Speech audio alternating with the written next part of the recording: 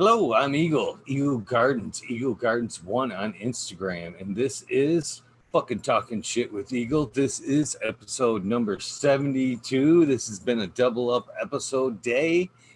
We had one earlier, of course, with Mr. Bond 420, giving a little bit of seeds away as well. But now we're back at it here with my man, the ideal man, Smiley. T Dog is supposed to stop in, and there might be a special guest popping in tonight. I don't know. We'll see how that goes. How you doing tonight, Smiley? Go ahead and introduce yourself. But everybody knows. I'm sure everybody knows where to find you. But go ahead and let them know anyway, just in case maybe they bump their head or whatever. What's up, everyone, man? Smiley's underscore garden on Instagram, probably the easiest spot to reach out if you want to say hi, ask a question, whatever. It's all good. Excited, man. It's fun. Hump day. It is Hump Day, isn't it? Yeah, yeah. I know it's for man. They go by so fast anymore, man. They just go by so fast anymore. Dude, it has been crazy. I looked at the clock tonight and I was like, holy shit, it's already 9:30, Like, the night just flew by. The whole day did. It's crazy. Oh, well. I'm on the fence on that. Some days I really enjoy that, and then some days it's like, holy shit, man, I didn't get nothing done. Where'd the day go? Yeah, it ain't bad when you get a lot of shit done. You can look back and be like, man, it flew by, you know what I mean? But yeah, the days that you don't feel like you're getting shit done and they fly by and you're like, oh man, I got all this other stuff to do yet. I was a good boy, man. I was kicking ass the last couple of days, so get caught up. Come on, hang out tonight. It's always a great feeling when you get caught up. It's like that feeling of victory. Right? That was funny. So you got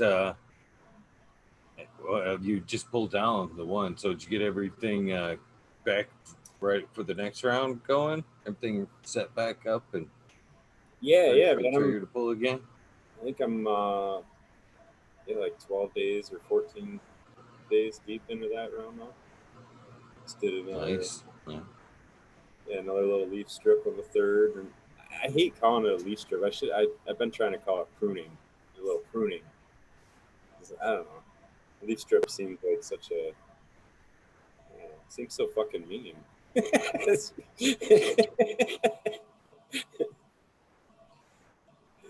Depends on how you look at it. It could be something, you look forward to it. Yeah, maybe Going in for that. Never know. Wow, wow. Some You of them just do. change your tune.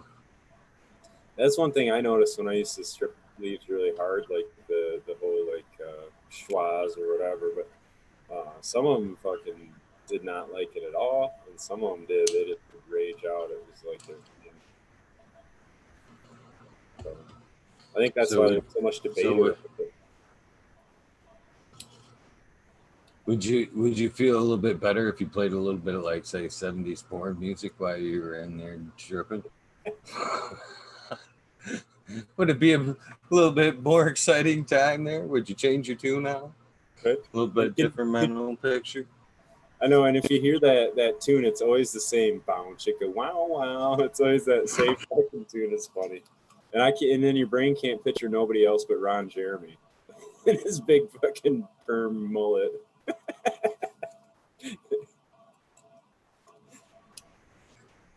Oh shit!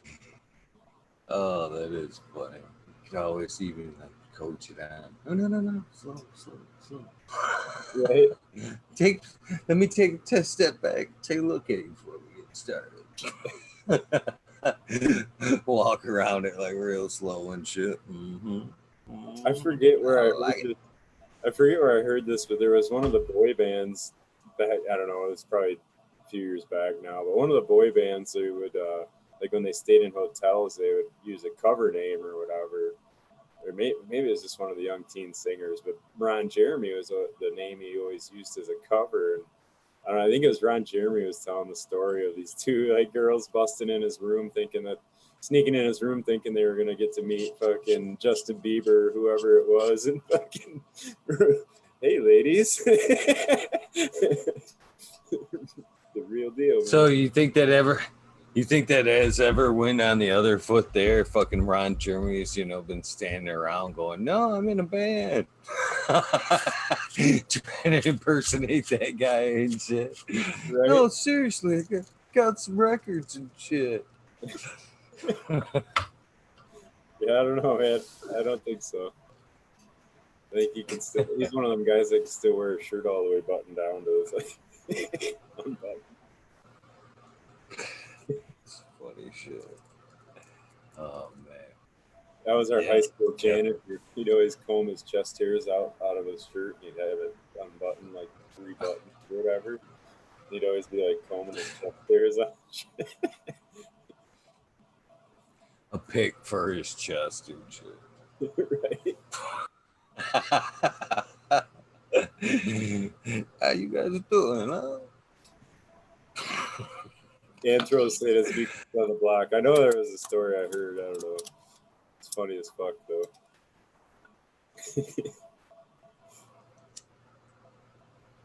Pretty badass. So he's smoking on Eagle. Oh, the big old roach fatty that I was breaking up there, a bunch of those big old tails, and then I decided to throw a shitload of hash in it just to, like, it probably won't burn long enough just to go ahead and throw some more shit in there. Man. I don't know, What you got over there? The roach jar seems to always wait for the drought days, so they kind of pile up on me. Oh man, I let them pile up like that, and I used to give them to my nephews that are old enough to smoke. You know what I'm saying? And I still do sometimes. It was one time last year I gave one of them a whole pound of roaches, whole 16. I was like, holy shit, get them out of here. But it's like what you say. They build up so fast when you're smoking. Once you start growing, you're not so keen into the actually rolling roach joints if you don't have to. Why? A lot of people don't. I tried to, but still, they build up. They build up. Yeah. It just reminds me. What do you do with yours? I don't even save them anymore. I use little filter tips though, so like I don't know, it's only like that bottom quarter, fifth or whatever is a tip.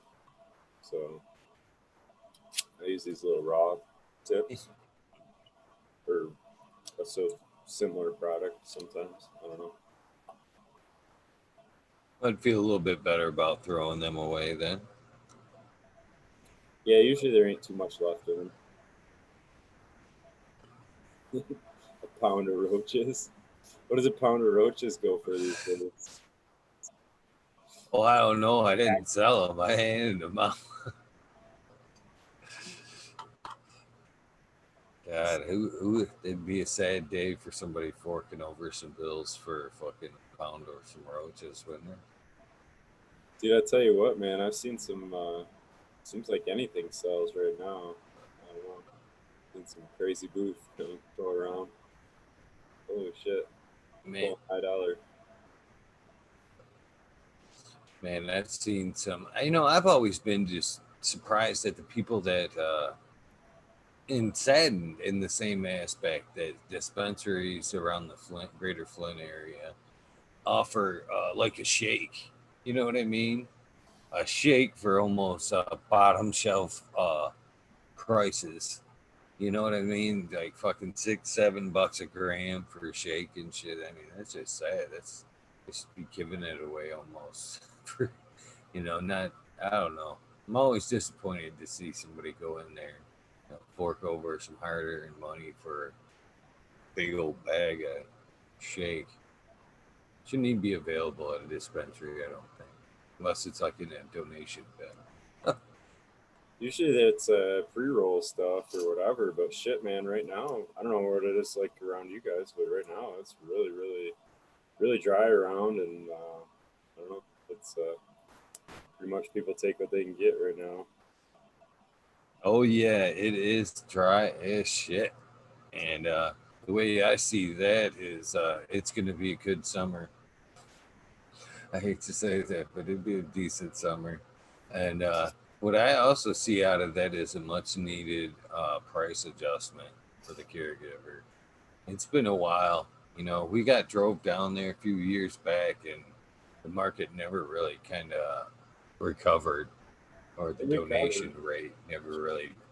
Not like it was before it went south. I mean, it kind of recovered somewhat, but I don't think it got back to, not for the caregivers, what it was. I don't think it was.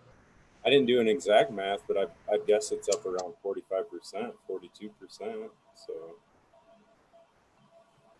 on what it was about 3 weeks I ago. guess yeah. Well, depending on 3 weeks ago, it's been a while since I've tested my feet in the water, but and it's area dependent too. I know if you head down, downstate, probably closer to you, uh, you guys it's still getting decent ticket down there. But I know, like in Flint area, there, man, that's a kind of a strapped area, and they're not getting what they should in that area for sure. Yeah, and I think there's a lot more being produced in those areas too. So I think you're right. It is area dependent because I would say like Detroit, you know what I mean? Like there's certain areas that are going to produce a lot more than other areas.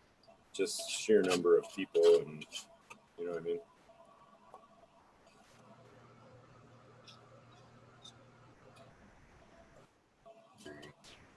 I think the I state's agree. going to I kind think of go that way. I think all states will kind of go that way.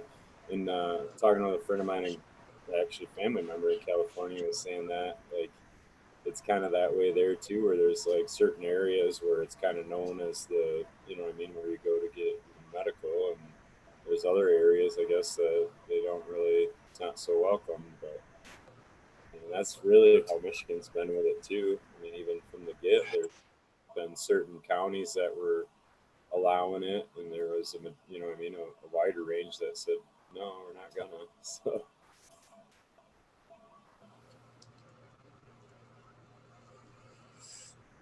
yeah.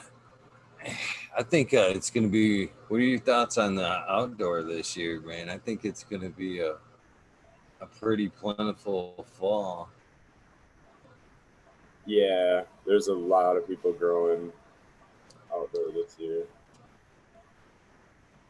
I've seen I that. think it's funny, but there's a lot of grandmas and grandpas and whatnot growing this year, from what I've seen. A lot of new people taking it on, if you will. Yeah, I will say though, I don't see. I see a lot of people wanting to grow it like one or two in their backyard, and it's really a lot of that is what I've been seeing. You know, I haven't really seen a bunch of people going, "Hey, I'm going to throw up 12 outdoor ones and really try to bank something." You know.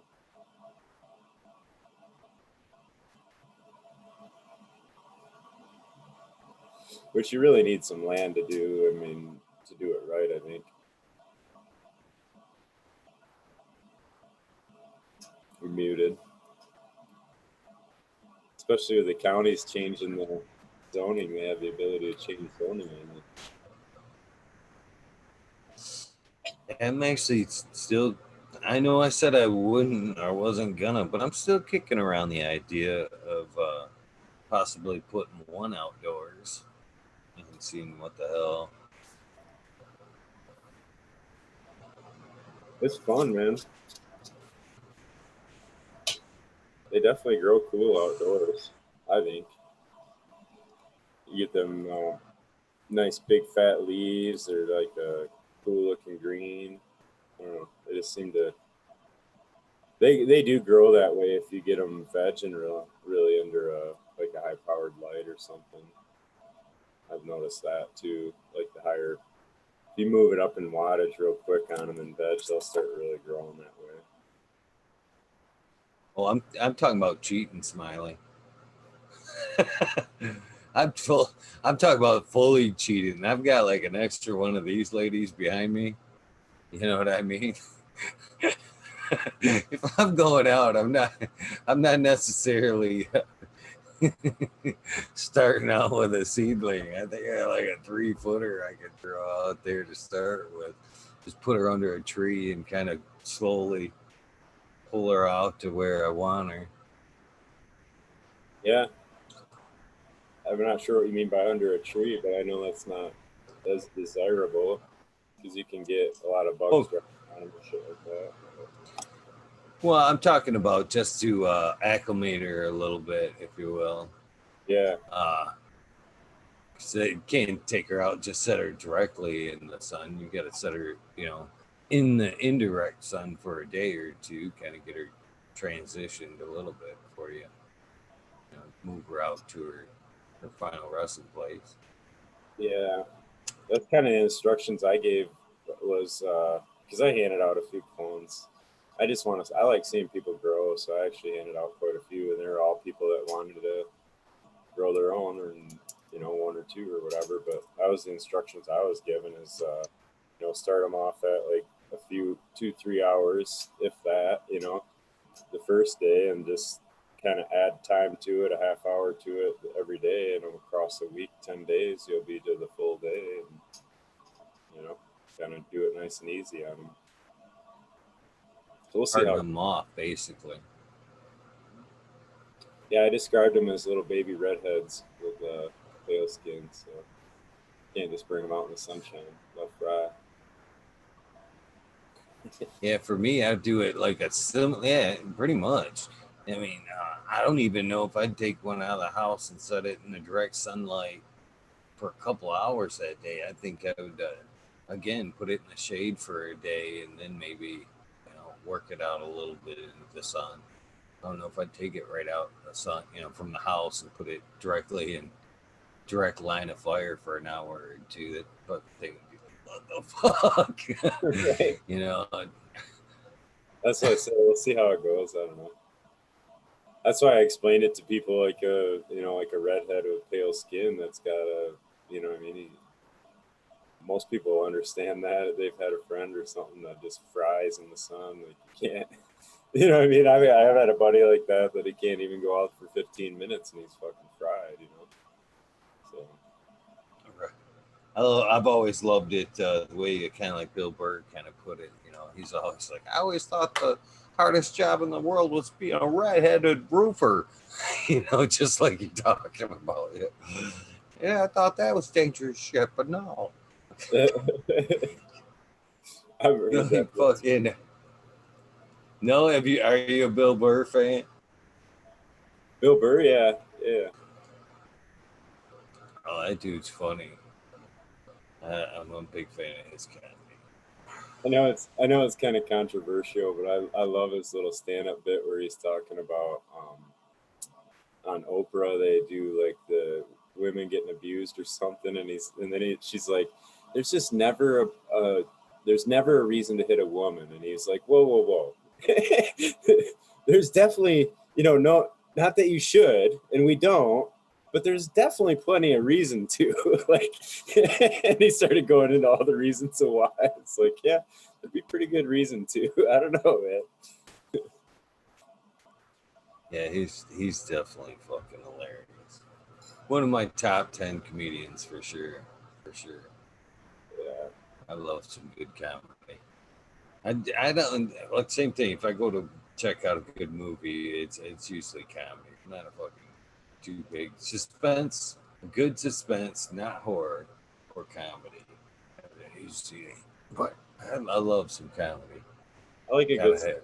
story, a good thriller, especially like an intriguing plot. Those will get me. I'm not. I don't care too much about the genre as long as it's, what I mean. If the plot grabs you and it's an interesting story, and that shit. I'll watch some love stories. They start fucking singing, I'm out of there.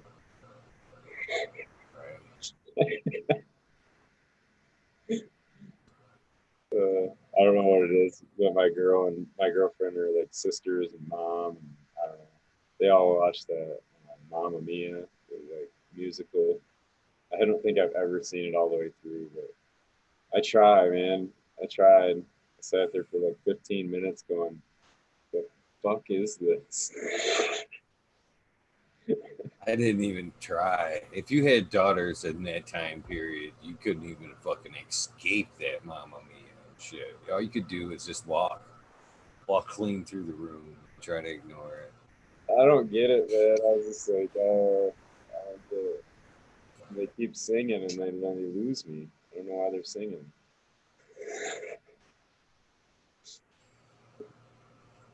Fucking crazy.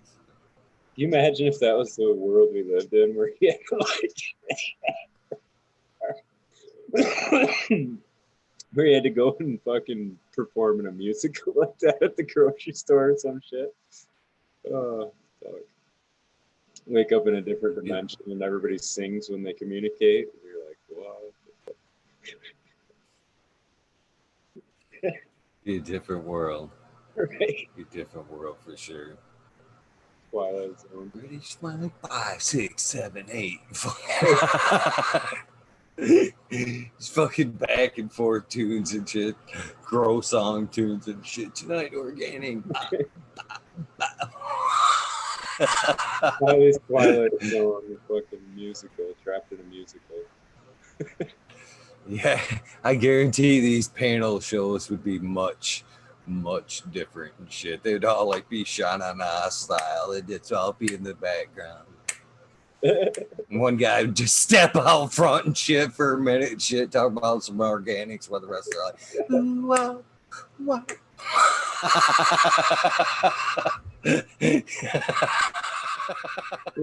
Somebody's gonna write a song about it now. That's funny shit. I love it, man. Oh fuck. That's so funny. Fucking talking shit with ego.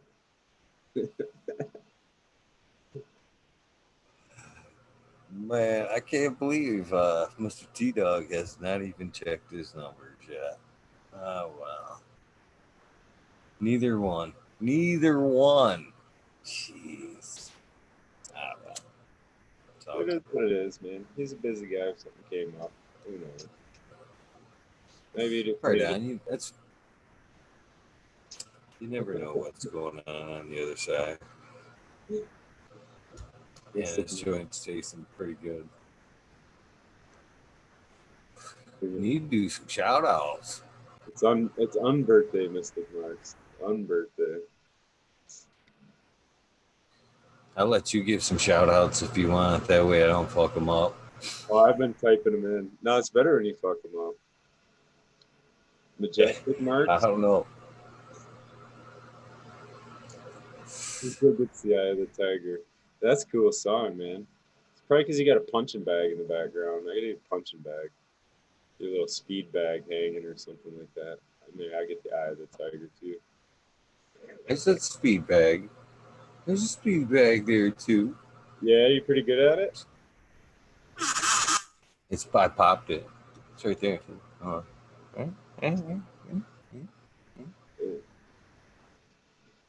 Currently popped. I tried to fix it flat that motherfucker too, and it was just a mess. I figured I'm like, fuck it. If I popped it, then maybe it'd be all right. If it'd still probably have the bounce if I put some fix it flat in there. Actually, it was kind of nice. It was nice at first. I'm not gonna lie to you. It was too realistic. It was too realistic because you could actually feel the liquid in it when you could hit it. You know what I mean? So if it had a little slosh to it when you hit it, it was weird, but it was kind of fun. It ended up being a fucking mess. All right, man. We want the shout outs in chat. Chiba Man, we'll give you the shout out, bro. Mystic Marks, Bag Seed, Aldridge 25, Johnny Caniseed. Oh man, it's growing up. Warlock, Robert Hazelton, Hoss Farms, going on, fellas? Appreciate you guys all hanging out. Anthro Amelia. I don't know. Not seeing more names. You got the That cheater. one always gets me. Robert Hazleton, Hoss Farms, Bag Seed. Aldridge, you did get Aldridge, didn't you? 25 for the East Coast. Lexi I. How you guys doing? I think we got most hip grower, Mo grower, Backseat BG 420. singing shit with Eagle. I'm not singing, bro. I'm not singing. It would be fucking funny though, wouldn't it? Right. If Simple Man comes on the radio, you might catch me singing. I don't know. That one seems to get me going. Yeah, you a Simple Man fan? That's one of my favorite songs right there. It is. That's a good tune. Great tune. I'd actually say, fuck, I just drew. Oh my god, I just drew a blank on the band that re-sang it. Oh, fucking Shinedown? You mean who just Shinedown, yeah. recently ruined it? Ruined it? What? Oh, come on.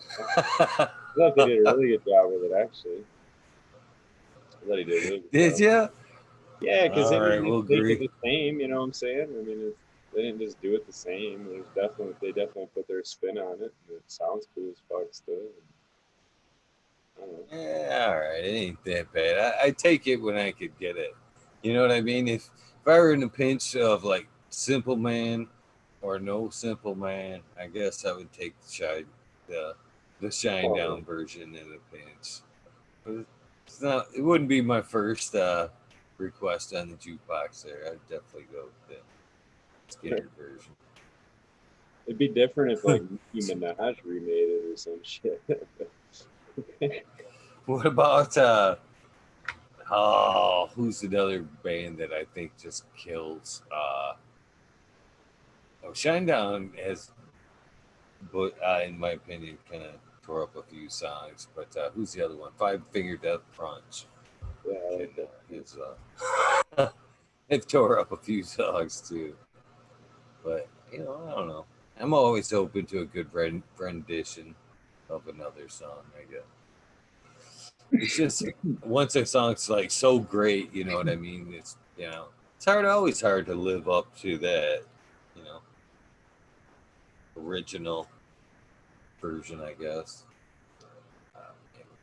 Talking shit. I guess. Oh man, smoking this unicorn poop and it's got me all spacey headed. I'm feeling like squirrel all night tonight. Squirrel, squirrel. Good shit though. What do you? That was a What badass did you interview today, dude. expect? Let's talk about that one. The interview a little bit today. Fuck. CM Spacey, dude. I just drew a blank on his name. I had it on Mr. Bud, right? Or Mr. Bond 420. Mr. Bond. Mr. Bond, like James Bond. Space, and he was talking about trichome heads being sandy or kind of greasy, and that's what it made me think of the unicorn poop because that one is like you can break it up to roll a joint, and it's like gritty in between your fingers, like he was describing. You know what I mean? So I know it's got them like bigger trichome heads. It probably dumped for somebody. So there you go. Yeah, I did enjoy his, like, say, testing method for a run about, just kind of handling the bud material and seeing how it feels between your fingers to kind of judge how good of a hash maker, how big of a mess it was going to be. Yeah, that was pretty interesting. Even I always kind of wondered that too. If I probably should have asked this earlier, but like he was describing how those like some of the trichome heads would like blow, like explode and be that kind of greasy, and then in the wash they would just come out like an oil. And like I don't know, but I've always heard like when you throw so like fresh frozen, like if you threw wet material in the freezer I've always heard that that water molecule freezing, like expanding, explodes the trichome head. So why wouldn't that part of the process affect the wash also, or is it not really exploding that trichome head? Well, I guess there's that would depend. Uh, well, oil doesn't freeze as much. You know what I'm saying? So if it's an oil-based head, uh, I wouldn't expect it to freeze. I'd get thicken up or harden some. But like some trichrome or some terps at least are water based. So I don't know. Seem like you, yeah, I don't know. Is there really water in the trichome head, or is it just oil? I guess yeah, that's another thing. It probably is just oil. I never thought of that either. So that's probably talking about exploding the plant material. So I don't know. I don't know. I guess I don't know how true that is in the freezer either. But or if it's got to be really fucking cold or not so fucking cold. Yeah, it's funny that I was glad to hear that. Well, I know it's pretty strain dependent, but it's glad to hear that there's another hash. It wasn't just me that's come across some hard messes. Because some of them strains, like we're talking about here, the ones that just kind of disintegrate in the water there, that are super brittle, uh, can be, make a mess out of your bags. I mean, them are the ones that we're talking about that we've talked about hash before when I've said they about ruin the bags. And they say grease, man, it just seals the inside of your hash bag. It just like almost waterproofs it with trichome heads, that oily, thick, whatever you want to call it. And man, once it gets to that point, them bags are about shot unless you're doing something. Oh yeah, a little smoky. Yeah, no, Orlock was Which saying check out Smokey and on IG, and I'm like, yeah, man, I'm a fan. He's super cool guy, dude. I actually really enjoyed talking to him. Almost at any of the shows, like I go out.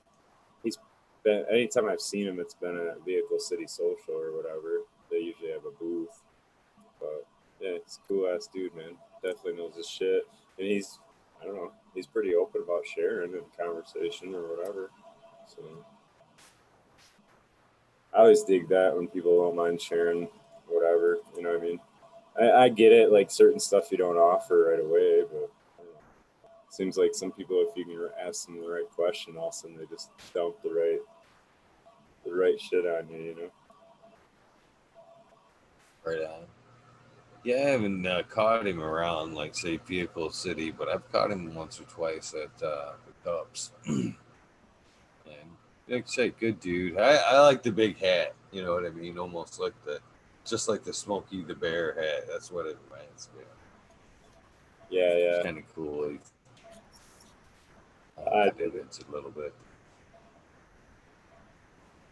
He's a nice enough guy. We'll let him get by with the hat.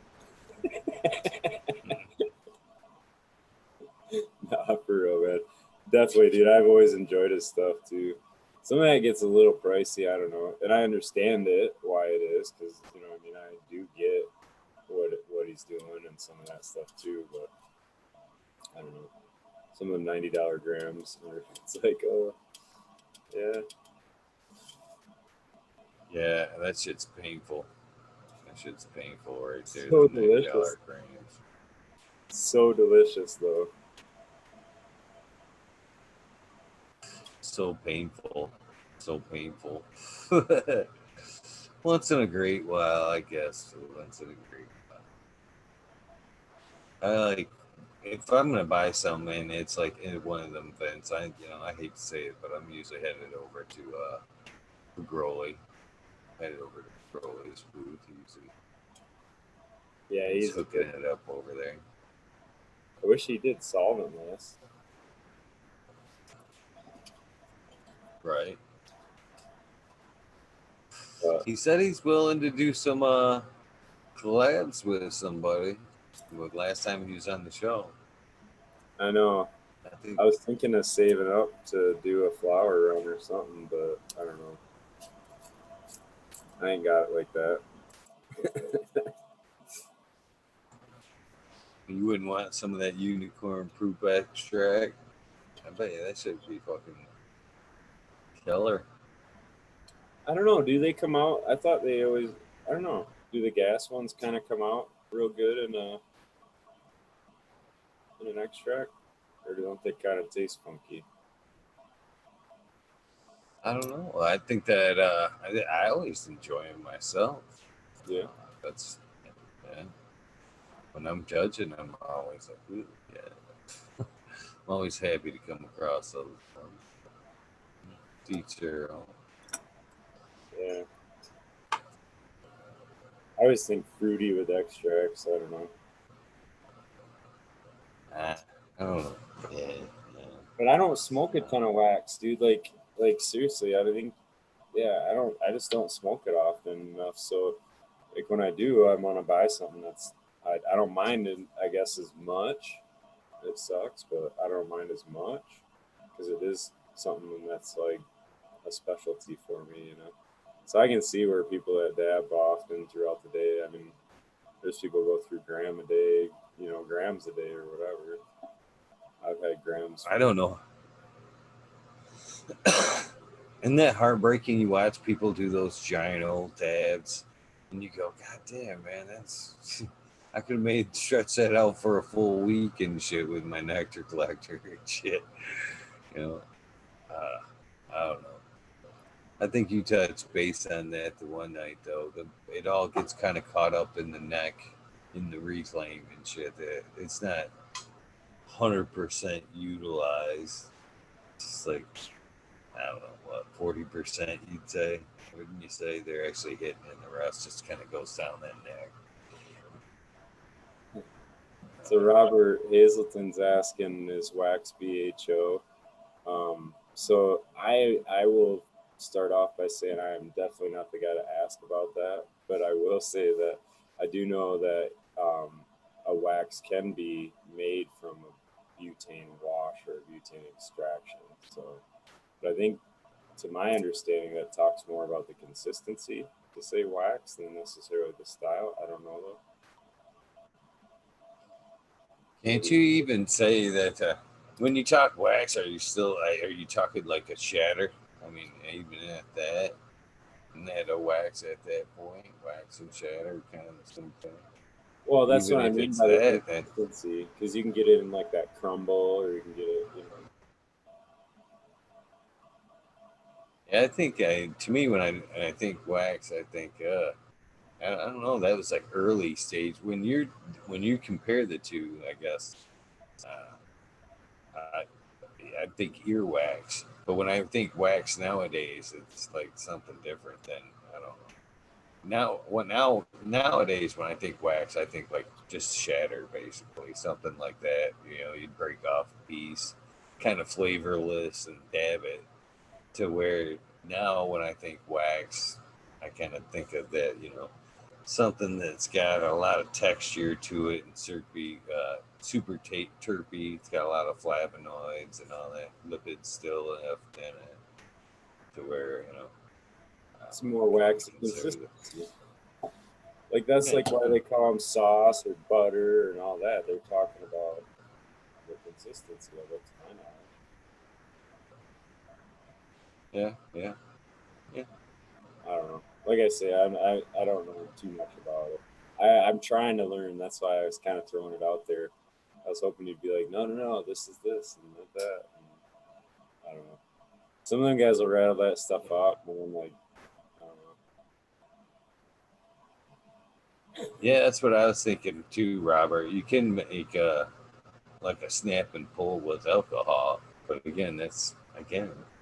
but not really wax, is it? Especially to like Smiley's definition there. You ever made like the old snap and pull out of like it's pretty much like a Fico that you've just kind of left out until it's like a snap and pull consistency.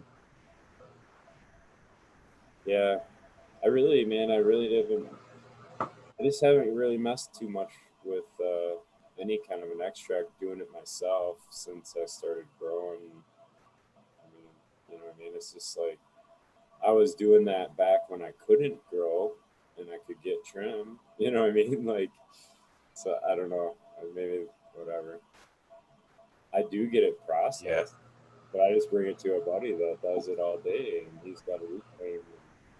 And I can just bring an X amount to him, and 3 weeks later, I got it. I don't know. Right on. That's almost if I could find one that I could absolutely trust, that'd be the way I go. But man, it seems like I've dealt with somebody. I haven't found a great one yet that I feel like I'm 100% on. No matter what the pickup is, you're like always like, maybe, you know. Then I'm always wondering too if I've got like, I'm sure they shoot that shit more than once. Again, I've never really, in fact, once, and even at that, we kind of worked the material twice. You know what I mean? We want, you know, and I always wondered if that first top isn't theirs, and then the second back half isn't the one I get. I don't know. Yeah. I've always been a solventless guy, and so I don't. I tried BHO one time, friend back early on, right around like 2009, I think it was. Fucking come over, yeah, let's make some and shit. And he come over with a couple fucking cases of fucking butane and a 4-inch PCV pipe that we had rigged up with coffee filter and drilled holes in that shit. Scariest. I mean, after I realized what the fuck we had done, you know what I mean? Like later in time, I was like, holy shit, I could have blew up my fucking house with that shit. You know, it was that scary shit. And that doofy, I remember no shit that day. That fucker was trying to smoke that shit fresh out of the pan. You know what I mean? It was still bubbling and shit with butane, and he's hitting that shit going, you want to hit it? And I'm like, nah, I'm good. I'm good. Yeah, no. And I remember he ended up giving me some of that batch, and that was like some time later, and it was still like changing form. You know what I mean? I don't think I ever even smoked it. I've watched it change form in that container so many times. I was like, yeah, I'm not smoking that shit. You know, but he did. Yeah. I don't know. Yeah, that's what scared me away from it for a while. Is just I don't know. Until people were kind of perfecting it and getting the right equipment, it's like I don't know, man. It's like, some of that time, I watch you do a dab. If this shit's sparking and shit, I'm not gonna fucking do it myself. I tell you that. I I was like the way Bond put it today. He was like, when I talk about, the two extraction methods, I think water hydrates and kind of supports life. And then the hydrocarbons pretty much killing and degrading on contact. Which one you rolling with? And I'm like, I never really thought about it like that. But yeah, once you think about it, yeah, it might not be so good. But I don't know. They say it's fine. We've all seen the science. I haven't really seen anybody keel over yet, but I have seen the way it forms up in like a bong or in your rig. That kind of makes me wonder. Makes me think. I don't know about if I want to be hitting those tabs, but I still do. I, Honey oil. I do really prefer the solventless, and it does seem like the best flavor comes through that way. I always say it wrong, but I'm gonna say rosin is the best stuff, right? The resin is the BHO. I get that right? Somebody's gonna say Is it. that how it is? Yeah, there's a different term. It's rosin and resin. But I believe rosin is the crust stuff, like I and thought the difference was like uh, rosin and resin were from like a fresh, a fresher material, like a live material resin, and then after it's worked a little bit, it's rosin. But I thought resin came from a live material, something that kind of was freshly harvested straight to the freezer material. Yeah, they're confirming I mean, that. yeah, Yeah, I said it right. Learning. yeah. I gotta Resin. get Oh, this Jack fucking said resin out of is the the way. trichome itself. I got you.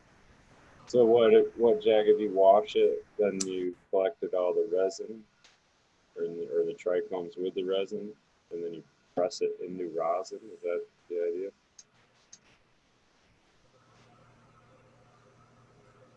It's been a while since Jack's been out. He needs to just get his ass on here. Yeah, no shit.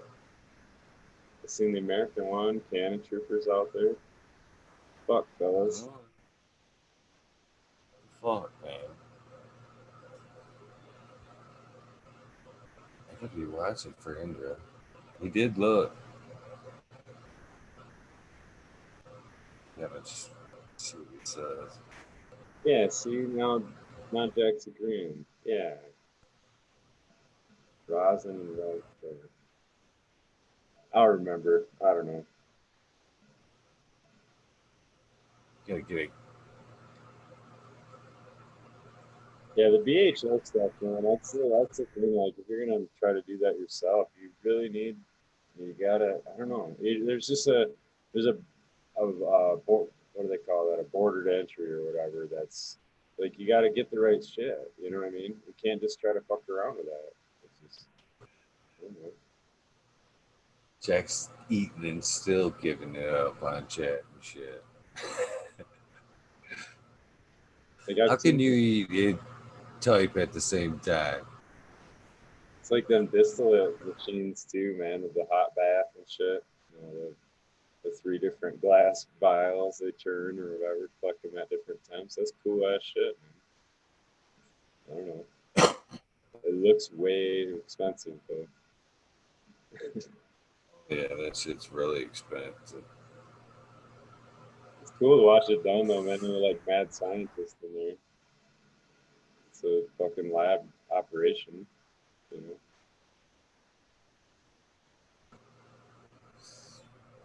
Is that question to me? Or Well, was that a poll question? I think the poll questions are only good for like if we've done like the GML type thing where they're following the show. I don't know how to do that, but there is a possible way of doing that oh to where man, they can follow the link. No, it's yeah, something like that where they follow the link and then they're able to watch through Zoom and participate with polls and raise their hands like he does. Raise your hand if you want to be in or you have a question, all that good stuff. I yeah, think he does that through Zoom somehow. I don't know how. I'm not that too advanced yet. that's funny.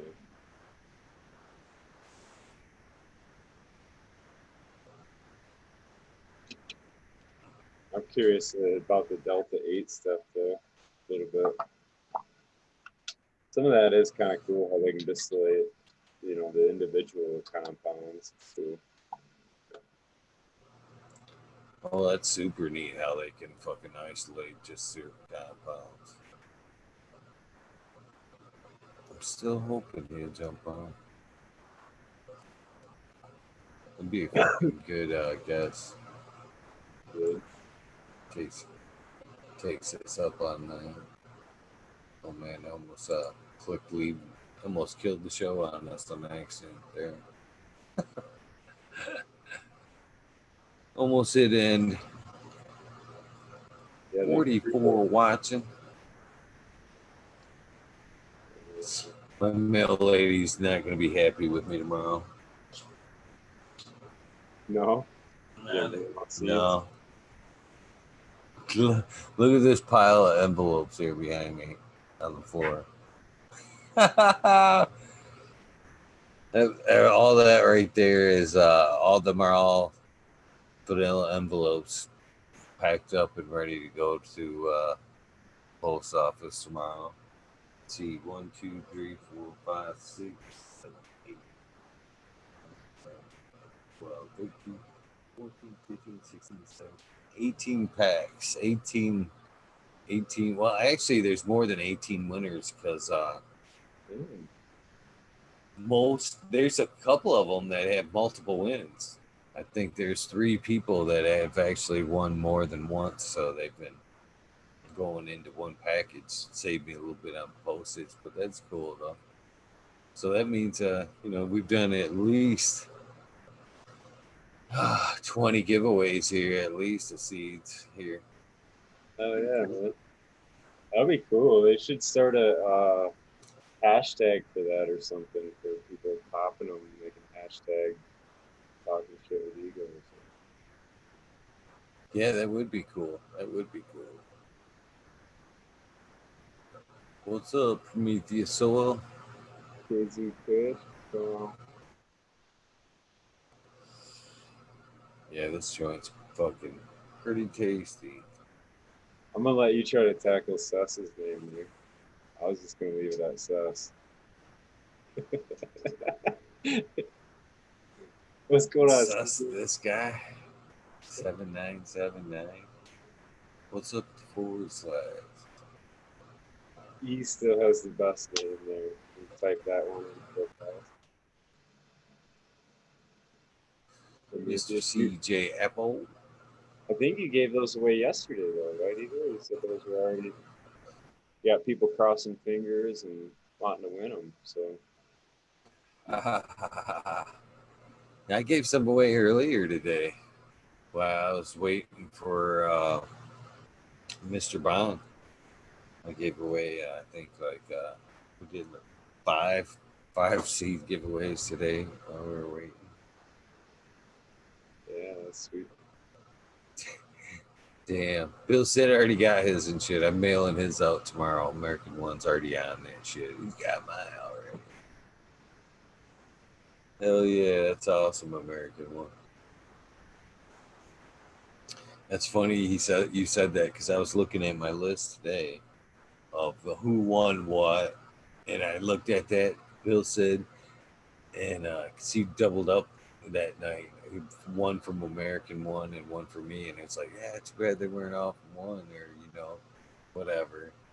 And so I look at my list and I'm like, Bill said Amy's Aces, and I had to think about it, and I was like, fuck, did I give away Amy's Aces?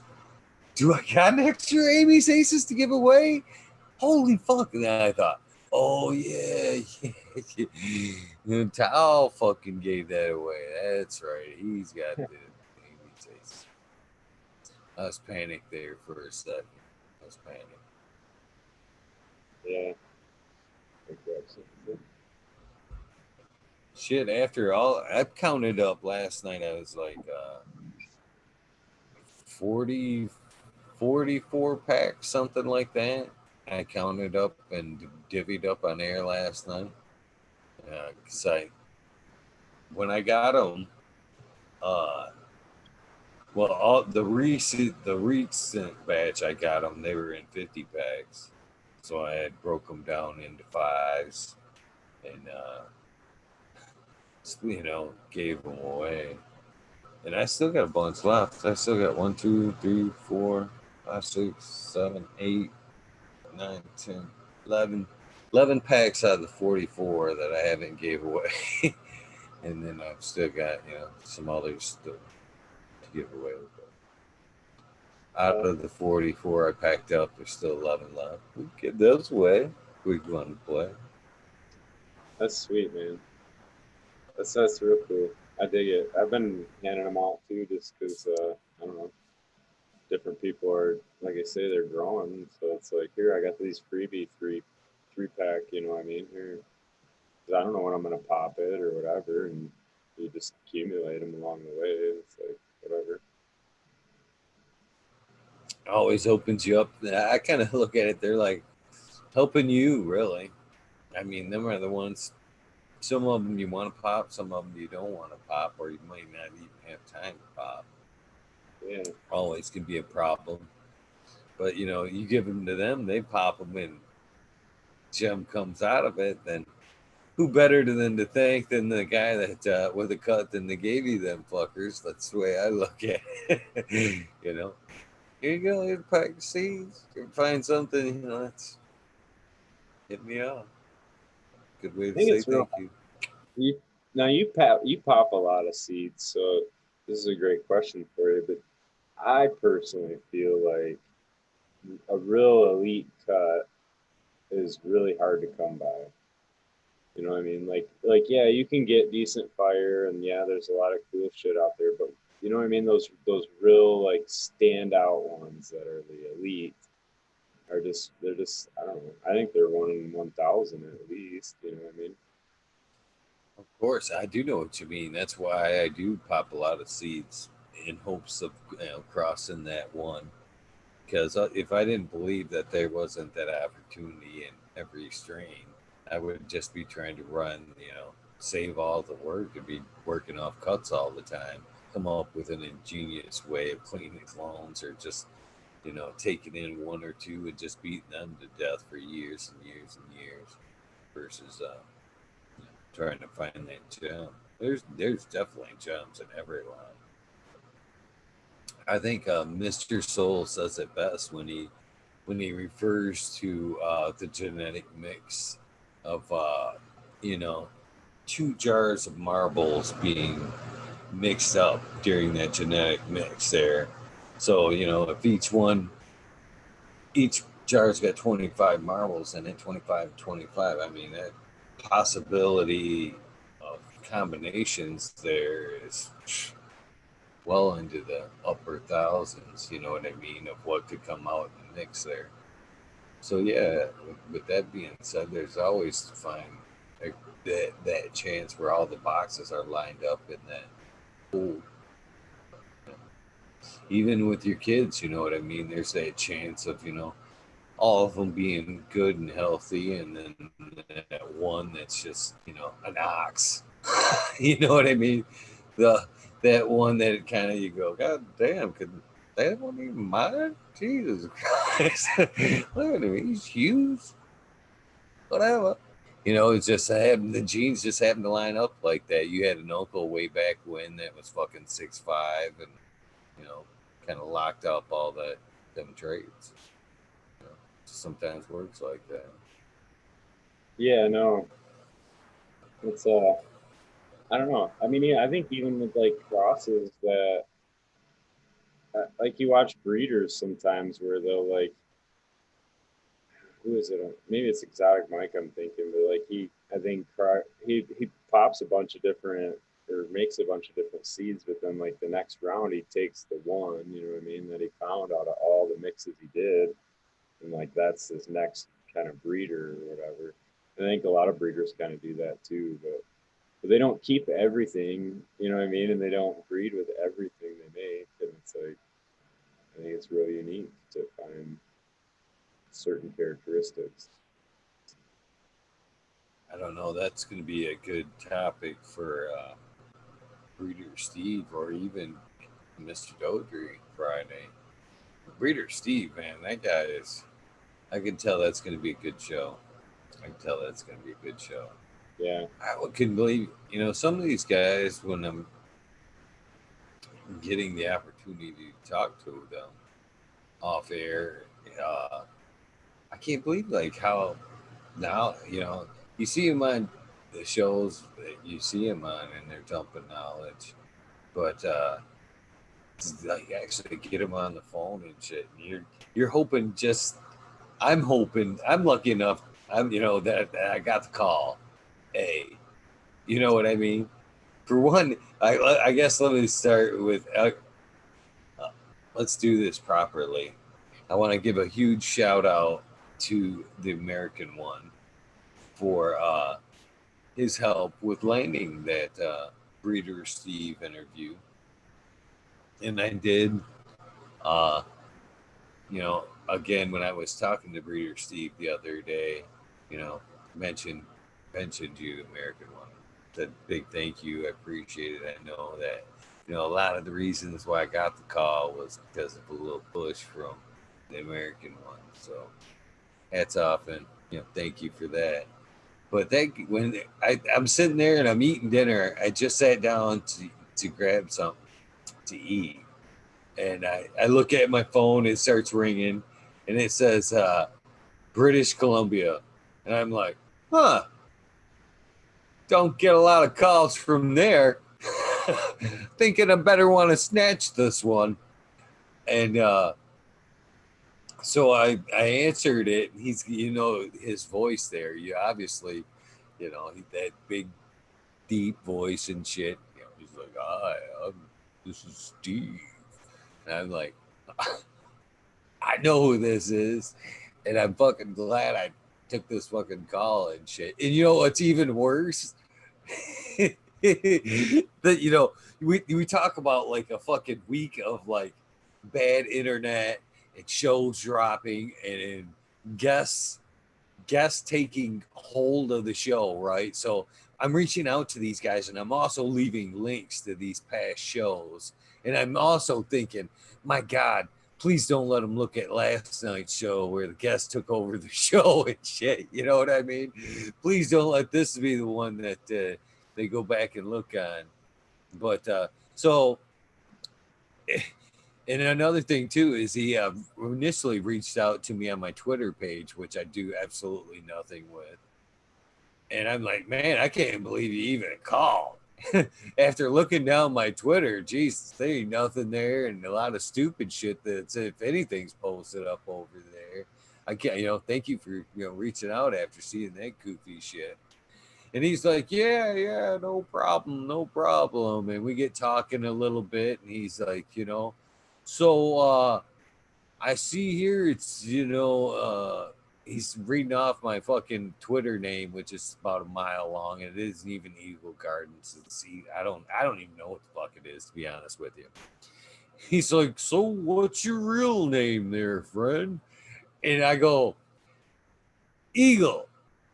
And the fucking phone hangs up on him. The fucking phone goes completely dead. Click, fucking bang.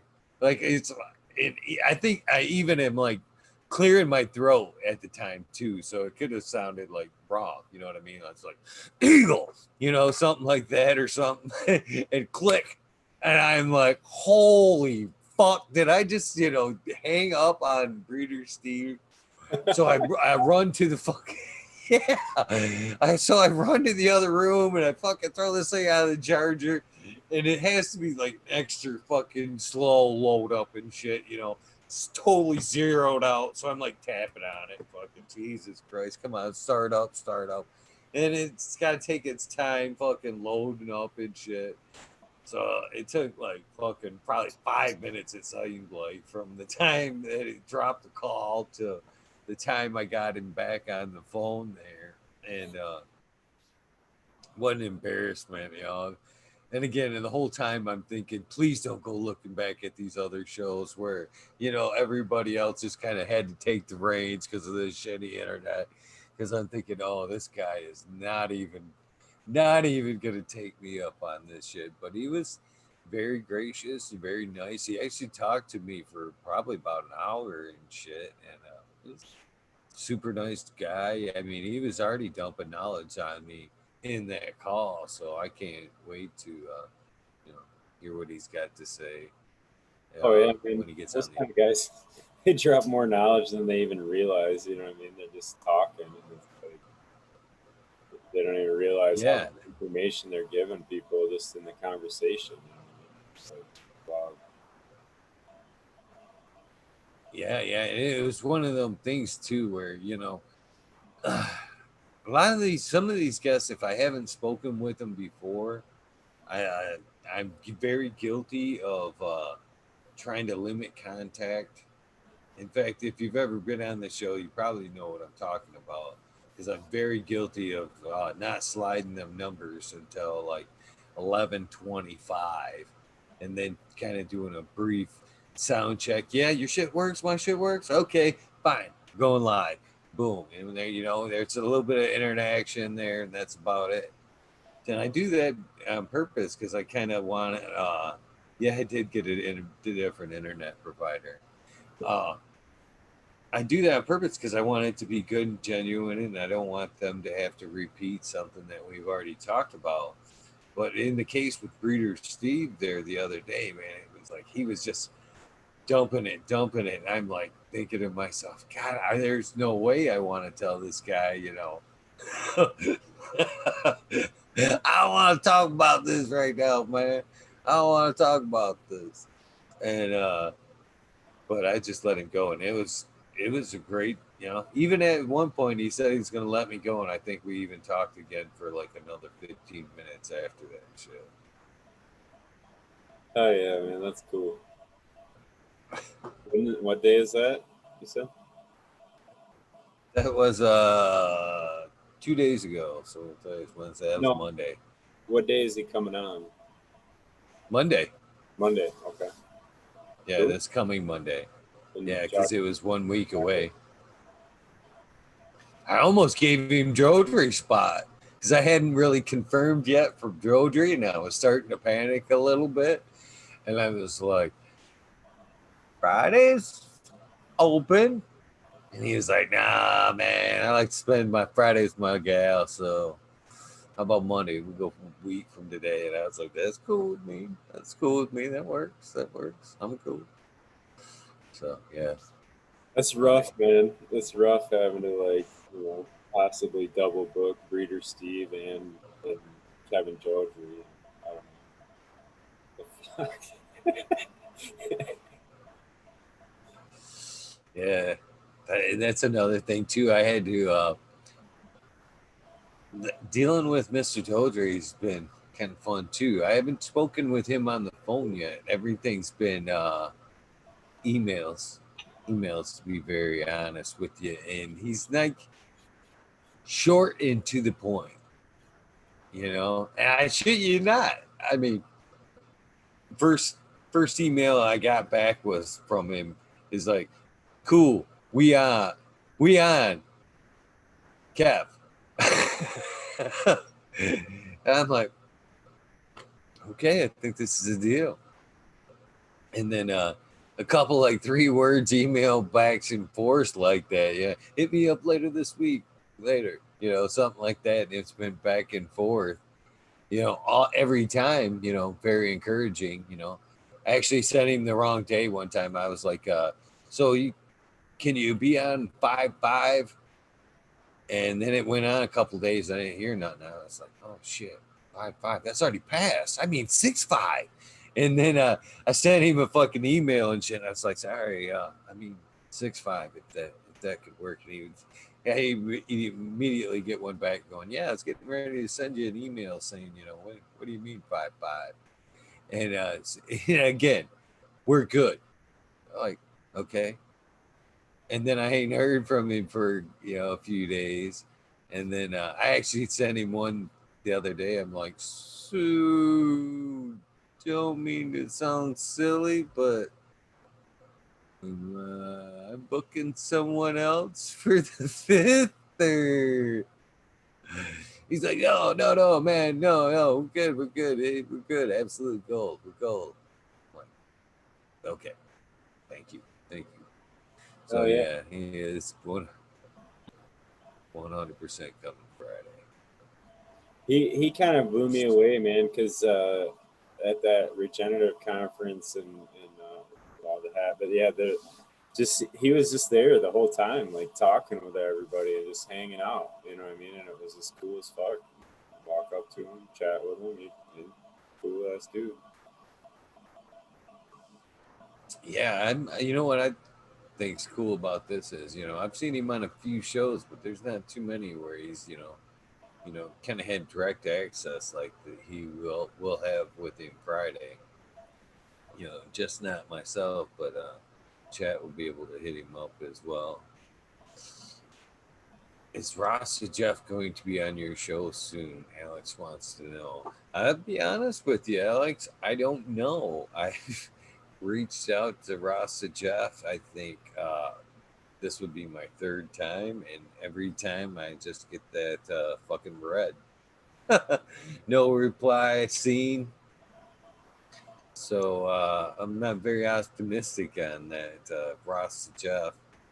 You know, all I Shit. can say is I've reached out several times. That's all I can do.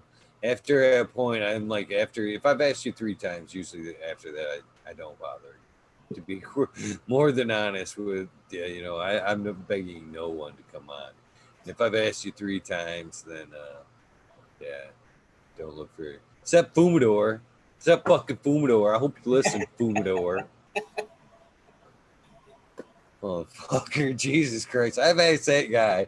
Probably I ain't even gonna let bullshit. I ain't even gonna bullshit. Me and him have somewhat of a friendly banner. It's not like there's not you know, he's never heard of me and I'm just reaching out to somebody I don't know and shit. Me and that fucker talk back and forth about it. And he's like, ha, maybe next week and shit. And then I'm like, oh, what up, motherfucker? You gonna come this week and shit? And he's like, man, maybe next week and shit. I'd be quite honest. I think he threw me out an invitation twice to the Portland smoke thing there, which unfairly enough was like the day before or the day of, which is kind of hard to plan in, especially when it's out of whatever. But I didn't show up for either one, so I think he's mad. It's like, yeah, you gotta come on my shit first. Then I'll come on you shit.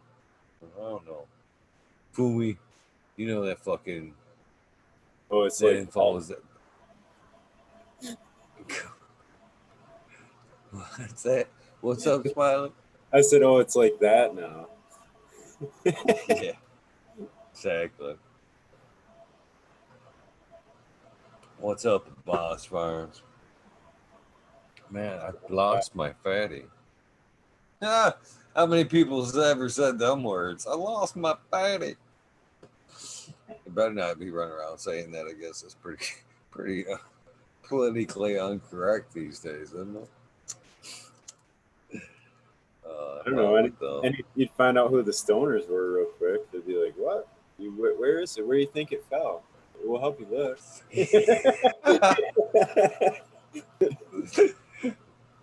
Very true, my man. Very true.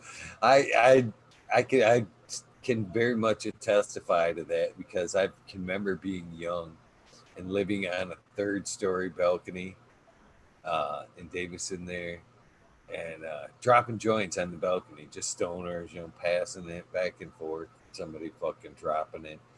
In several instances, either way, both of these have happened. Either went all the way to the ground and everybody's down there fucking searching it for you got 6 people walking around underneath the balcony looking for that roach and shit because it's the last one where like dick, you know what I'm saying, or it's fell directly through to the fucking balcony underneath you. Have you ever had that happen? And like not either the people aren't home downstairs or you don't get along with them, so like you're like, oh man, how the fuck we gonna get that joint and shit? So now it's like a fucking a mission to get your joint, recon your joint from the fucking balcony below and shit. Or is that problem just happened to me? No, I don't know about driving it through a balcony, but yeah, I don't know. Definitely lost dropped my fair share. Seems like the crack of the seat where you can't fucking reach is the worst spot, but falls between the council.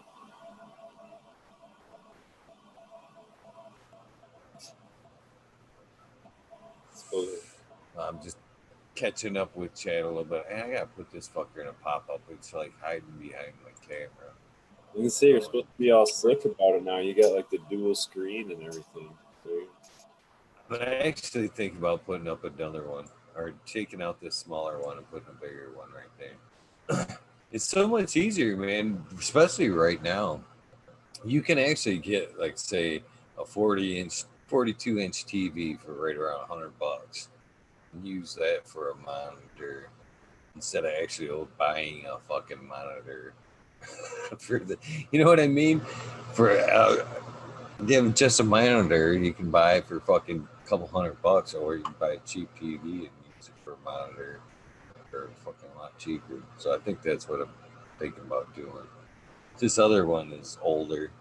I think this other one's fucking like 15 fucking years old and shit. It's like it works, but the colors like dim on it and shit.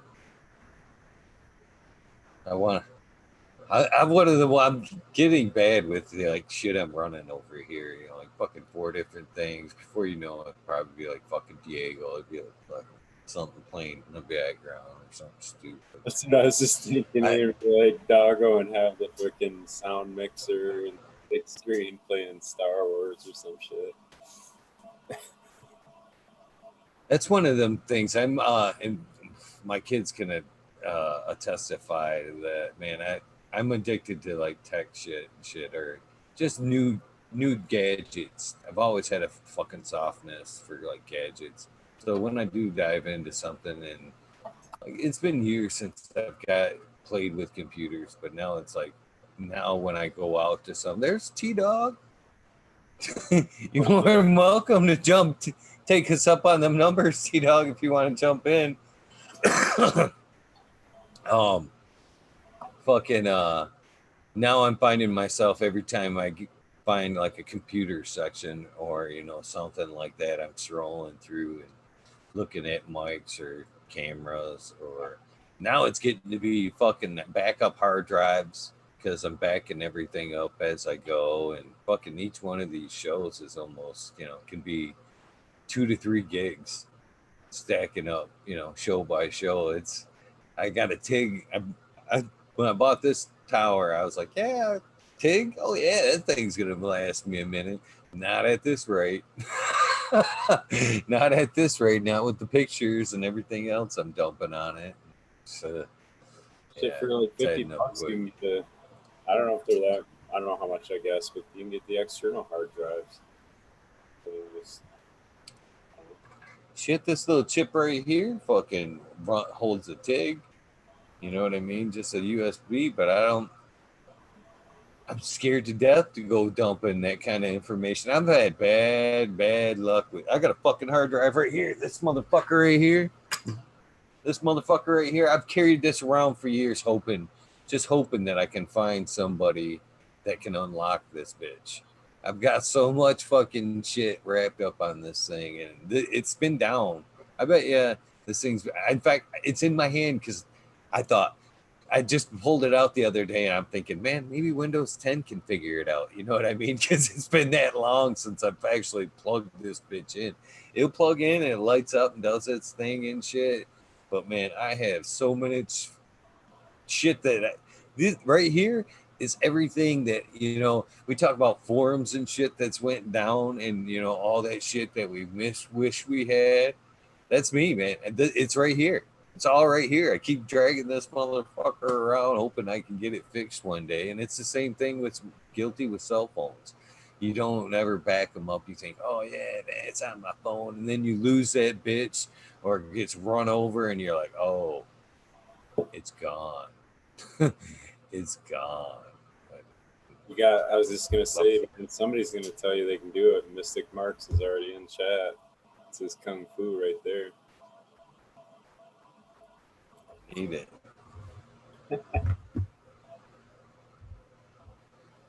It's a cool community, man.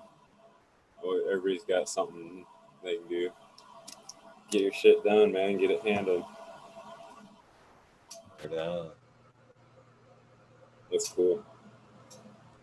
So, what are you T looking Dog, to you have back? me. Oh, sorry. T Dog, if you want to jump in, those numbers are in your Instagram chat. Just saying. Said he's jamming out on a project, setting up his. Brad. That's badass, T Dog. Growing his own. Gotta love that. Right now. I'm still soaking on this fucking roach resin fucking fatty. Holy cow, chat got way too big. Oh, now it's gone. Motherfucker. Yeah, I'm talking about fucking doing another screen or a bigger screen, and I can't even fucking keep this one going right. What the problem for me mostly is trying to set it up so it isn't like terribly obvious that I'm like reading chat. I think it's the trick for me because I find myself it's like over here that I'm like, you see this like position right here, you see this, I'm usually fucking reading chat or whatever. So I try to like hide chat in you, especially if it's like a one-on-one. I try to keep like say you're on one side of the camera and then chat's on the other side of the camera. So I can like look straight ahead and I can read chat on one side and I can look at you without kind of letting you know that I'm looking somewhere else or making you think that I'm not paying attention to you. You know what I'm saying? Oh, I'm one that's guilty of that, dude. It's a special talent trying to read it. You know what I mean? It's almost like your brain's computing two conversations at that time. So double tasking is not my speciality. All right, I think he's jumping in. He did check the numbers. Oh, badass. That's cool. I gotta grab some filters in a minute. Oh yeah. DOA Grow Meds. How you doing tonight, Johnny Caniseed? Be crazy. Be too crazy for you. How you doing, Kazoo Kush? Uh, Mike Angel. My name's lit up red there. Likely to need to find a company to replace the blood bank or replace the band and transfer Um, solid state. Huh.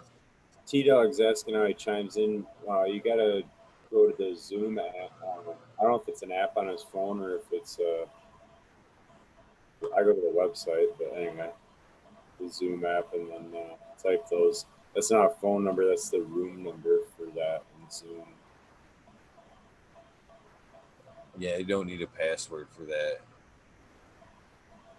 It looks like a phone number, but that's the Zoom number. That's what happened to Bond earlier. That's a little funny behind the scenes because uh, you can use the same code, okay? You know what I mean, for multiple meetings. And this code here does look like a phone number. It's Oh set yeah. up like it looks like an area code and whatnot. Yep. So I'm sitting there struggling with Bond today, and he's like, I tried to call you, or I tried to call several times. I'm laughing. I'm like, oh, I see what's going on here. I'm like, dude, that's a Zoom number. You got to put that in there. So it took us a few minutes to get it back and forth, and finally he got it figured out. Because usually I don't use this. You know that. Usually I use a different meeting number with a password.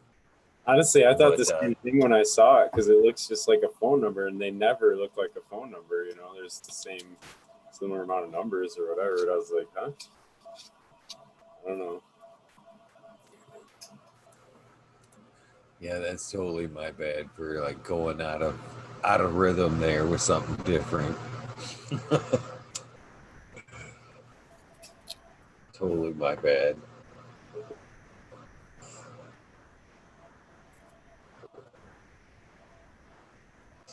Yeah, I've had a pretty good day here. Other than hanging out with Mr. Bond, it's a beautiful day, not too hot. Nice day here in Michigan. Oh, Yeah. there is a subject I'm sure T Dog's going to want to talk about when he gets on here. But what's up with tats? That's a great subject. I can't wait to get tats. He's That's asking for you know the what's password. Eagle, is he at the door? You got to let him in for the room. There wasn't a no, he's password. not here yet. No password. All you got to do is hit join. Put those numbers in the meeting number and hit join.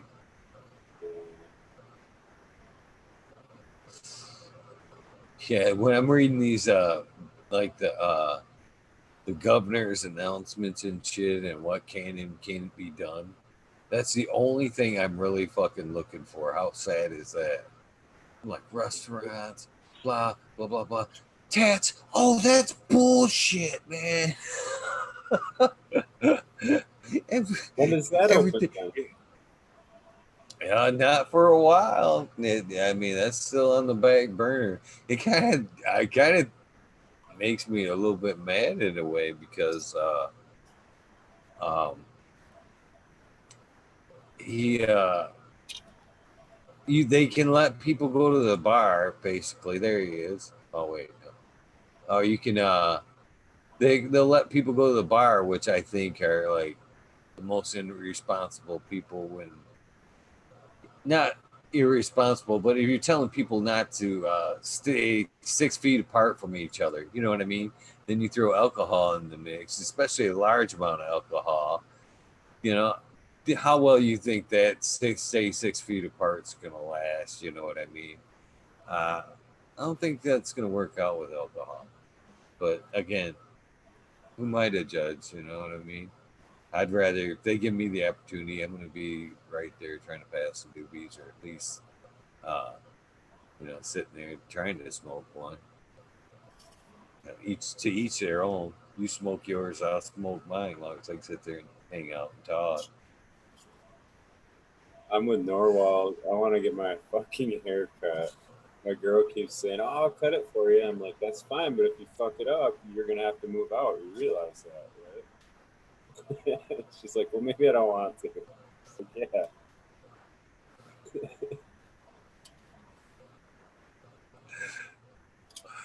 Fucking Mystic Mark's out making fun of me and shit because I'm worried about the tattoo. What do you mean the food's all gone and shit? What the fuck tattoos? Shop's closed. Oh, that's the line. That's the fucking line right there.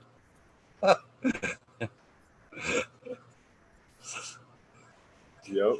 Fucking that's funny, but it's not. It is. That's some crazy shit that's going on there. What's that? The protest? I was passed out for a while. Did anybody respond to doing a poppin' with Eagle? That's a good idea. That's Smiley's basically idea there. That hashtag that would be a good one. Poppin' with Eagle. I think that would be cool to do. Not just not maybe not a grow off, but just pass out a bunch of the same gear to just have everybody maybe growing the same. Not a kind of too much not going on with that. I can't give you a password. There is no password to give. Now I feel bad. So I want T Dog on it. I don't know. That'd be cool. He said he had Zoom, so it should just be typing or getting that phone number into Zoom or whatever. Yeah, right where it says meeting numbers, all you do is put that number in there and hit join. Or just when in the meeting where it says, he says, "Hold please." Prometheus I'm not saying rushing you. looters and rioters Oh, with Corona. That's for sure. It does seem a dead topic now with the Corona. yeah, that shit's pretty crazy. What's all that shit? Everything that tied up with that. Yeah. The protests, so I mean, I don't know. I blew my mind that went around the world, like different countries and stuff. Like, I don't know about around the world, but I mean, I don't know. It was kind of surprised me that countries are doing protesting too. Well, it's I know when I'm just dragging my feet to be honest with you on the subject because I believe it was something that T Dog wanted to address a little bit. 'Cause we had talked a little bit, Chad, about this subject. The shit is going on pretty crazy. Oh, here he is. Badass. Dude, that's so cool. Hell yeah, bad graphic right there. I don't know if they can see that on YouTube or not, but that popped up there.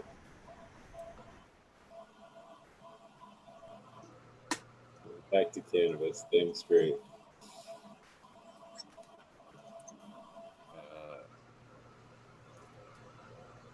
There he is. How you doing, Mr. T-Dog? Man, let me turn off the music, guys. Beds are burning by the midnight oil. Pause.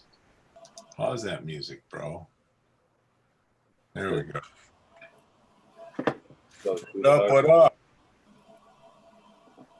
Can you hear me? My friend, you. You can. See, I only got 2 hands and a half a brain, so that all has to be focused on the work sometimes. Well, it's a good thing those hands are very talented. That's what my wife says. Nice. She's sleeping right now. So what's up in the nation? Hi, everybody. Working. I just put 2 seeds down into some soil today. I germinate them, and I'm very excited because it's been well over 5 years since I've grown. So not that I haven't been close to my friends who have grown, so it's not like I'm not around the plant, but it's nice to have it was awesome, man. I was like just getting that right angle for the seed down in the soil. So after all this time, what were the 2 lucky seeds that got shoved in the dirt? Oh yeah. So one is from her private stock, some Ms. Jilly Bean. And the other is East Coast. My friends Blue Bloods Grow. Little mom and pop breeder growers, nice, nothing for sale, and growing some beautiful harvest on the East Coast. And it's a strain called Veronica's Passion. And where did I should have that? Yeah, here it is. And it's a cross of it's a Genius cross with a Luna Golden. So, and the third one I'm waiting to pop is one that everybody might know of, is little DVG Palpatine, Dungeons Vault Genetics Palpatine, which is what is that? That's a cross of Death Star and Grandpa's Breath. Sativa dominant. So I appreciate also the fact that you waited to the full moon to drop that. I'm sure that's you know what, and that's what's so freaking that you're saying that, because I wasn't even looking at that. I swear to God, there was like when did I started the seeds on, I think, the 30th. That makes sense, right? With putting them in the paper towel, nice little moist paper towel, and then they sprouted and I put them in the soil today. And then I went outside tonight and it was a full moon. Well, not full. I don't know if it's full, but it was pretty damn bright. Maybe it was something primal telling you that's just the process you had to take. You know what I mean? Prometheus, where are you at, bro?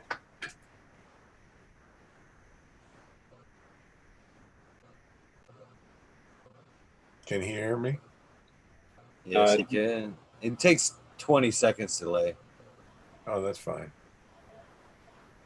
Yeah, I think it is coming up on a full moon. It's wax. I think it's tomorrow, maybe. Yeah. It's a full moon. Well, so Eagle, I like your new. I like your new camera angle, Eagle. I like that a lot. But I like this. This is good. Thank you. Thank you. Always kind of trying to change it up, mix it up a little bit. They've actually watched these girls be directly behind me kind of grow up and flower. So that's a scene that they're gonna maintain and up and through that harvest anyway. So I don't know what you guys were talking really about before I came in. I don't want to interrupt your flow, what you guys were talking about. No. I was kind of dragging my feet because we were kind of leading up to, the carnivore mess and, what's going on currently with this mess in California. And, Oh, speaking of which, looks I like it just, could be one here. yeah, if you got Go some, ahead. it's not like I don't have a lot of cash, but I gave like, $15 to GoFundMe because a lot of mom and pop shops got broken into and looted, and they have no insurance, and they lost a lot. They lost a lot, and not that they can't rebuild, but nonetheless. So, because I made a joke on when I saw one video of I can't remember where it was exactly, but a cookies was being looted, and I kind of made a joke. I said, "Well, yeah, all they're going to get are some empty cases." Because if it was done correctly, most of the stock and money was put away in the vault, so the looters couldn't really get much of the. I mean, I'm not saying there wouldn't be damage and loss, but you know what I'm saying. Yeah, it's pretty crazy. It's, in my opinion, it's almost sad that I understand that there's a lot of unjust being done here, but what's going on here in some of these cities isn't the answer. Oh, I can't talk. Yeah, I can't talk on so much the bigger picture, but just talking about, how it's relating to that specific where people are going in and looting the weed stores. I said, what did I say on Twisty Seeds post? I said, listen, you got kids, no jobs, and no weed. What do you think's going to happen? In a protest, come on, if you were 15 years old and all your friends and you're not in school, you know what I'm saying? It's kind of like it was a tinderbox ready to happen anyways. I mean, given everything that's been going on. So we just got it's bad to. It's been bad to see everywhere else, but it's coming home. It's the bad thing that I don't like to see about it. And I was speaking with I don't know if they want me to call them out and chat about this, but somebody from the show that watches the show a lot and that's close by me, and they were up in the Traverse City area today, and they were talking about how bad the police and military presence was up there because they're expecting a protest up that way Saturday, and they are quite expecting this to be somewhat a mess like we've seen in other states. Then after Well, I you turn can't. You around, got. You got to wait and see because it looks like it's like different cities are. There's different responses. There's where it's flaring up in some places and it's not in others. So just hope for the best, man. well, here in up there in Traverse City, they've already kind of asked that if you're a firearms owner to kind of stand guard it in some of these shops to kind of deter, so they're actually kind of Yeah, but see, that's the thing. That's fine. You can protect your store, but you don't have to stand out front when people are out there protesting something. It's not like they're going out trying to loot. That's not what the point is. It's just people are using the protest as a cover to go loot. That's what's going on right now. right. I guess you got a point there. Very, very true. No, it's a criminal element, man. There's always a criminal element. And, I'm old enough, dude, where I was 10 years old during the 68 riots, man. I remember pretty good. So I've lived through a lot. I was living in LA during the Rodney King. So I've seen this happen. Now, this is 3 times for me where significant riots occurred and looting and all that kind of shit. And usually cooler heads will prevail, It's just that there are going to be some people that are going to get hurt. People are going to get killed, and it's going to be stupid shit. And just hopefully I'm thinking, knowing enough that 95% of us, aren't looking to cause trouble. No, and that's the poor part about it is even like, you know, there's good and bad on either side. You know, Right. there's cops that are playing it up Right. and making it look worse, and there's Right. cops that understand the situation and actually, Right. you know, just like there's People are people, man. in the chaos and they want to loot and they want to do all that stuff just because there's some chaos happening. You know? The problem with the cops is this, and this, you know, they talk about it as that whole systemic whatever thing, but it is true though. Until they get smart about training cops better, this stuff ain't ever going to stop, you know? Well, I think the whole police tactics in general is where they go wrong, and the Right. idea that, you know, the perception that your people are you're at war with your people. You know what I'm saying? Yeah, you don't have to come out with the shields and everything else unless they're, you know, you have them ready. You have like your first wave of guys just there. And if something happens, then you get your second wave with the guys with the shields. You know, you don't start off with the shields and the pepper sprays and the fucking. There's some shit, man. I mean, there's a couple guys they just fucking hauled right off. You know what I mean? They just grab them right out of the crowd, yank them down. You know, that's why I kept making the comment, what you going to do when they come for you? Because that's the scary part about it. And I think why there is need to be protests. I'm not yawning at you, man. I'm just tired. I've been working all day. No, I see. Yeah. But there is definitely need to protest this in light of trying to make that change where, you know, we can't look at our people in society and think of them like a dollar, you know, like in a lot of ways, like the whole civil forfeiture civil forfeiture where they can just come kick your door in, grab all your shit. I mean, they just fucking rob you. I think that's changed a little bit. It's changed a little bit, but yeah, I know that's the main concern. I think with most of us, because it has nothing to do with the legalization or whatever with the cannabis. It's just that law about just search and seizure. You know, that's, and then sure, true, you might be innocent, but it might take you a year or 2 years of bullshit to get all your shit back, and it's never, you know. Yeah, and the whole idea of looking for any reason to stop somebody just to be able to search them because they fit a profile. Well, that's what I'm saying. The profiling, right? It's definitely that's wrong. Bullshit. But there is definitely need. I mean, an investigator needs to profile who the suspect is. But the truth is, I think I'm going to be the optimistic pessimist that I always am, and I think things just are going to have to change no matter what they say. But I think the prosecution of cannabis might alter and be less an issue, especially a fair playing field for people of color because they get screwed. You know, trying to grow and just make a living for their families, you know? Yeah. Because that's all we're all trying to do, right? Just, you know, yeah. It's not, well, no, we're not just trying to make a living. We're obviously, I always said there's got to be a passion for the plant. You got to, you know, that's with anything you do in life, you know. It's not like you're just doing it for the buck. Yeah. So, Mr. T-Dog, I'm going to kind of put you directly on the spot and ask you, I'm going to, I like the way he gets off the camera there.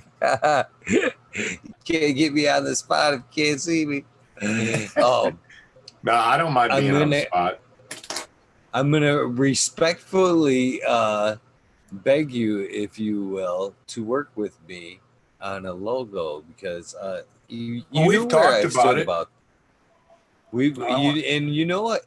Right from the beginning, I was like, nah, I don't know about this. You know how I kind of felt. I was like kind of soft-hearted, and I still am that way. But people, not me, but they have spoken. You know, they were like, man, we want slaps. We want slaps. We want slaps. So you want the name, you want Eagle Gardens, or do you want the name of the show? I think let's do the show. You know, that's my concern at the moment, if you will. Is I'm looking to just not so much keep me in mind, but the show. You know what I'm saying? That looks good. What are we looking at? That is some now, because it was a variety, but it's some Washington grown. I don't know how it got here.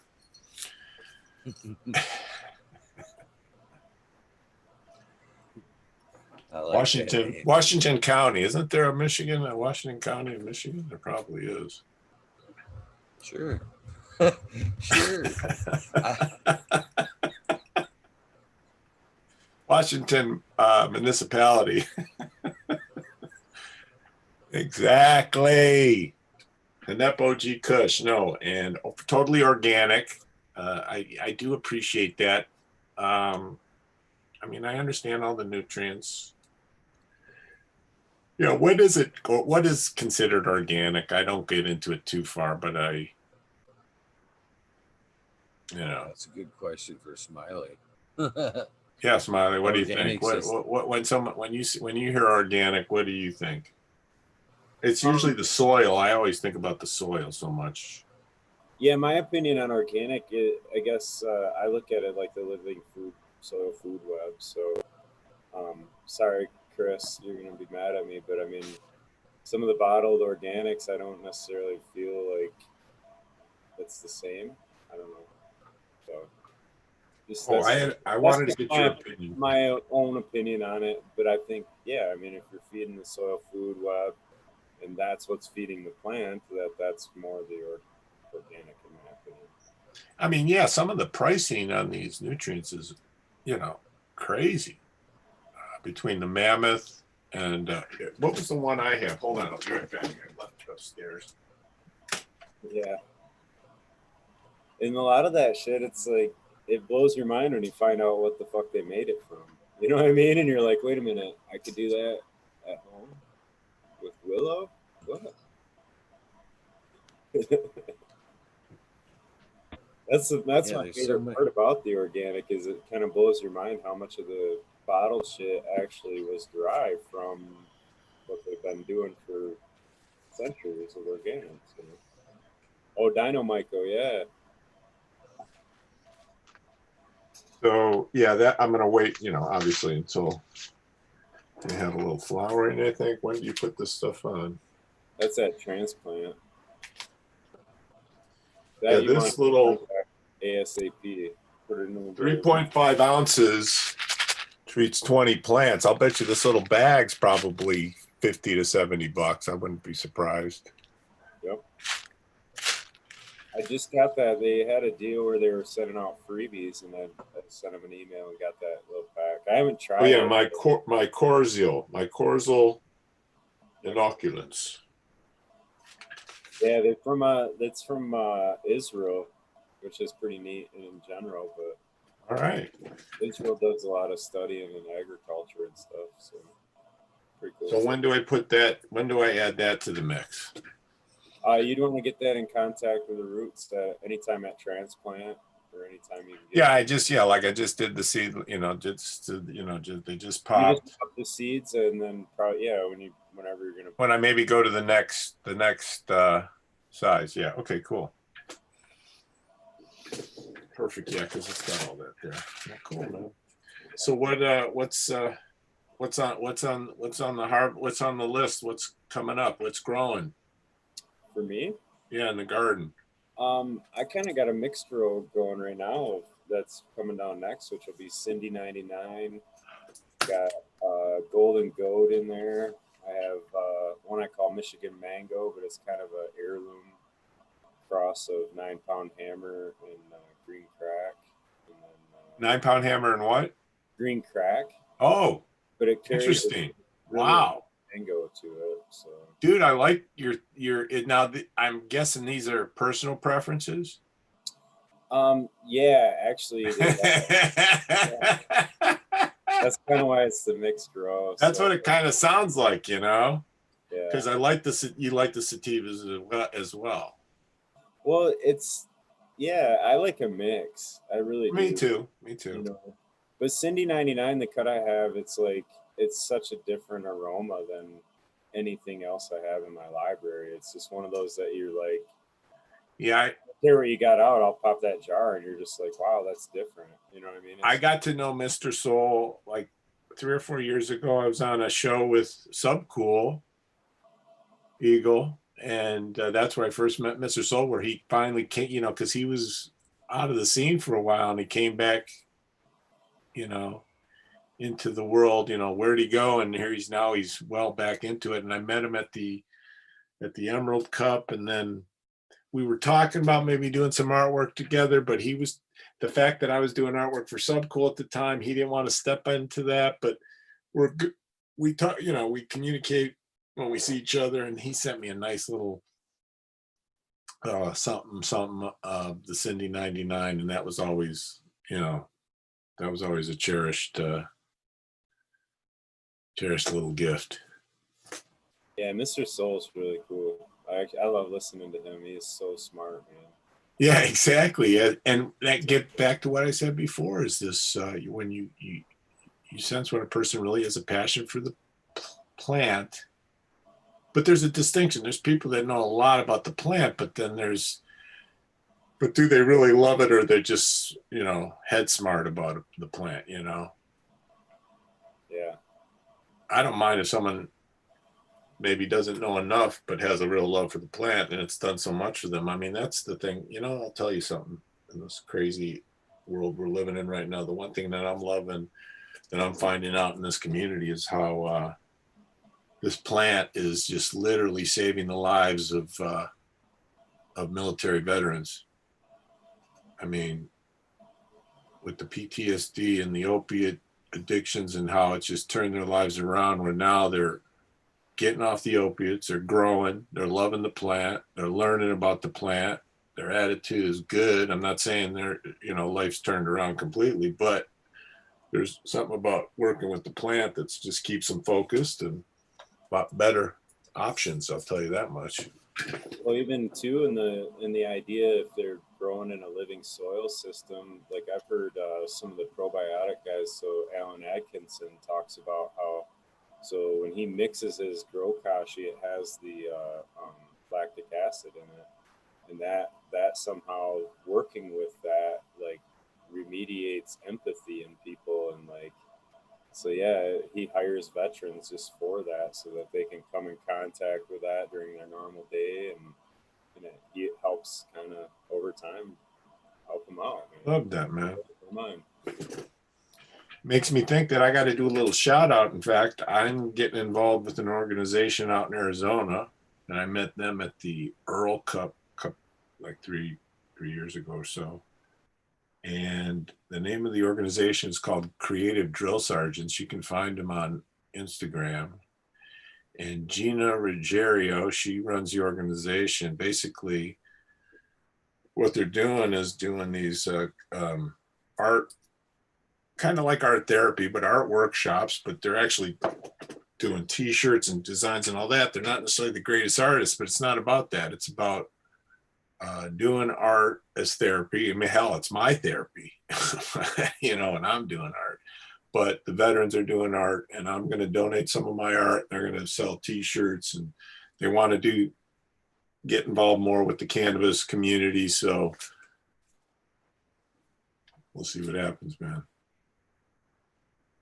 It's not like you're always supporting something. That's one of the great things about you. You've always got a passion project. It seems like when we speak with you, you got something near and dear to your heart. That's pretty awesome, man. I don't know. I think that's just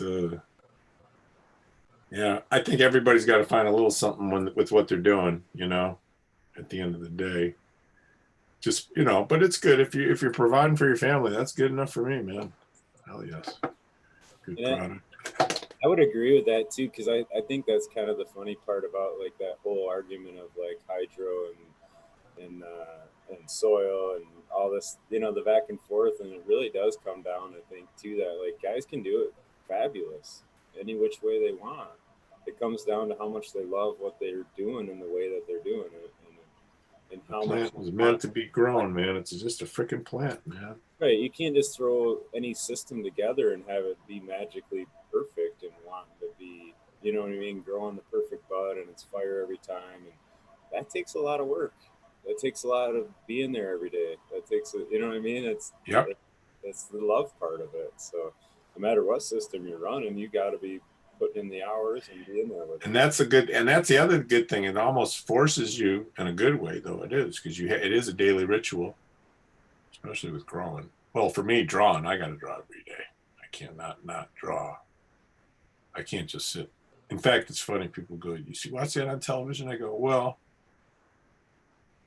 I'll listen to television because my wife will have the television on. I'll be drawing, so I'll listen to television."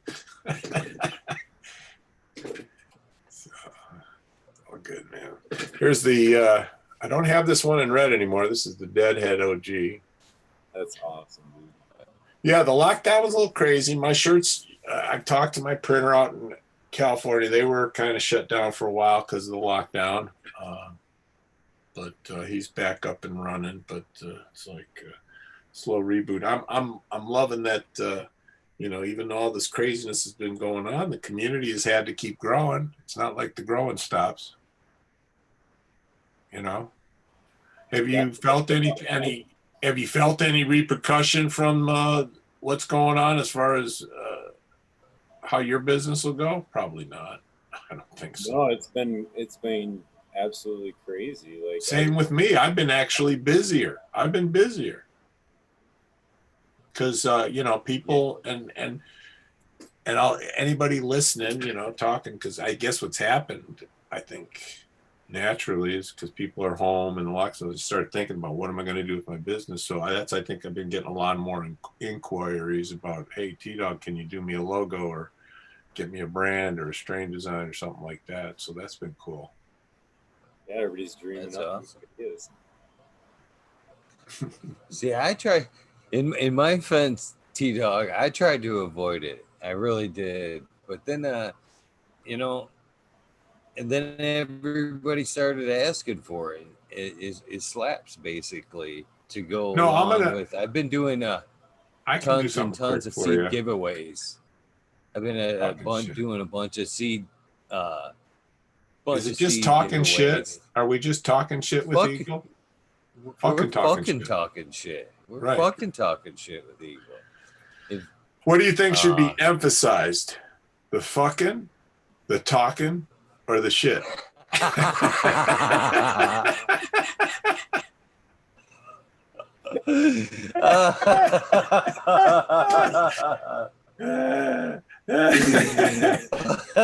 think, wait, fucking talk. Wait, say it again. Wait, I think it's in that order.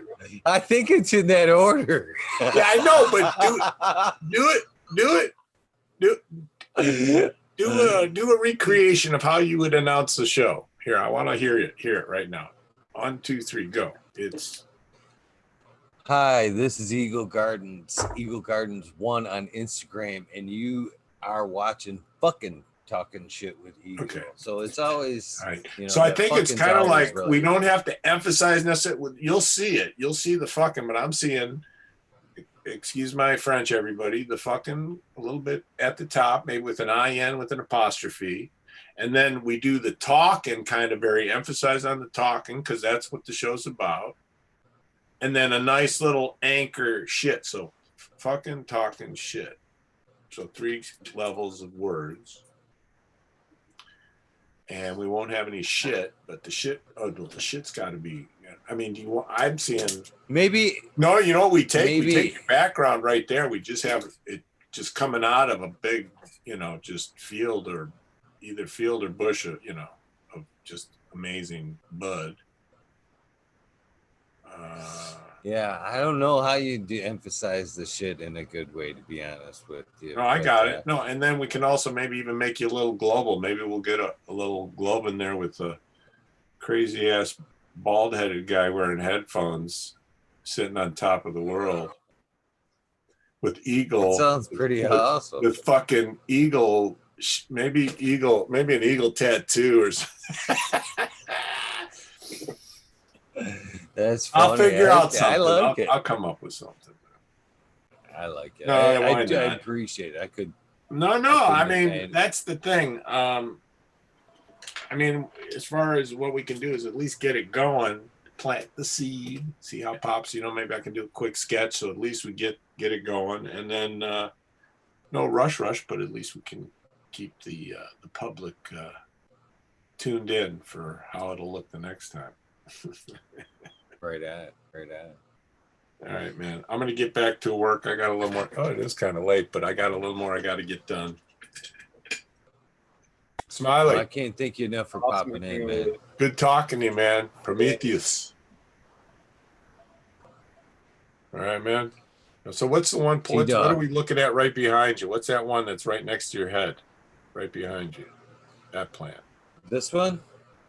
That one. This one right here? Yeah. That's funny you point that one out because that is my strain. That's the beautiful loser.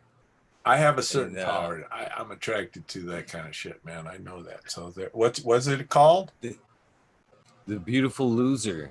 That is that might be something you might be interested in. You know, well, that's interesting you say loser because I just posted my God's gift strain design, and he's got a big L on his head, you know, and so people go, "What's the L?" Well, the L ain't for loser. The L is for Lord. That was my intention.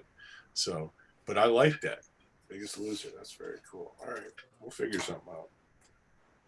That's got a little bit of the C99 and Durban poison in it right there. That's something you may enjoy. That C99 gets pretty stinky. Yeah. She tastes like a grapefruit cheese Danish when you're smoking her in the bag of peel. It's very nice. I like very that. Very good smoke. Good. What did I just have that was very nice? Michigan grown. Oh, from Detroit Diesel was a Guptilla, which is a Sanye Gupta crossed with a gorilla.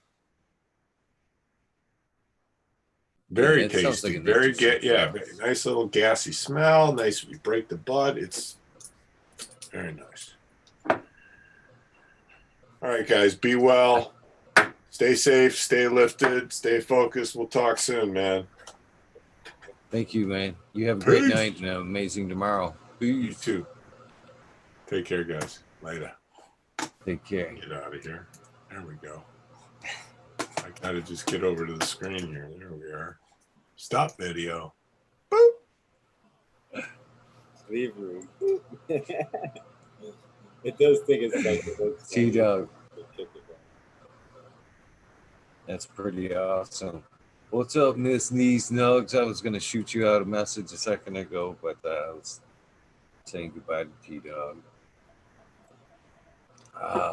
Man, that's pretty awesome. It would be pretty cool to get him to get a logo for the show. That'd be awesome. That'd be really awesome. I always enjoy his take on his artistic take on shit. You know what I mean? The way he, like the way his attention to detail. Out of all the fucking plants behind me, what are the odds he picked out the one that, you know, I have my hand on? You know what I mean? That's pretty crazy in my book. No, I know people like that are just so talented, man. Like great musicians and artists just blow your mind because they're just, I don't know, artists and people that can just draw like that. I can't do it at all. So it's like, to me, it's like a work of, it's a miracle. You know what I mean? Like, I don't know. Even if I can fucking picture it in my head, it's like fucking, I don't know. It just, I can't get it out. You know what I mean? It can't reach my fingertips to paper or whatever. You know, maybe even putting it into words sometimes can be a bitch. Yep. That's cool.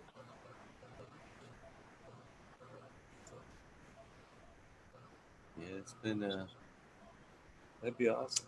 Really awesome. I see Mr. Boss Farms hanging tough in chat tonight. How you doing, Boss? You want to come check in? He's got a pretty badass little outdoor thing going. I was digging that. It's kind of cool. I'm jealous of other people's going for it. Right out. Like Red Setter too. He's got some pretty badass ones. Bad Bunny has got those going out in the hoop house. Yeah, I did get it up, huh? I haven't had a chance to keep up as much as I should be keeping up on a lot of stuff. But he said he was going to put one up this year. Yeah, got it up. Got some plans for it to go out. Not bad. I was in a greenhouse the other day close by me that was like wooden built. You know what I mean? And I'm sitting there looking around going, I could do this relatively cheap. I could make a structure just like this, right? Relatively cheap. It's just a matter of you get that plastic, I would think. Yeah, yeah. I mean, they're not hard to throw up. I mean, if you, I don't know, the one I saw, they just kind of you get it the PVC hoops and stuff a rod down in the ground and the PVC right over it, and then you just measure out the 5 foot width or 6 foot width, whatever it is, and put the other one, do 3, 4 of those, bam, you got a hoop house. I don't know how sturdy they'd be for leaving them up all winter or none of that, but like, I don't know. That's the thing, though. All you really would need. I mean, I could build a hoop house if you know. Oh, man, that's something in my realm right there easily. All you'd have to. The main thing you'd have to do is run you a header right up the center to support the an arch is one of the strongest forms there is, but it really depends on what it's made of. You know what I mean? You can't just take an arch out of a piece of paper and just go, okay, this is one of your stronger forms that you can have. It's a fucking piece of paper. It's it's gonna have to be supported. And realistically, if you're just using like especially like PCV, you know what I mean, for your hoops, you're gonna have to you definitely put a header in that, maybe some end walls, and maybe even build it up on the end. That's what when I think about building me a hoop house, I really envision like maybe 2 foot sidewalls, something that I can fasten them poles to real nice, and then bring down my plastic and seal that up real nice, but more or less to keep everything rigid. And I've got a couple designs in my head where I think I could build me a nice huge house. But I believe the size is just making sure she's, you got some sides, she's square. The end walls you could always frame in after you had the hoop built. But is that header and then, some good end wheels framed in solid. And you'd be good to go for quite a few years, I would think. Yeah, I wouldn't. $100,000. The only thing I would say about building the bottom 2 feet is like typically in the summer when it's running, you'd want to be able to lift that so you could get really good air movement through. You know what I mean? Just I don't know, they can get pretty damn hot in some of those. So Well, you could still, if we're talking about in scale here, if you got two wood side panels, that kind of keeps critters, squirrels, and whatever from attacking, as far as they can come run at or jump. But you could always make a panel at 3 to 4 feet, you know what I mean? Make that right there to where that's opening up. And technically, that would probably want to be, the bottom of my canopy anyway, get it something blowing underneath, and then ultimately you would have, something from end to end, right? So sides blowing in and sucking up and being whooshed out the top. I mean, that's what I'm, that's what I would picture. you build it with a pitch. You build it with a pitch, and then the heat rising will pull air through too. Yeah, yeah, yeah. The natural slope of the roof there. I don't know if that worked. If Bausch was saying he did it, and it worked pretty good for him. So, but I heard guys talking about that on one of the podcasts. Pretty good idea. Yeah, I put a lot of thought into it, even though I just haven't had the balls to, put it to concept. Obviously, I would love to utilize the sun and all of that. It's just there's just something that paranoia that has never gone away from. Yeah, say Is it? it for what it is. Doing it when before you were supposed to doing it. You know what I'm saying? That paranoia fucking never goes away, and I'm just that's what it is, man. Is even though it's a pretty steady thing, I'm afraid to take that step outdoors. I don't know why. I almost rather put some. The more I think about it, I'd almost rather put a decoy outside. Let them stag that shit. You're fucking. I got it. Or at least one. Put one out there. Just go. Hey, it's my recreational right. You know what I mean? Just so if they come around, somebody happened to come across the smell, you could go, yeah, it's right back here. It's this one. It's this one right there. Almost like leave that one. What's that? Do you have an area you could like fence off maybe, and like, I don't know, because you can build an 8-foot fence or some shit. I don't know, be tall or whatever. Oh, I think it'd be more obvious running the 8-foot fence because it's like so wooded up here. You know what I mean? And it's even when I bought the property up here because of the dogs, I considered putting up a fence, and it was like, man, it's kind of insulting to nature to put up a fence. So nobody has fences. It's all if there's any kind of fence, it's like the old rustic 3-bar, you know what I mean? It's almost landscaping timber fence, just kind of maybe to keep deer out. So if you put up a fucking 8x8 square in your yard of privacy fence in the middle of fucking nowhere, it's like, what the? Yeah, even you couldn't even justify it for like animals. It'd be like, you cruel bastard. What, they can't even look outside? You know what I mean? Got a fucking giraffe in there or what? Yeah. Motherfucker. I was just thinking though, because you're legal for 12, so like that's your you know what I mean, recreational or whatever, 21 and up, to have 12, and you'd be separated from your medical that way, so you could do like a fenced in area for an outdoor, unless you're still worried And like looters, I guess. a boss is kind of pointing out, why don't you could get a little greenhouse. I had tried one. I had a little 3x3 out there for veggies and small plants and shit. Not these type of plants, but man, I actually had the thing screwed down and then had the plastic with washers screwed down to the deck too. And I'll be damned if a fucking wind didn't take that thing out the other fucking day, man. Just grabbed that bitch and just ripped all the washers and all right off. I was like, ugh, so much for the fucking greenhouse. I think, well, I don't know. I'd have to, that's why I think it'd have to be a more like hoop house or nothing. It's out here, we get some good winds and temporary structures would be like,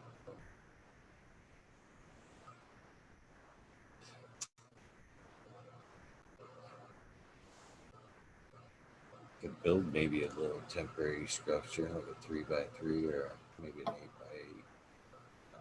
Sorry, man. Bailing on you. No worries, man. No worries. Building out building. I can't believe I'm still fucking chiefing on this joint, man.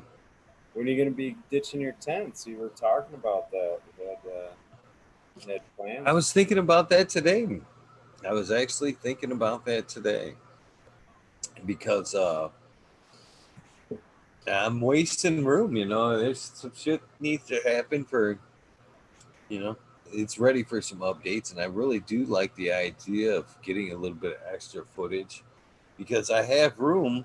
There's 2 right there side by side, but there is an extra 30 inches this way, and then probably another 6 feet that way. That of you know what I'm getting here is if I start juggling things around now, it's like aha. I just found a little bit of room, so I'm just really realistically at this point.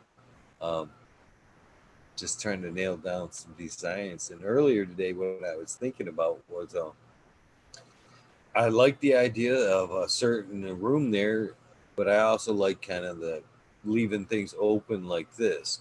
So basically, I'm trying to figure out how I can either design a flexible door on this system similar to this, where I can open up and roll up and clip open, or try to design me that this is the fucking overkill carpenter in me. Uh, Try to design some pocket doors almost, so I could open them up and fucking and shove them right back in if they're going to be a solid door. So they're not. I'm not walking around them, or that. If I got some doors, I got to walk around and shit. That's just gonna fucking drive me cuckoo bird. I mean, But realistically, really on the cheap, quick side, you could just put up even just a frame rough wall and put plastic over it and a zipper door or some shit. You know, but you're the carpenter guy. You yeah. probably have like edging and the crown molding around it and shit. Oh no. But like when I was talking about American one about this, he kind of said something about one by. Would one by be too, thin? And I thought, no. I even said that no. In fact, because I do a lot of woodworking, and I'm a firm believer in like good, wood joints, things being rabbeted and dovetailed together whenever possible, or lap joints, different types of wood fastening systems. But for quick and easy, you can buy a pocket hole system, and that shit is strong as fuck, to be able to make portable frames. So I could build, take say, 1x6, or what I'm thinking. I'd want 1x6. Just give me some extra room, but I could build some nice frames real quick out of like 1x6 or 1x4 that I could screw together very easily, and it'd be super strong. Then I'm going to want to cover it with something. That's where I could keep going on and on. Maybe FRP in there instead of. I've always been keen to thinking that's a good alternative in a gross basis. FRP, which they put in hospitals and commercial areas. That's that kind of shiny black plastic stuff you see in in bathrooms in hospitals. It usually comes up about 5 feet, so the walls can be dinged by carts, and it's actually mop safe and shit, chemical resistance and shit like that.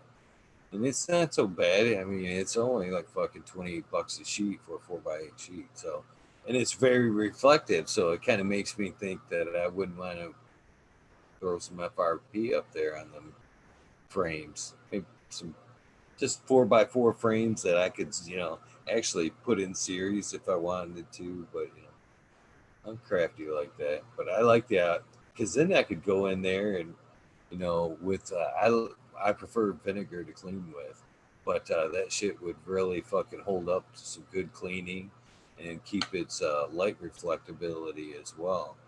So Well, I that's was how just much I want thinking, to dump into it. well, that extra space that you could get, you could build in your little breeding chamber, so you could start doing that a little Mm, more. yeah. God, have you been in my head today? The thought of breeding actually did at one point come through there today, but that's realistically, and I even said this to myself, fucking breeding's a long way down the road. You know, I've got enough stuff to pull me along and entertain me right now before I would want to dip my feet into something else like breeding right now. I'd rather critique my growth still, and if anything, there's this angle, you know, fuck this right here, this 5 hours a day, that's quite the endeavor there, to much less taking on other bullshit. And I enjoy this right now. This is permanent for now. So I'm not necessarily looking for any other endeavors. If I was going to focus on anything, I mean, I got my grow. As far as the cannabis goes, I would, my grow and my hash skills would be shit I'd rather hone on before I went to breeding. And then, outside of this hash and my grow, fuck, I've got a lot of interest. You know what I mean? I have a hard time, just staying to any one subject anymore. I love to dive in. I'm anything that's captivating, I'm in there. I'm one of them freak fucking history channel or whatever. I can watch some documentaries on just about on fly fucking. You know, two fly fucking. If there's a good narrator there, it'd just be like, yeah, he's really into it. I think I would actually be captivated. You give me a good enough joint, I'd be like, I might take something away. Some fucked up thought in my head would be like, you could take something away from this. I'd be in for like 10 minutes into it before I'd like actually lost interest. But yeah, I don't know. Got enough shit going before I'll ever get to breeding. That's a long way down the road. Enough people doing that shit. Yeah. Jay is throwing out a question in the chat about how caregivers can recoup costs. Is there a price people pay? How that works? And well, technically, no. You're not allowed to be compensated for growing, but on the other side, yes, you can recoup costs that are associated with growing. So, Well, there also is ways. I mean, we still are allowed to currently put things into the matrix if you've got that route and you want to take that time and testing and all that great shit. You still get your overages into the matrix. And I think it's going to become. We kind of touched on this a little bit with T Dog here, Smiley. I think things are going to get so bad here in Michigan with the push lately with the carnal COVID-19 bullshit that I think I don't think caregivers are down and out here in Michigan. I think once again, as always, I think we're going to get pulled back into the system. I think they're going to be like, okay, one more year, you fuckers. We didn't think it was going to get this bad, but we're kind of fucked again. And so I think we're going to get called back into the system and hopefully be able to recoup a little bit like that. But we are legally able to still. Is it still donations here in Michigan? I thought we were legally able to exchange only with patients, but well, patients only. some of But that I don't. with the 21 and up, though. So when that hit, then everybody that's 21 years or older and has their own residence can grow 12 plants. But like it also opened up the ability to gift 2.5 up to 2.5 ounces to somebody. So you technically can't grow your 12, 21 and up plants to profit from is the idea. You know what I'm saying? But you can gift it. Like if I made beer in my garage, I could give you, you know what I mean, a growler full of it or whatever. But you're not technically supposed to sell it. But I don't know. I would imagine people are or do or trade it for you know what I mean. But the gifting rule has opened up a whole different kind of gray market, I guess, where like a lot of the CBD places and other places are opening or doing it delivery wise, but they're technically gifting with, you know what I mean, another, I don't know how they do it, if it's like you bought a sucker for $20 or whatever, but you basically bought a hat or a t-shirt or something and you got the half ounce with it or whatever you bought. So I don't know, there's different ways around it, and it's all just how I guess it really boils down to who's going to be there to really, squawk about it and raise a flag or raise a fuss about it. So you still kind of want to be careful. You took it to the rec side, though. I mean, he did it as a caregiver, but I'm pretty sure that we're able to have like a set price. I think we're matured enough here in Michigan that they know that a medical patient has got to provide. They're going to fork out something, be it to a provisioning center or to their caregiver. There's going to be a price paid. So I think that the whole donation aspect of it has kind of fell to the wayside. I think you are able to, you know, give a set price to your patient, but to your patient only is the thing with being a Michigan caregiver. Uh, you can have a certain set price that you will charge your patient, to provide him meds, but it is only supposed to be to your patient. So that's my answer on that. I mean, can you become a caregiver and legally just start slinging it to anybody with a card? No, bad idea. I mean, you're pretty much limited to, hopefully your patient is somebody that is in a whole lot of need to where that they're going to make it worth your while to take them on, other than a good heartedness to make sure that they've got good health to recoup some of your costs, or you're stuck with, or it used to be our only other way is to overages through the provisioning centers and whatnot. Then they're quickly trying to pinch us out of that. So is there a risk and a price to pay? Yeah, there could be sometime soon, but hopefully, um, like I said, I think there's going to be a time here real soon where we're going to be called back into the system, at least temporarily, I'm hoping, to help buy some people like myself a little more opportunity to decide whether they're going to stay a caregiver on the caregiver level, or perhaps make it up to the at least a micro level, to where may be a little bit more beneficial to go that route. Yeah, and I think it still boils down to who's going to be, you know what I mean? Because ultimately, too, like at a certain point, the federal government could just come in and fuck with you too. Like you're still illegal federally. I don't know. So yeah, I mean, it's kind of a clusterfuck. It's so stupid to me that like one state people get thrown into jail in our, you know what I mean, and serving jail sentences, and then in another state just whatever across the border and fucking it's essential for people. You know what I mean? And like, how's that? How does that even happen? Like,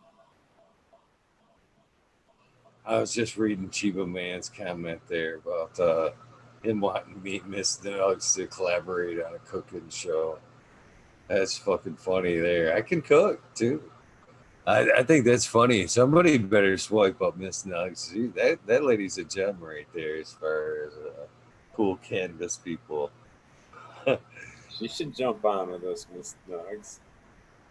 Yeah, you're welcome to. I can't. I didn't mean. It seems like I'm always cutting you off, Smiley. I'm gonna tell you, it is intentional. Yeah, you're good. I'm just waiting for one of these times for you to go, motherfucker. I'm talking. It won't happen. God damn, man. This is about 50 times you cut me off tonight. God damn it. Can I just get one sentence out? Shit. If that ever happened, I was probably having a real rough time or a real rough day at that. Because I can get pretty worked up, man. I feel like there's a lot of stressful shit going on. I think anybody can, but my biggest button is when I have deadlines. Like if I got deadlines and I got a project and there's some shit going on and like it's crunch time, like I don't have time for pleasantries then. It's kind of like shit's happening. So I can tend to be a bit rude and short then, but in a nice way. I smile.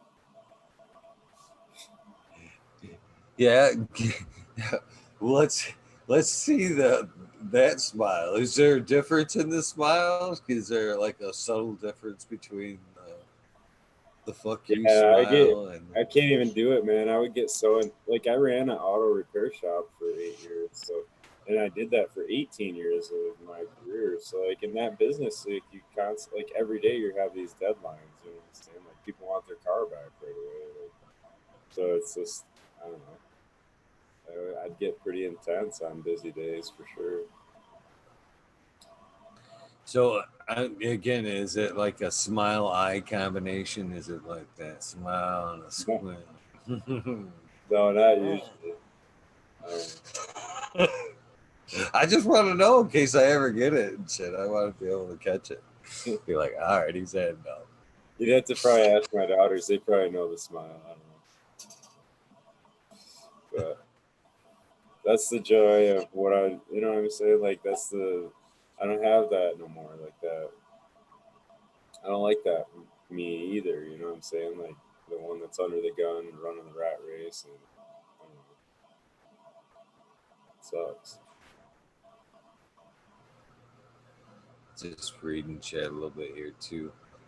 Spaniard Kruger says, anybody else think legalization is BS? I do.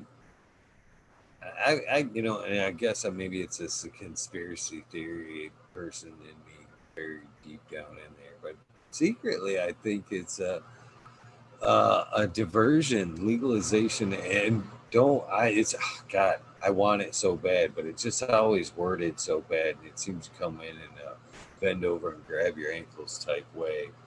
But in some aspects, I think it's somewhat of a diversion to pull the eye away from the medical aspects of the plant,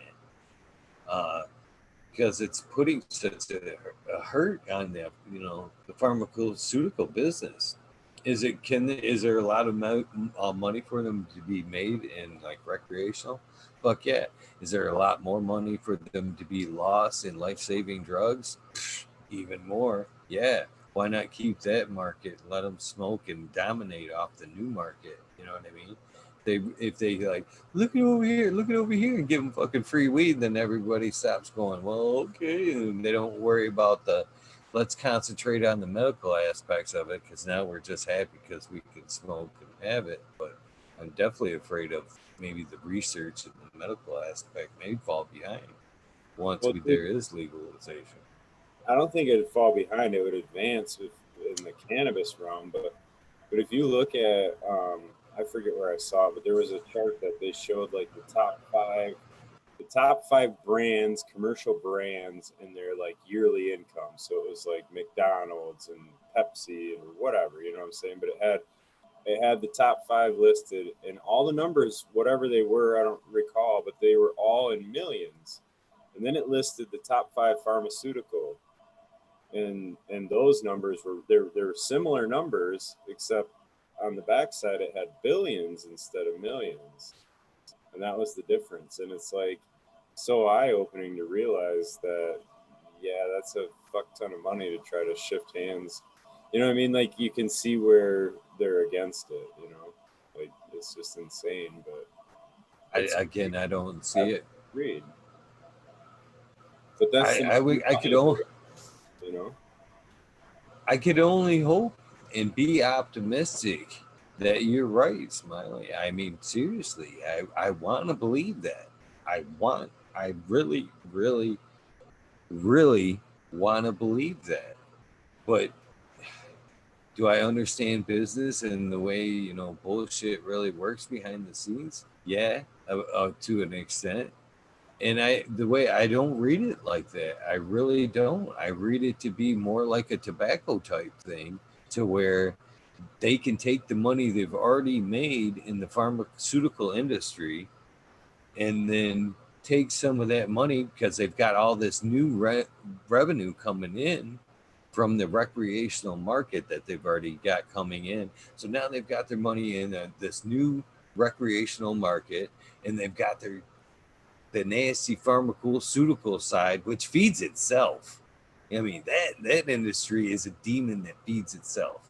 It causes deficiencies in you. They're making top dollar because, they're life-saving drugs, and they're bending you. Them life-saving drugs, they fucking bending them people over for. And they're counting on people like myself and you getting there someday, and just soaking that last little bit of life out of you. So why would they want to fucking fix that? They're not gonna put, if they're gonna put their money into this plant and support it one way, they're not gonna coach it on in the other so they can take away from this kitty. Oh, no, no, no. They're going to put all their money into fighting that so they can keep this, even though they know there's pharmaceutical values and shit to be had there. It's just one of them things. It's we can do it. We can do it. We don't need them. We don't need big pharma to tell us all that. We know it's right. We can utilize a lot of these things ourselves without them. So they don't want back. Why would they give us more? Why would they give us more ammo to say fuck you to their product? Tell me that. Why would they go, oh yeah, cannabis is good for this and this and this and this and this and that? And then we'd go, yeah. So why are we still taking your pills then? And they'd be like, oh, you're right. Why are you still taking our pills then? We can give you this cannabis. Well, yeah, you could, but we can do it ourselves. So, Eagle, I think you misunderstood what I was saying. I'm saying that if it goes legal, that opens the door for the ability to have a lot more research happen. So, in my opinion, the fact that if it goes legal, that will happen. And the pharmaceuticals are fighting that because it's billions that they're making. So, I think we're kind of agreeing there. But anyway, I just wanted to clarify that because that's what I think. No. I mean, they don't want all that research to come out. And I agree with you. And like I said, I'm hoping I'm on your side on this. I'm hoping that that will be the case, that more research will be done. But what I am saying is that opens up the opportunity for them to get more money to kind of smack that research down, just kind of like what they've done with tobacco. Yeah, I mean, tobacco is legal right now. Is there a lot of fucking studies being done on the health negative sides of tobacco? Fuck yeah, where are they all at? Big tobacco smack them bitches down. They're in fucking lockdown. A lot of them reports will never be seen. Why don't you think that won't happen with cannabis when they know it's going to do the same thing? It's going to take their product away. Why would they let they'll do everything in their power to stop that shit. Buy them doctors out and squish it. But a lot of those studies like that'll happen go through some of the colleges, to my understanding too, and that's part of the issue is a lot of the colleges have their funding through pharmaceuticals into their medical departments and this and that. So yeah, there's always weight being kind of leaned on them to be a certain way about it. You know what I mean? So I think that's why you see that through the medical field where they're just kind of like, no. Like a majority of the medical field was up in arms about that. That ain't medicine, you know what I mean? It was kind of now I don't know how anybody could deny it, honestly. I mean, if they were honestly being truthful, there's so much evidence that it's medicine that's undeniable, really. Wow. There is. And that's the other thing about it, Smiley, too, is do you think realistically this plant's been around for thousands and thousands of years? They know, brother. They know. Is it something that they've implemented? They could have. They could have fucking took us on and opened this with open arms and fucking took this high road a long time ago. Did they choose it? Nope. Am I hopeful that they're going to take the high road on it now? Nope. I don't think they're going to bankrupt. I don't think they're going to bankrupt one hand. And it's that same mentality as like what they had with big oil. So it's like kind of back to part of the reason why hemp was outlawed anyway, because they could make alcohol from ethanol can be made from hemp just better than it can from corn, actually. So like I don't know, the thing I listened to, it was Henry Ford was working a lot with alternative fuels to gasoline and that, like ethanol produced from hemp. I think there's somebody was saying had said Ford even had like a car that was made partly from him, you know, kind of before. So like that would be like a, I mean, honestly, it'd be in the early, like to a metal car, that would be like the equivalent of jumping to like a plastic car, you know, it'd be crazy. You're exactly right. He was Ford was quite knowledgeable of the hemp products, both as a plastic and as a fuel. But it was the same thing. The the natural coals and fuel systems, didn't want it. They didn't want that back then. It's the same situation. It's the same money that fought it then that is fighting it now. I mean, realistically, I mean, I we're gonna go back right feet first into the rabbit hole, but you know, it it is though. I mean, money is one of those things that if you really trace the money back, I mean, it's only like 126 super rich families that it all boils down to. So, Yeah, it's crazy shit, man. Especially like in through some of the, I don't know, some of the history of like, I think it was, yeah, San Francisco with the trolleys.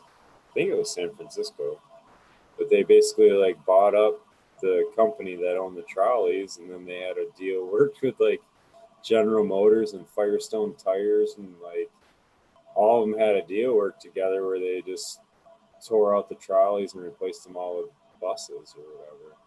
And like the busing system was like promoted through all the cities, so it was kind of like, I don't know, you just kind of can see that now where the money was exchanging hands and like decisions were made in a certain way because of certain people were getting profit. You know what I mean? It's like it's just not right, but I don't know. You know, how do you stop greed in the world? Kind of a hard challenge right there.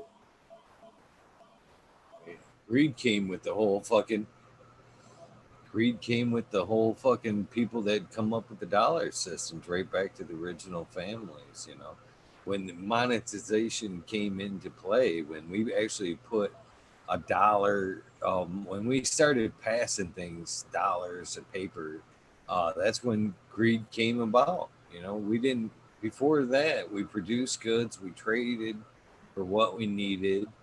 It wasn't a greedy thing. We had a loving humanity, type atmosphere there. And then all of a sudden, we started banking things, taking things and letting people hold them. And they ultimately, that first banker started issuing deeds, and deeds, oh, I'm holding this much of your assets, and people started trading those deeds for other, things, and all of a sudden, next thing you know, those deeds uh, became dollars. And then dollars, as people seen dollars stack up, then greed kind of came along with that, and it's been a nasty ride ever since. I mean, it's, either you're happy getting by with, whatever it takes to get by, or you're, worried about taking as much as you can get for, and it's sad, you know it's it's this whole thing, in my opinion, the way we live, all in all, isn't the way we were supposed to. This isn't the master plan. We weren't put here to spend our days on a rabbit wheel, just to get by, to put a rent over our fucking roof over our head and foods in our mouth. That wasn't that wasn't whatever the creator was. You can call him by whatever name you want to. It isn't going to offend me at all, and I hope I don't offend you by saying that. But No, not that. whoever not just you, it's to whoever's listening to. You know what I'm saying? We forget there's that, third person, if you will, in the room. But uh, they, whoever, whatever name, whatever vision, when you think about creation, that I don't think they was set up to be like this. I think it was more supposed to be goodwill. We're supposed to help each other out and trade what we need for. But yeah, monetization and greed, like you said, that's where we all kind of went bad. Well, I mean, not to even go, I'm not even going religious, but it is actually a historical thing, even recorded in Bible times, where like that was the whole story of Jesus chasing the money changers out of the church, was because they were basically, they changed the law so that like people were coming in that day to offer their offering, you know what I mean? And they'd come with goats, or they'd come with whatever they had, you know, whatever it was, they had oil or whatever. And then they changed the law to where they had to, the church had to place an offering of a silver coin, and it was a specific coin, and they were basically robbing people and giving different values for that coin or whatever. So they'd wind up selling the goats off to the side or whatever they got for a higher value than what the coins were. So they were basically like profiting off these people trying to like, you know, make an offering for their sin or whatever at that time. But it was kind of, that was their money changers even then, you know. And you look at how they do it today, and it's the whole, you know, Federal Reserve idea, and the fact that the money isn't really representing anything. You know what I mean? It's kind of like, I don't know. I think that's kind of the humor behind like Bitcoin in a way, is like, if anything, it kind of opened people's eyes to how currency actually works, you know? And it's, I don't know, it's kind of funny. Whew. You just opened me up to a possible super rabbit hole there, because I do have some thoughts on that, all Well, that shit. well, think about it, Eagle. Who's profiting every time we go to war? I mean, everybody says, yeah, The same. the arms dealers are, but you know who's profiting? Where do we get the fucking money to go to war? We just took a loan, dude, from the Federal Reserve. That's a loan from the fucking bank for the government, basically. Why do you think we have $1 No, trillion debt? We just took fucking loans. It's it's no not. different than you or I taking another mortgage on our fucking house. I mean, it isn't. You just hit a spot there, Smiley. No, you just unleashed the rabbit hole. You didn't just open the rabbit hole. You took a fucking grenade, opened it up, and you threw it into the rabbit hole and fucking opened it up. Fucking Well, people don't realize three that. feet, You know, the twelve hundred 3 feet dollars wide. the $1,200 we got added, like what was it, 20% they added to the national debt, and they printed that. So that inflation hasn't really been realized in the market yet either. So now, like, you know, what is the value of that $1,200 you got? Is it 1,000, or is it, you know what I mean, is it less, is it more, you know what I mean? Because you just All right. valued your dollar too. So this is where where things kind of spun out here for me. Anyways, when you refer to the Federal Reserve, you refer to it, as most people do, as a federal entity. The It is Federal not. Reserve, it is not. Right. And when you talk about that, we are borrowing money from, it's a private fucking bank. It's a private bank. And who owns this private fucking bank? It's the same people that I talked about here a minute ago. It's the same, and you know, I said 126, We're gonna get but really it really comes down to even a smaller, you know, it comes down like to basically the Rockefellers and that kind of all that bullshit. It's realistically, and if you look back to the Rockefeller history, they actually trace back to the origin of the dollar. Did you know that? That their family line actually traces back to the whole original banking system. I well, don't that think was people realize that shit. And when you said, you know how the Rockefellers have made their money, you did hit that on the head. Even though these people aren't necessarily borrowing the money, we're like idiots borrowing money for this shit from the Federal Reserve and our government. But when it comes to war, yeah, our government's borrowing some from them that they're making profit off of. But the Rockefeller money has always came from initiating wars, like they always have done, over gas or whatever, and then they place bets on both sides. They're backing both sides. It's a win-win for them. They are winning on both sides, ultimately producing more money for themselves. But in this latest assault, basically, I see is more or less an opportunity to do what they've always wanted to do here. I mean, let's stop and think about what's really going on here. They've kind of coached us all on stay home, which is killing businesses left and right. And then we are handing out money that we don't have, that people could be out making, honestly, over the whole thing. I don't want to piss anybody off with how serious the COVID thing is or whatnot. But more or less, it is putting a huge damp in our economic system, like you guys have said. Then, like you've also said, Smiley, we're dishing out more money on top of that, which is driving us deeper in the hole and also making a lot of fucking people lazy. I know, I want to say 90% of the people that are hanging out right now at home are actually making more money fucking staying home, or more money at staying at home than they were working. So where in the fuck is the incentive when they do get that call to go back? Okay, now you got that mess. And who's winning out of that? Who's winning out of that again?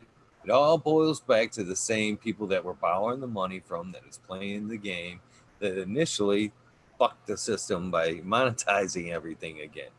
Not only that, but now, so we got everybody scared of touching money, okay, because of the disease. We're paying people out money to stay home and fucking be lazy, which kind of wrecks the system in itself right there. But then on top of it, let's think about this. I mean, ultimately, let's think about this. If you were gonna fucking crash the dollar to your benefit anyway, because you're the one that fucking owns it all anyway, you're gonna crash the dollar, and that's what I think's ultimately coming out of this. This is all gonna fucking tank out of us, and then here comes that one world fucking dollar, digital dollar that we all never wanted. But in the meantime, what better way to do this is to fucking, drive things just crazy down and just wreck the fucking system.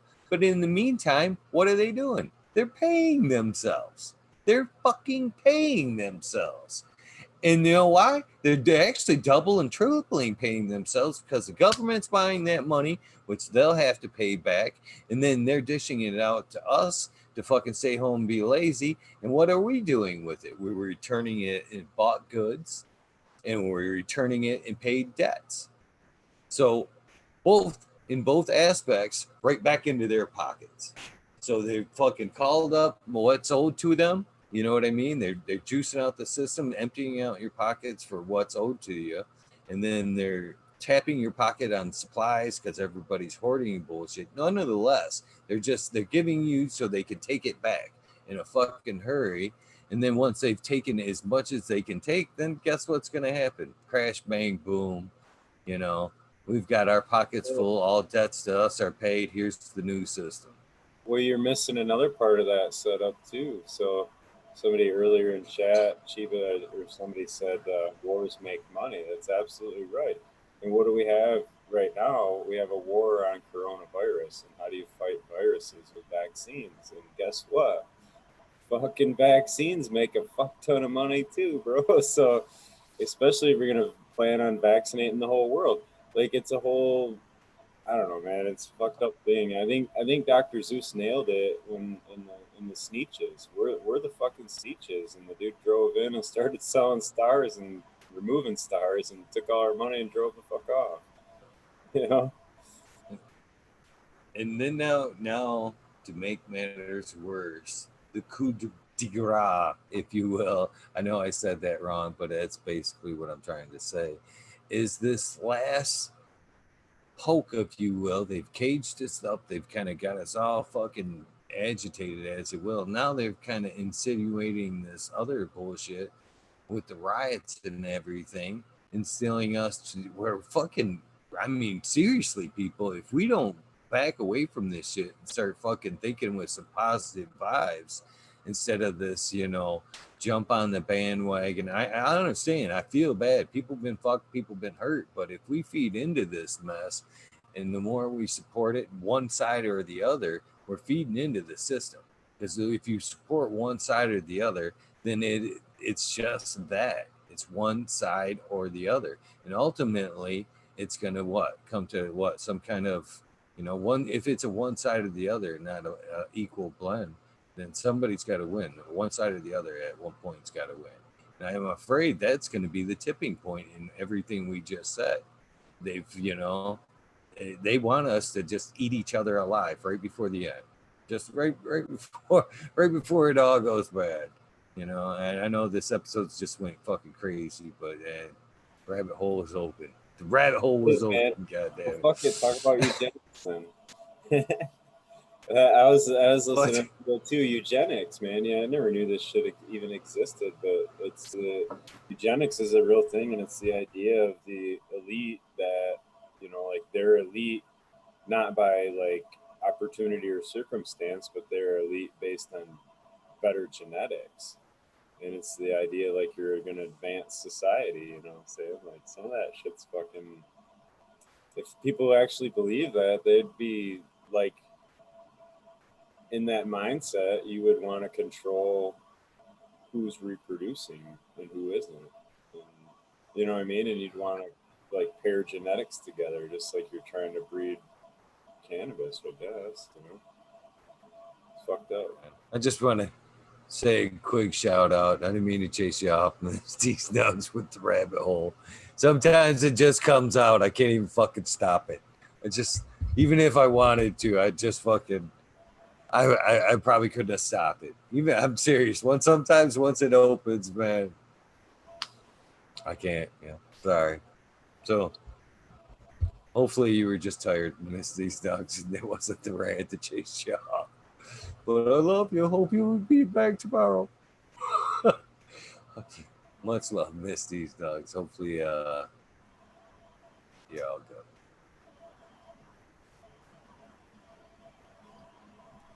Yeah, so trying to get rid of that is pretty impossible, I would imagine, at this point. Somebody in 420 said in chat, we need to go back to the gold standard and get rid of all that.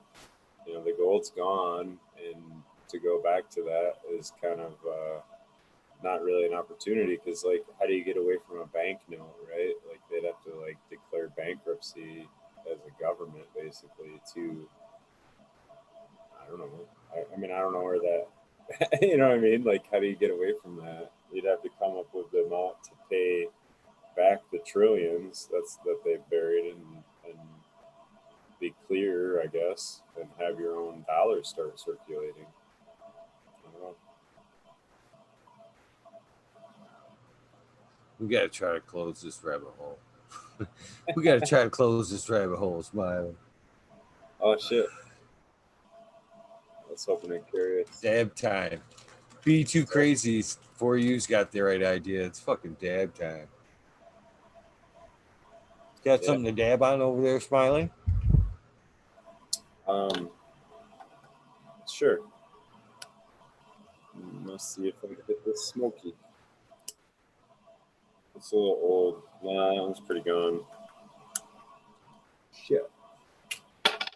What flavors did you have from Smoky over there when it was good? This one was Kush Mints. And then I had another one from him that was, I think he had it labeled like a house mix or something. I want to say it was a mix of a few different ones. I can't recall. He was kind of telling me about it when I was there. It was really tasty, though. Delicious.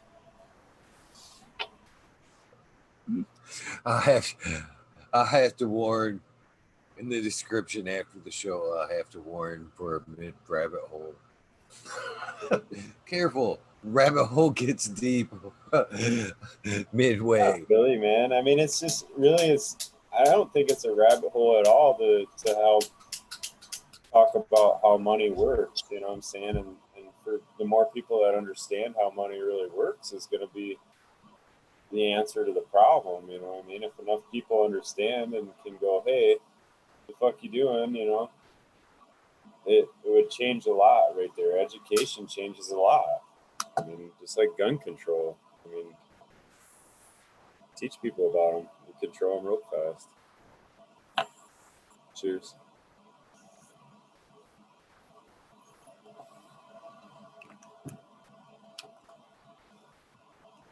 I don't know. I mean, I grew up around guns. I don't own any.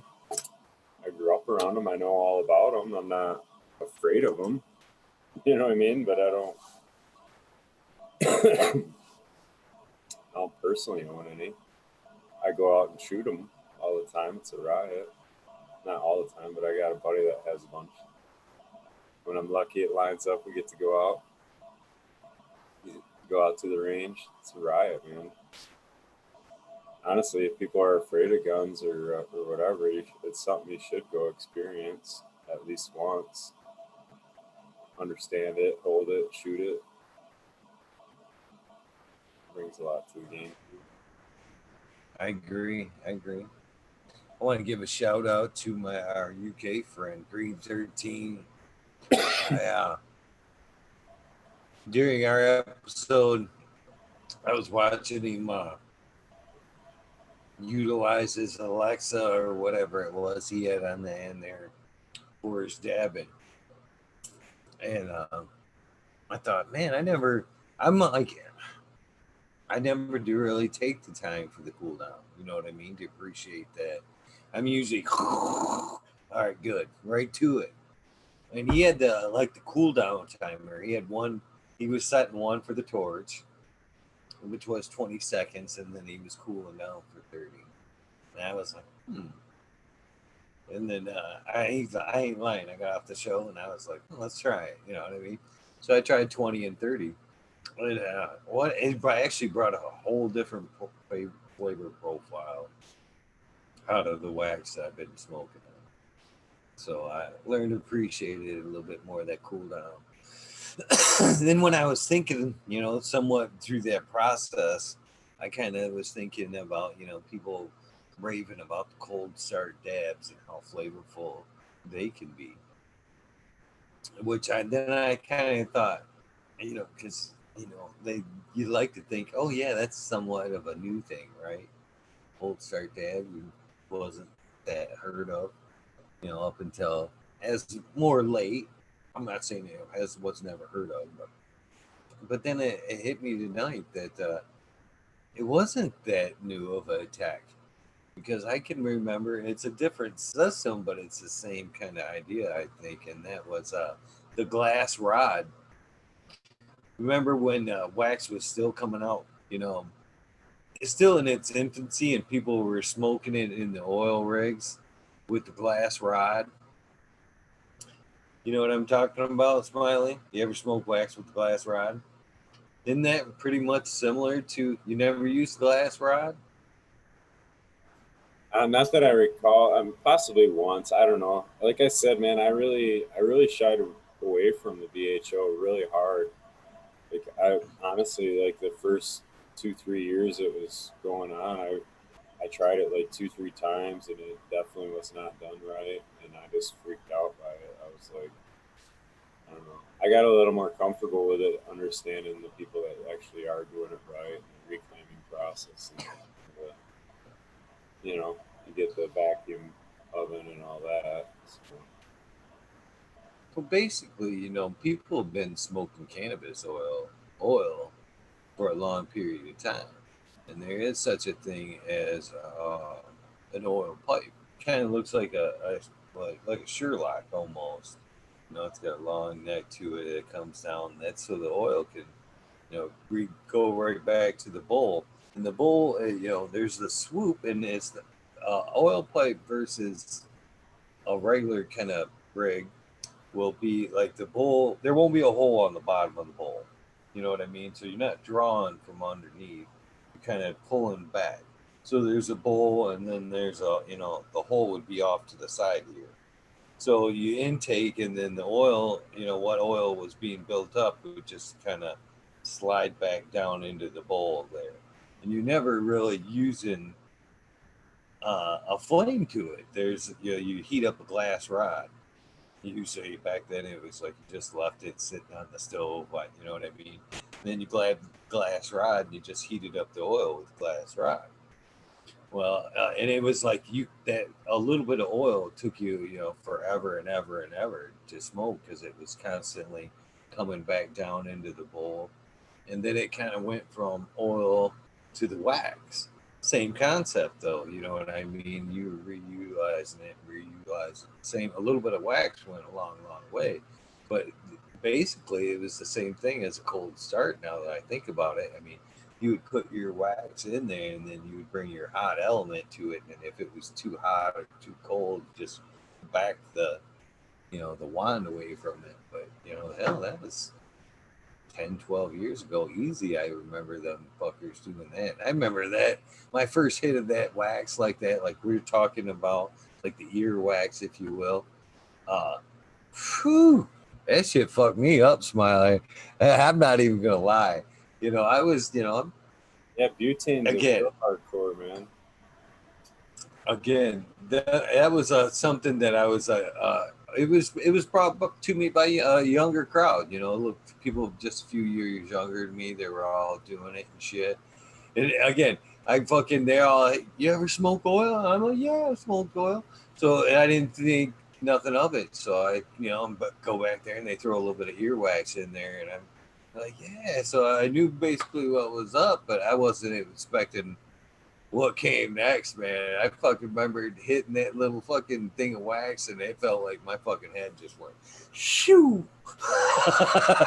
And they're like, yeah, and I'm totally like bullshitting my way through it. They're like, hey, you all right? I'm like, yeah, I'm fucking good. And then back in my head, I am thinking, I have never been this fucking high. What the fuck? Jesus Christ. And I'm just trying to, like, I was probably sweating the whole time and shit. Probably poker faced right through it and shit. You all right? Yeah, no. You do too, man. You know it's good when you're sweating like that.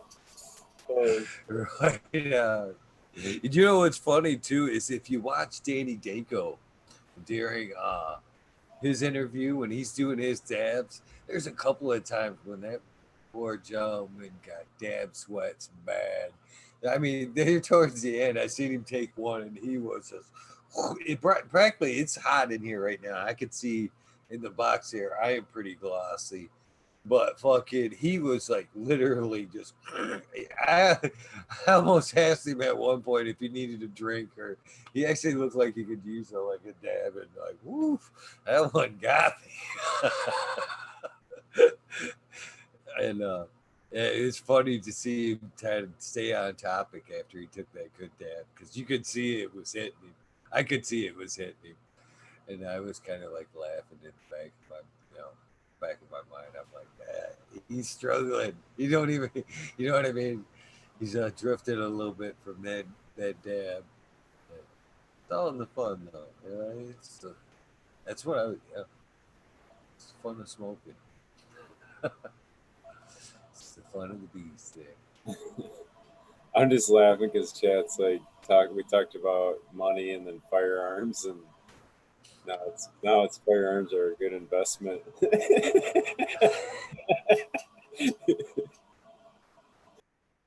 Man, I don't like to say that on air though. No, okay, let me say this correctly.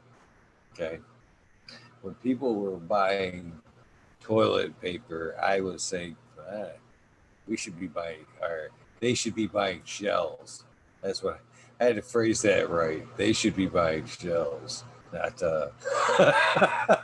not toilet paper. I wouldn't be stocking up on toilet paper. I'd be stocking up on shells. Yeah, it's They should be. Thing. I keep saying I know. They should be. They should stock up on shells. So I got to say that correctly. Yeah, if you got the ammunition, you can get the toilet paper later, probably. I guess. Do you want to? Do you want to hear something funny? And I wasn't doing the show at this time. This is actually how life plays out. This is how life plays out. Okay. Talk about growing weed, dudes. When the toilet paper things started going on, I actually purchased this. It was in the clearance section. Fucking clearance section. I jokingly bought this thing and smiled at everybody that was loading up the toilet paper. I couldn't believe it.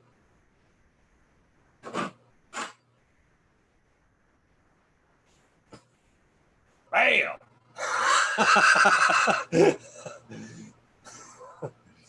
Can't have a firearm.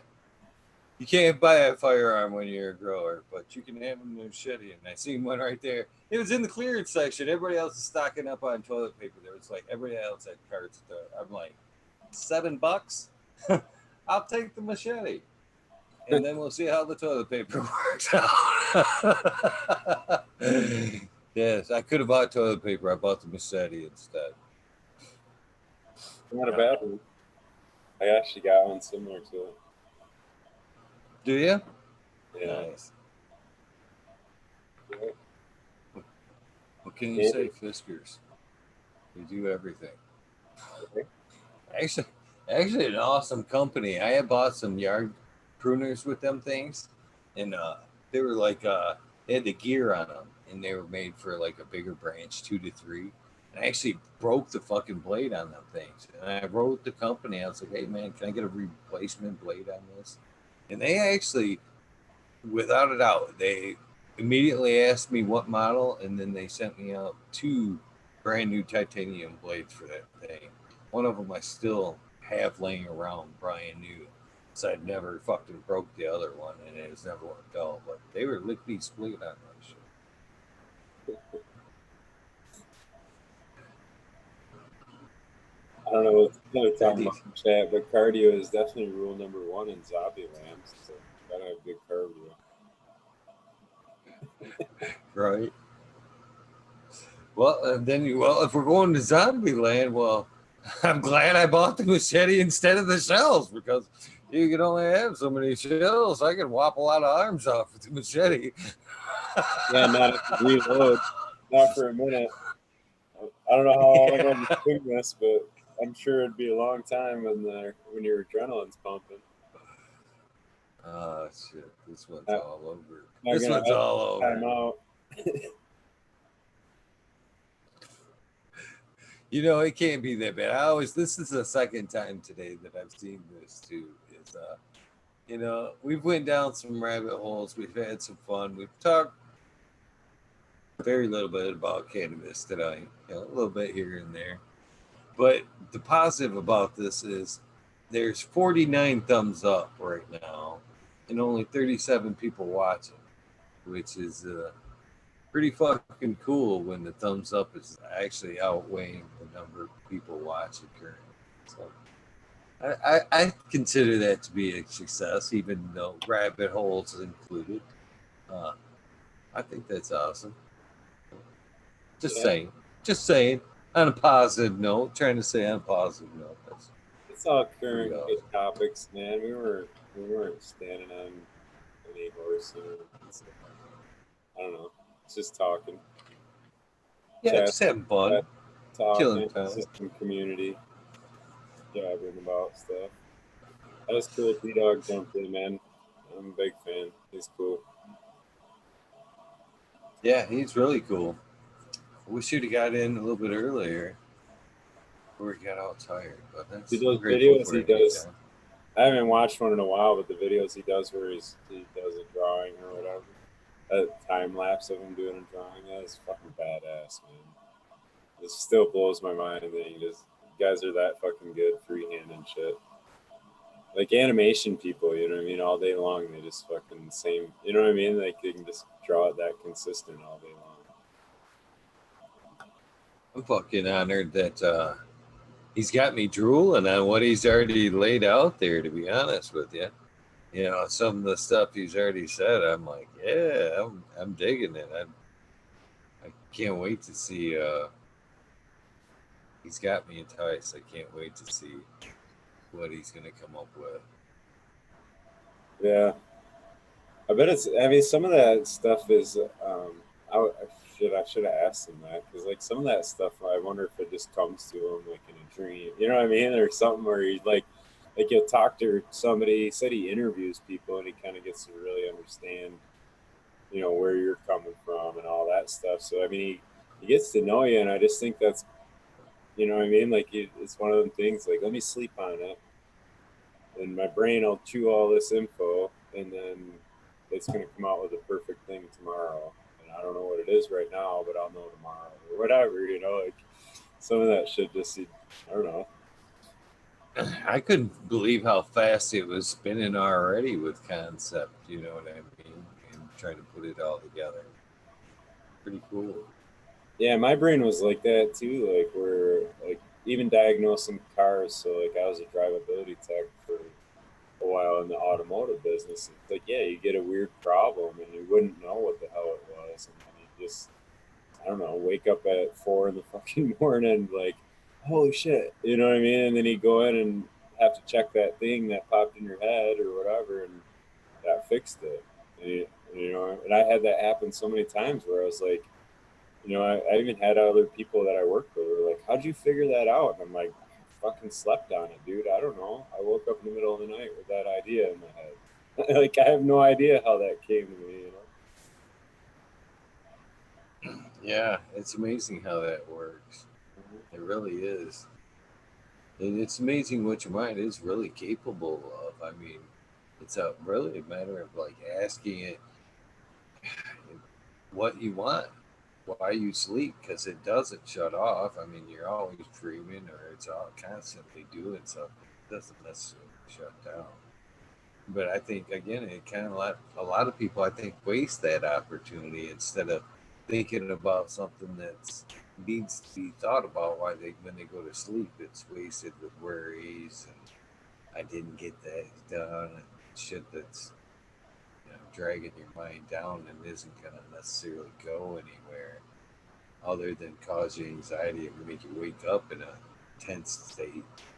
But I think that's where a lot of people go wrong is taking that time to calm down before they rest and think about what they really want solved or appear in their life because that's the opportunity right there to marinate that seed while you're sleeping.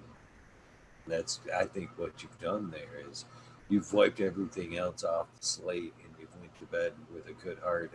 That's the problem at hand. That's what I need. And, you know, it's I undoubtedly. yeah, for me it was kind of like because I've heard people talk about that where you should like you can like figure out a problem while you sleep because your brain never really shuts off. It's a computer or whatever. But for me, it was just more of a matter of like the way I looked at it was like a computer loading different programs. You know what I'm saying? So like sometimes my brain will get jammed up like a computer will if I got too many things going on or whatever. It'll jam up like that. But then like as I'd get stuff accomplished, like those other things were still kind of computing but slower in the background. So once you know what I mean, it was like once I settled my brain down, fell asleep, the computing part got to finish, so to speak, and do its thing. I don't know. Yeah, I agree with that. And it is just that it's a machine. I think it's actually capable of. I think you like the placebo effect. We all know how the placebo effect can work, right? So I think it's in the same aspect. I think you can really do a lot of utilization and healing if yourself tell yourself when you're going to bed, I want this done. I don't want to hurt no more or whatever. That it's really possible to manipulate your health like that as well. Yeah, yeah. If you're thinking Crazy. about being sick or worried about it, you're more likely to be sick. Oh Definitely. yeah, and that's a proven fact. Doctors have a lot of proof on that. They would much rather work on somebody that's optimistic and can see them walk, like say on a hip replacement or some whatever. They want to work with somebody that can already see themselves walking or whatever, versus that person that's on the internet going, "Am I ever going to walk again? This isn't." That seed of doubt is terrible from the beginning. You're almost Yeah. planning it ahead. The one I'm, the one I think too is our words carry a lot more power than we ever thought. You know. And the only I guess anecdotal evidence I would have to that is how do people know like when you're or how do you know when other people are talking behind your back even though you don't say it, it's like a vibe fucking thing you can feel, you know what I'm saying? Like sometimes there's that goes on, and I just think that's some of the hidden like power of some of your spoken word too, like I don't realize, and I'm not saying I do, but I just think it carries further than whoever was in the room to hear. You know what I mean? Right. Uh, so, is there any chance you want to check in on some seeds? Okay. Or my seedlings? I Yeah, popped you got the Kineos going, right? Or we pronounced that wrong. Somebody corrected me. Dr. Wiggles corrected that. Now I forget how he pronounced it. I think he said it wrong actually. It is Ken Eos. Because we were saying it wrong. Yeah, I'm almost positive that's right. Because we were saying it his way at first, I think. Okay. Pretty sure it's I thought he was saying Kenyos. the correct accent on it or something. Oh, because we were calling it Kenyos. Remember at first? Kenyos? Yeah. That's why we said it. But yeah, I do have their northern or their Kenyos lights going. And I guess it's a good time to kind of backtrack. God damn, I shouldn't eat that chocolate. I'll backtrack to where we were a couple weeks ago because now we have it in like multiple stages, so we can talk about basically what I talked about then. Remember how I buried them up to their neck? Yeah. So I have here the tray, which has duds, some duds in it that I'm not happy to see, and I'm not sure what to think about it. First of all, there was the OG Kush that dudded out on me. They had been sitting around for 12 years easy. So I had 100% fail there. So I'm actually thinking about trying that seed cracker or a potion, maybe H2O or HO2 uh, dunk or something before I try it because I'm running out of them OGs. And this is my second attempt in the last year to crack them, and that's such fire. I really would like to see that, and I'm not ruling these out yet. Okay, just because the rest of them have sprouted. This is like day 4, I believe. You know what I mean? So there's still a chance, keep that dome on there. I'm kind of hoping for a miracle. The rest of them already came up. Could happen. I'm hoping. But so out of that, I had pretty good results with the Kinyos. My OG Kush failed. I had some hashish in here that was about 80%. Germ rate. The Godiva was probably about 80%, and the Orange Blossom was 100%, or the Orange Boss was 100%. So walking up to where we are through and back tracing a little bit to where we are now, the last pop, which was the med gear. I transplanted when we were like this.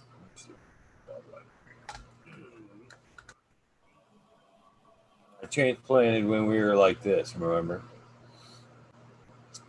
And I buried her right up to the neck, if you can remember.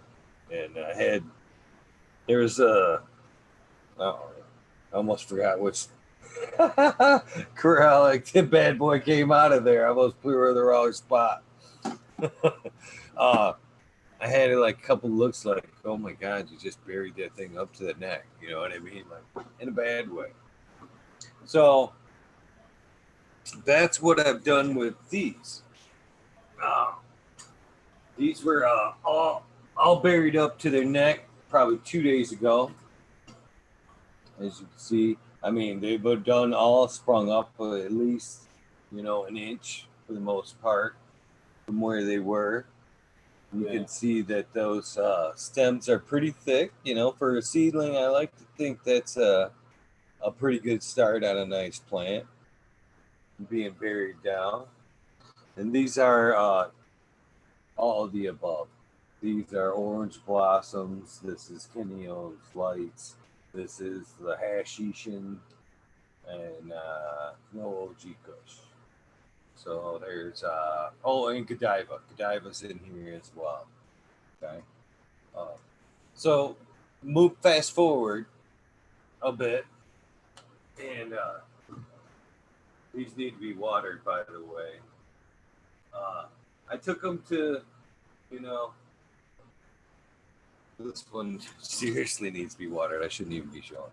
I took them to about this size. You know what I mean? Right around in here, and then I stripped them down to about there. I take all this shit off. You know, I fuck it, I'll do it right now because these need to be done. You know, tonight, tomorrow morning, or whatever. This is gonna get stripped down to something like that, and I'm gonna bury this up to there, which I've already done over here. These, these were those grew up to what you just seen here. You know, this stage, I stripped it down to this right here, which takes me up to the primal crosses, which these are this GMO cross, by the way. So it's already fragrant, by the way. I wasn't too stoked about the GMO cross before, but until I started stripping leaves off and shit, and she was already fragrant, I became excited. So, with that being said, now we've got some transplanted up, and so now they're looking like these. You know, these are, week later, if that. So you can see they're much, they're good stem to them. There's already some good structure, but the root zone in here, fucking, when I took it from the cup and put it into this, that thing had already exploded with roots. You know, she was already, in fact, let's sit here, talk all we want, but we're fucking live on air and shit. You know, there's no say they coulda, shoulda, woulda, or whatever, but I just fucking show you. Let me move my tray real quick before I fill it up with fucking dirt. You know, you can see, for them some nice roots for being that seedling being buried up to its neck. You know what I mean? It's not like that thing suffered or rotted out. You know what I mean? It definitely threw roots just like I thought it would. And that's exactly what I'm doing. I don't know. I've always had good luck burying them up like that. So, that's the interesting technique. I don't do it. I didn't realize you did that every transplant. That's pretty interesting. Up until, say, from the ones now to that state, they'd go from pot level. I'm not burying them down anymore after that. If anything, I'd probably go up. Kind of like this lift method that I talked about a little bit. But no, only up to that point, because by that time they've got good structure to them. I'm already happy with them. I'm confident on the next stages. But I just do that to build that trunk up early on.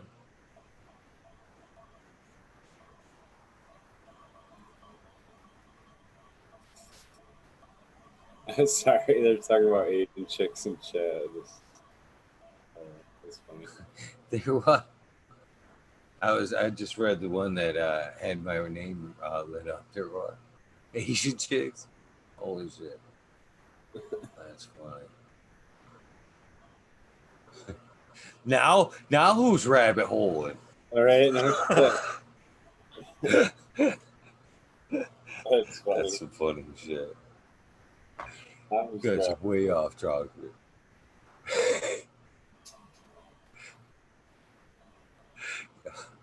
That's fucking funny. Those are 1 gallons. Those are 1 gallon. Solo cups to 1 gallons, 1 gallons, threes to 10s.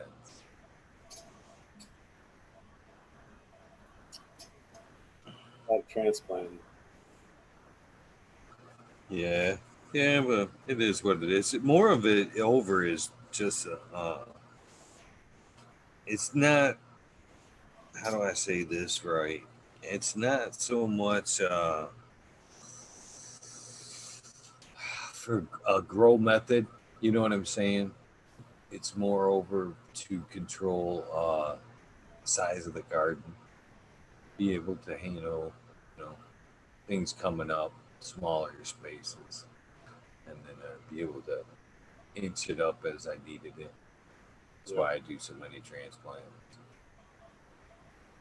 You get a pretty big one. I like the number one smoke pots or number two. They seem all right. Um, but yeah, like the number three one, if I fill that all the way up, that's kind of what I'll run the bones that I flower out in, and yeah, they fill up. They'll get 2.5, 3 foot tall. So, pretty cool. That's a good size plant in my book. Yeah, and I'll start them. I'll root the clone, even though some guys will say you can cut them and sex the clone without roots, but I never had luck being able to tell what the fuck it was. They just seemed to mutilate it with the same looking thing. So I root the clone and then I transplant it into a number one. And I give it a few days to get settled in from that, and then I flip it to 12-12. And this is on like a new seed pop, you know what I mean? So, and then yeah, if there's a male, I'll match it up with the mom, you know, get both those out of there. And if it's a female, then I'll transplant it into a number three, and then I'll let it run its full cycle. And that's my little initial taster of it. That taster round's very important too. So, does anybody else get the taster round other than you? Just me and probably one of my friends that I've had from junior high. So he's actually one of my patients, but he's always helping me taste test and pick stuff out. And my girlfriend and stuff like that. But yeah, it's nothing that. Yeah, it's usually not more than an ounce that's coming off them. So it's not a large amount, but it's enough to have a few have a few joints, spread some around, try it out. I always hoard the first round. I'm not gonna lie. I'm not gonna lie. If it's a tester or something new that I've risked it on, because I maintain stuff that the patients like. You know what I mean? If patients like it, I'll keep it around, make sure they're happy.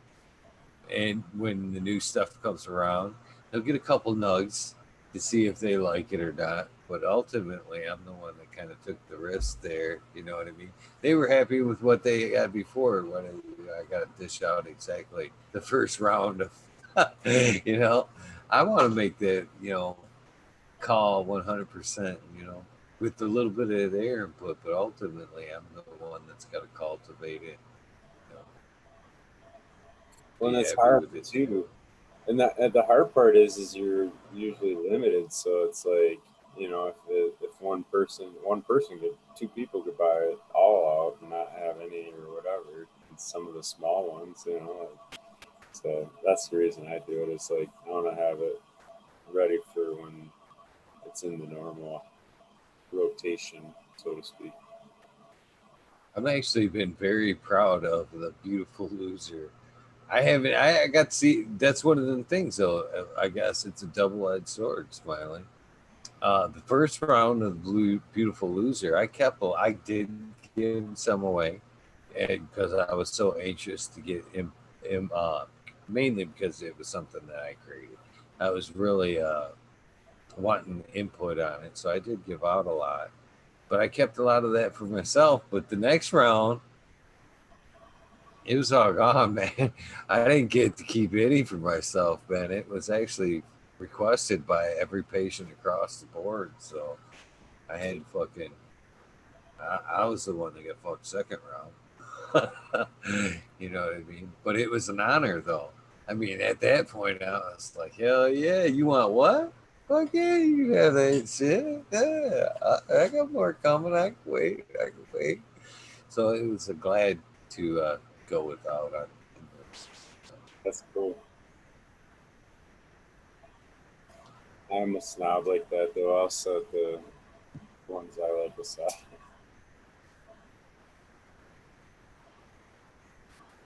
Yeah. You gotta have at least one, right? Yeah, I mean, it's your labor of love. You gotta have that ace in the hole. That one. And it seems like unicorn poops, seemingly yours, huh? Is unicorn poop your ace in the hole there? The one you kind of hold back best a little bit. That well, it has been just because it hasn't really made it into the normal rotation quick enough for everybody. But yeah, that one, um, yeah, the minute we had it down, it was fire as fuck. I knew so. And yeah, everybody that looked at it, it's got that look to it where you just kind of want to drool over it a little bit too. So Britt can have it, but yeah, Berries is probably the one head turner really, and it's mainly because it just carries such an aroma with it. So because I don't know, it's the one jar. While Tuscaderos is kind of like that too, but I this is the way I monitor them. Like I can crack this jar and like 5 feet away, people react to it. Like even people that aren't in the conversation, or you know what I mean. So it's like I don't know. I've noticed that several times. You know, like somebody will turn around and be like, "Ooh, what's that?" or whatever, and they're like 5 foot away, 6 foot away. So you know you got something decent then. I'm thinking about putting one outdoors there, Spaniard Cougar, but this will be honestly like my third go at actually going outdoors. The first couple were like, first one was like a re-veg crazy train that I grew, just needed the space and I just kind of hit it outdoors to bring it back. It was one of them ones that I ain't gonna bullshit about. I won't lie about this kind of shit. It was one of those ones where I wanted Crazy Train back, but I didn't want her in my count, if you will. You know what I mean? I didn't want her in the garden in my count, uh, but I wanted her back, so I took her and hit her, let her re-veg outside, and then kind of took clones later on, and then quarantined them, brought them back home. And then the second time I flowered outside was just a small one I kept on the patio of Space Candy. And if you look way back into my pictures, probably about, I don't know, 8 years ago, that's the one that's just a beautiful purple, almost black color. And she was beautiful. And I never got her to get that state again, other, than that one run outdoors. She never duplicated that indoors, that dark purple black. But what an epic run that one was. So I've never really seriously, tried to take any kind of numbers of plants outdoors or tried to grow a tree that I would probably like try to do this time around. You know which one I'm eyeballing, Smiley, is for the outdoor is that fucking insane in the membrane, that climber bitch. I got one left, and I'm like, what am I gonna do with her? Do I want to watch her bend around the top of the tent again? Because she's pretty hefty right now. I'm not gonna lie. She's actually this one right behind me. Oh, run over that. This one right. Can you get more aggressive topping or doing something like that, Eagle? Or like I know you like letting them go out normally, but like with that one, you already kind of know what it's gonna do. But if you look at her though, I mean, I don't know how good of a light you see. If I turn her from this angle, look, I mean, she's this tall right here. She's I mean, if you can see, you see that right there. I mean, this is, you know, 16, 18 inches. She's already been over. I just recently did that. She's out of control. This thing for indoor right now, the best thing I could do for this bitch right now, if I want to try to keep her indoors, maybe top her seriously and take her for some clones and actually maybe even start over because she's out of the realm of control for indoors. This insane membrane is. So I'm actually this is one of the ones now I'm thinking about, man. Uh she could go outdoors, man, just fucking be straight out outdoors. And she could reach for this fucking sky all she wants, but um indoors, man, I don't have much hope for this indoors. All I keep doing is every day I just come over and just, uh, uh, all right, we're gonna make you about 4 foot wide. You're gonna go into a tent. You can see right now. I mean, fuck, you know, she's Yeah. 30 inches across right now. Putting her outdoors may be the only fucking hope she's got. She's got. I don't know about that either, unless you want a big tree, you know what I mean? If you're going for a big tree, but if you know it's a stretcher, and how long does it take to finish? I would think more finishing quicker strains would be the better outdoor. Yeah, true, true. But I really don't give a fuck. You know what I mean? Uh, how far it gets. If it don't finish or whatever, then it's not like I would be dependent on that harvest. Worst case, I'd pull her down and just make some very terpy, you know, hash or some kind of extract out of it versus depending on that bud. So I don't know. If Yeah, something goes outdoors, it'll probably be that one. that's why there are so many extracts as fall season. That's the thing too I'd about like to. all the outdoor grows is like how many, how's the fall going to be, or are they all majority going to turn to mold, Yeah, I think that strain actually, from what I've read, was actually supposed to be pretty mold resistant as far as that goes. But back to Spaniard, there, she's or they. I don't know why I refer. It must be the Kruger. I don't know aspect of the name, but they say that more root space, which I agree with, because I could put her in the ground, but I don't think I will. I think I'd just stick with water, water, water, which would probably be at least twice a day in that fucking pot. Um, there's very little. I would have to dig down.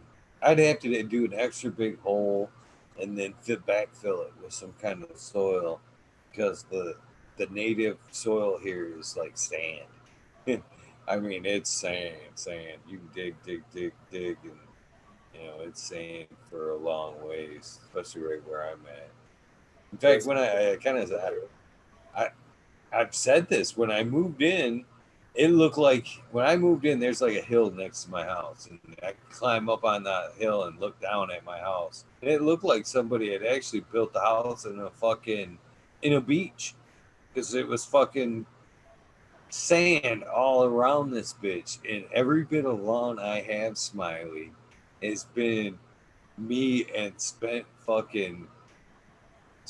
pots, brother. Fucking going out there.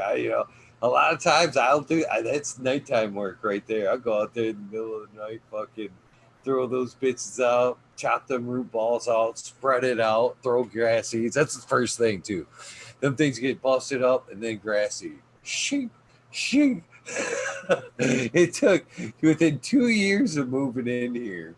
I took this 3 acre lot that was mostly sand and now have a nice lawn out there. I mean, it's night and day. If you were to look back at the satellite photos, you'd be like, huh, wonder what happened there. Except the satellite photos wouldn't lie because when I first came up here, I was still in the Pro Mix, leaving quite a trail of perlite across the backyard, which is still there. That was one of the other reasons too of making that switch to go chunky cocoa. I'm like, no longer could I hide this because there was that awkward phase there, when grass was growing and you'd get that heavy rain and all that perlite would come to the top, and you'd be like, "Did it hail?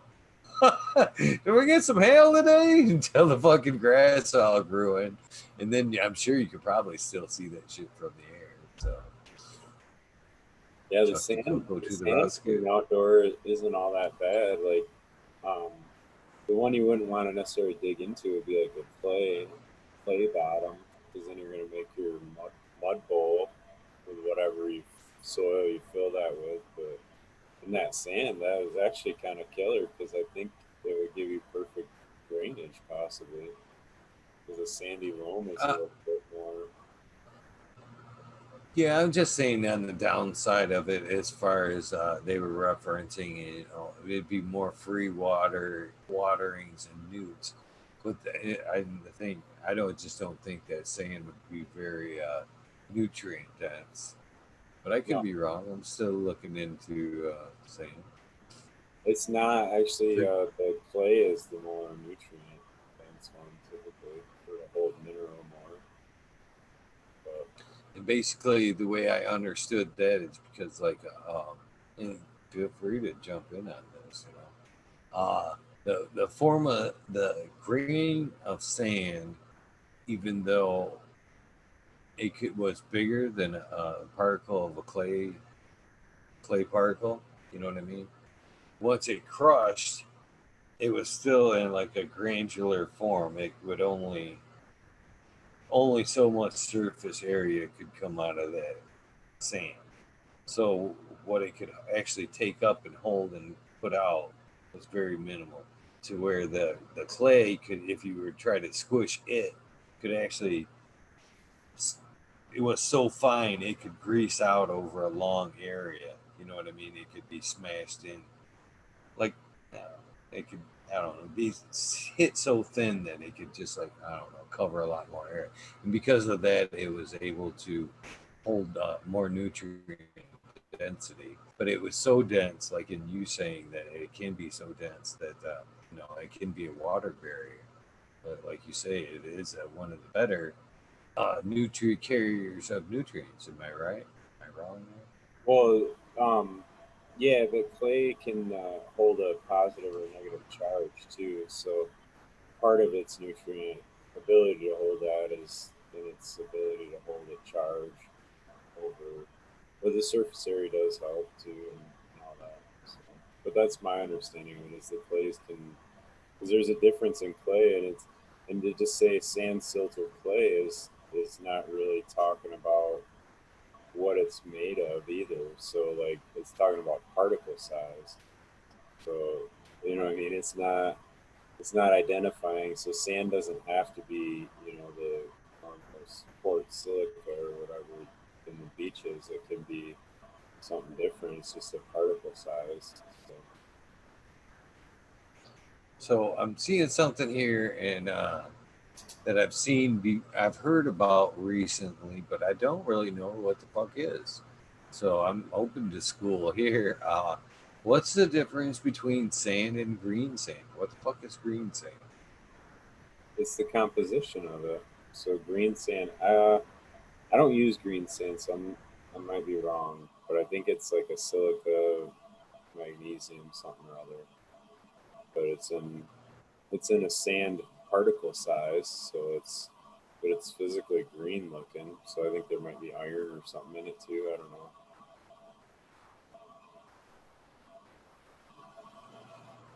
Yeah, I think you're right there. Just like how you can have like a red dirt. You know what I mean? It's more iron. Same thing with sand. It's just what it's composition it's taken at the currently taken up at that time, right? Main Yeah. base. And that's the benefit of a basalt, or is it carries a paramagnetic. Basalt and granite, I think, are the two rock that will carry a paramagnetic, and that kind of is the same principle as it can hold cations and it can hold anions, so it can have a negative or a positive that it can hold, and that's what paramagnetic stands for, I guess. So, Man, I'm starting. I've called Jack the fucking cannabis badass. But I'm starting to think of Jack as like a cannabis robot. That brother is relentless in that cannabis pursuit.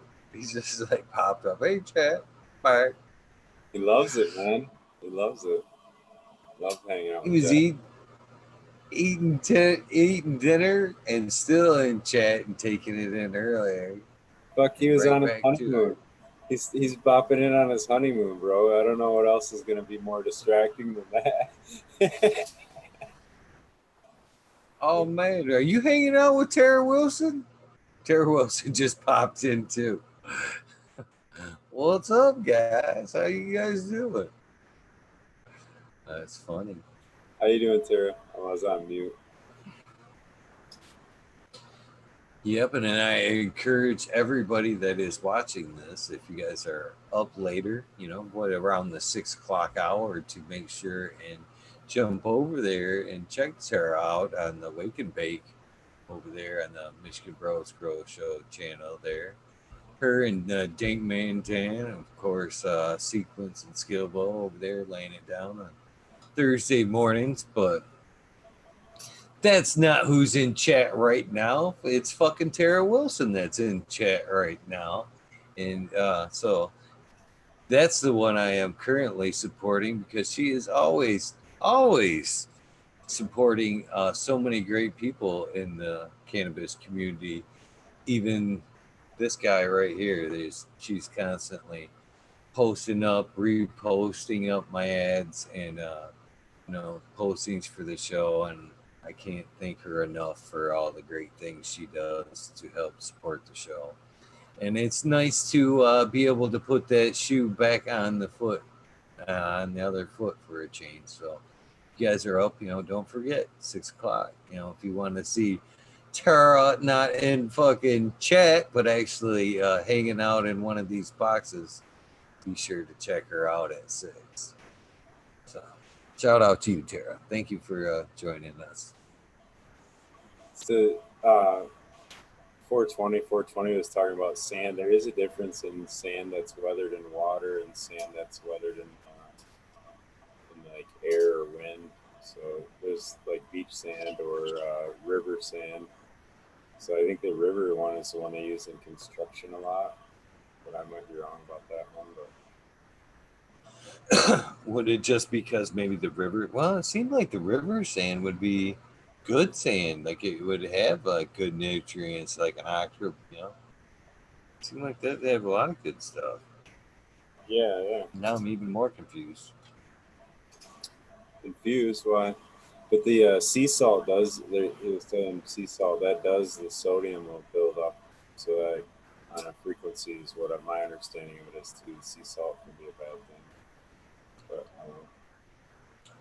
I do run C90, but I don't do it a ton.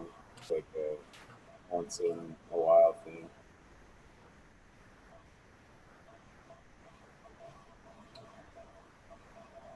Fixing to roll me up another fatty. What's funny is, I showed you what I was doing when I broke those tails up earlier. And I rolled that fatty out of there. There is still enough right here for a second log out of those tails that, I was saying, what the hell was I going to do? That's 2 logs. That's fucking, this is what, fucking 6 inches? That's fucking a whole foot of fucking joint there in roaches. How do you throw that out? How do you fucking throw that shit out?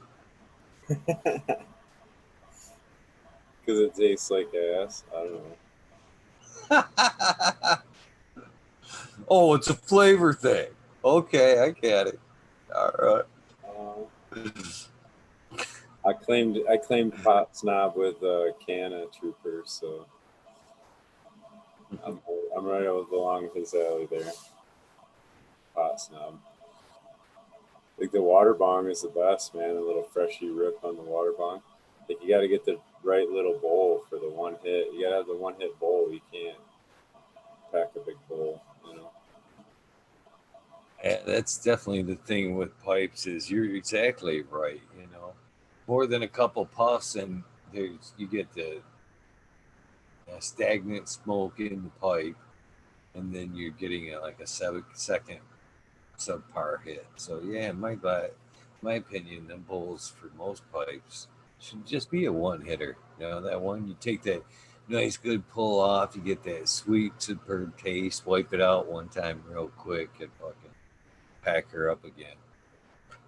But I can't do it. I'm usually lazy, super lazy about cleaning my glass.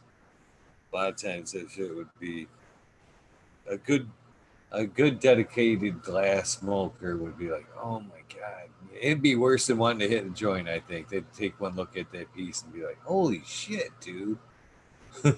When was the last time you fucking cleaned that motherfucker? I want to hit off that thing, roll a joint. It's funny shit. I got one rolled. I'm ready to go. I know you look pretty tired, brother. That's what I'm afraid of. I'm smoking. I'll be like even more passing out. What do you got in store for tomorrow? What's up on Smiley's World for tomorrow? Tomorrow, picking up some of the final stuff. I got to mix a couple yards of soil, which I keep putting off. I think I don't know. I blame the weather, but I got to get it mixed and get it done and pick up some pots. And, I got clones I got to plug and take some new ones. About it. It's one of the things where you get to kind of coast for a little bit, you know. That whole 2 weeks, I miss it. I always, it's like vacation. You know what I mean? It's never long enough. Even though we love what we do and shit, but that week or two you get off and you don't have to trim or transplant or whatever. It's kind of nice, but it's very short lived. Yeah. It's always like, same thing like when you get that time off of work. I'm sorry, I got you again, man. No. I was just saying I got to do a round of top dress. I was thinking out loud. That's all.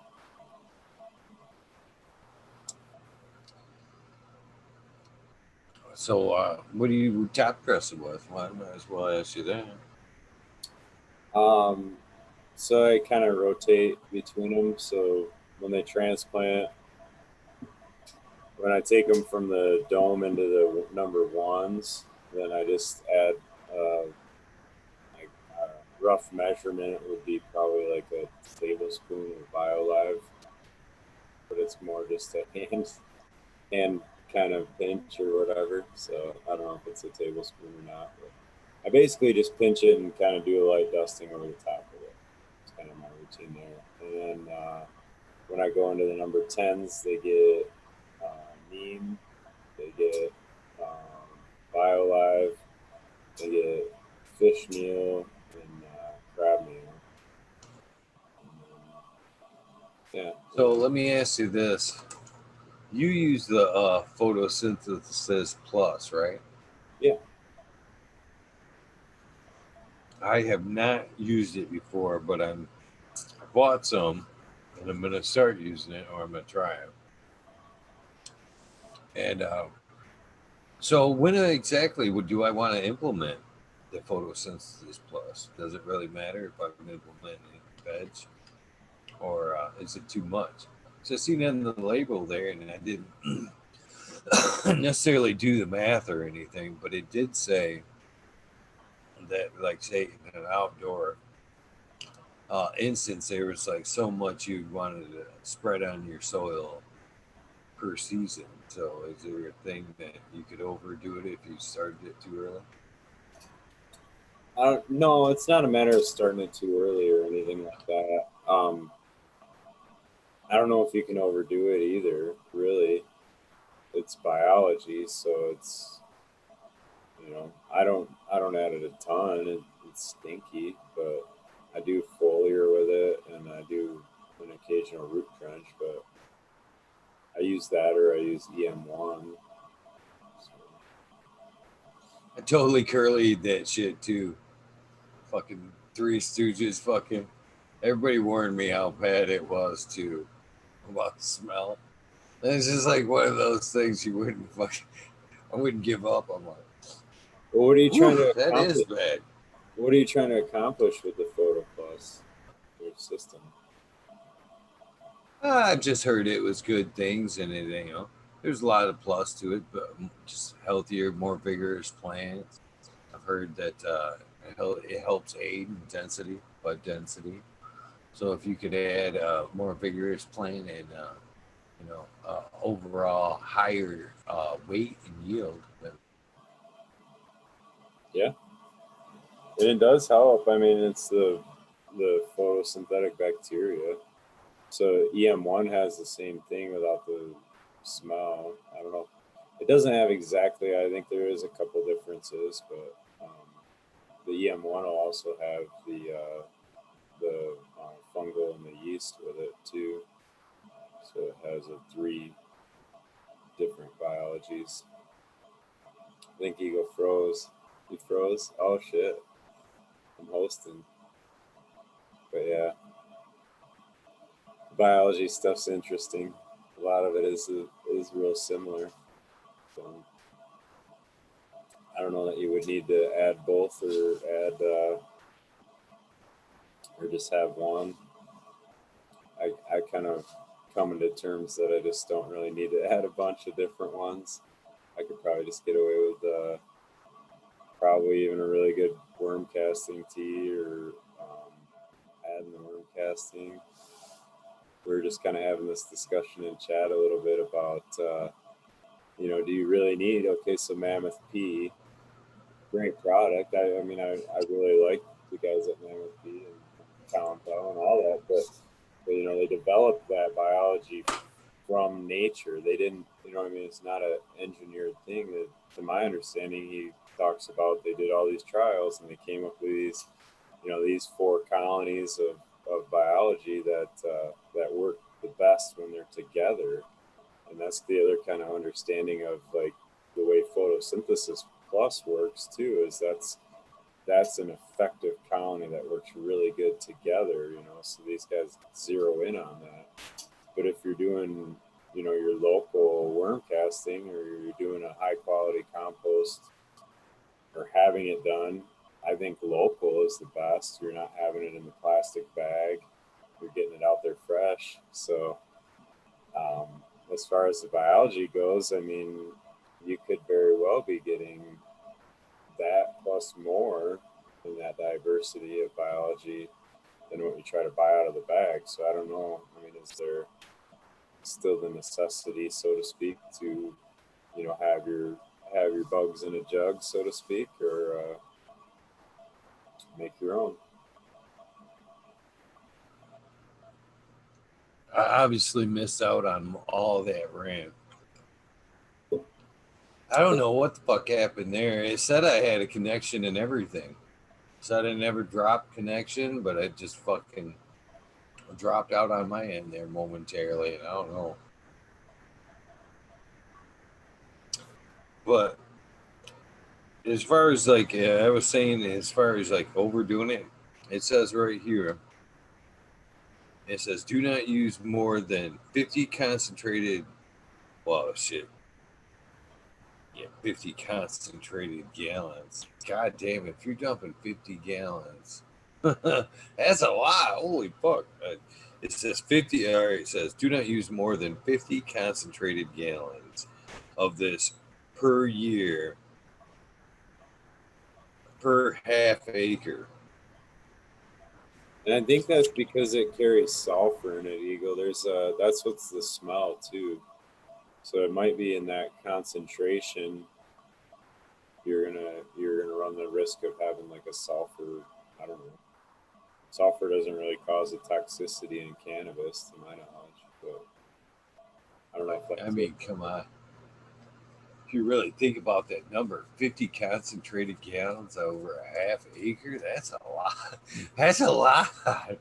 Holy fuck, man. You're dumping it in there. I mean, Well, that's what I mean. I think that's why it's there in that kind of volume and concentration. I don't know. The sulfur's playing more of an issue. I still couldn't imagine the biology is going to be a huge problem, but that's, you know. Somebody's done it. Somebody's done it. There's a reason why that shit's on the fucking label.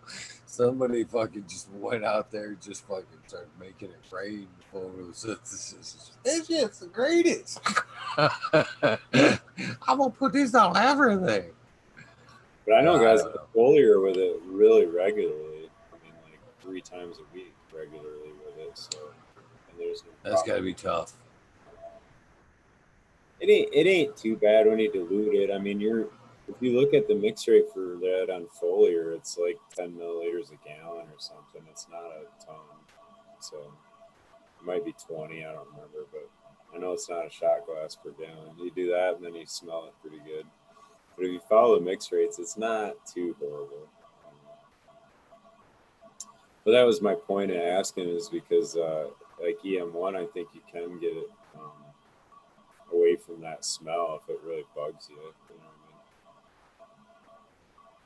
I mean? And Chris did say there are 2 in that Photo Plus that aren't in EM1, so it is a little different. So you hear Pedro talk about the EM1, and he's like actually using it as like a cleaner. I mean, would you? Why would you? For one, it's pretty pricey, but like you guys say, why would you want to utilize it? And is it the same bacteria that's in this? Like what it is, bacteria that's the ass kicker in there? No, well, it's the lactic acid bacteria that I think is doing the disinfecting and the cleaning. So that's why there's different uses for it, because there's different biology in that. That's I don't use it as a cleaner, but that's my understanding of it. Because you can use lactic acid bacteria the same way to disinfect like that. I'm so happy to see Miss D Snugs back. I thought she was gone. She said she had to get her hubby off to work. I'm so glad it was just getting the hubby off to work and not the rabbit hole center packet. Yeah. Fuck that eagle. I can't imagine her saying that about anybody. No. She seems like a super sweet lady. That mispronouncing motherfucker. He can't get anybody's name right.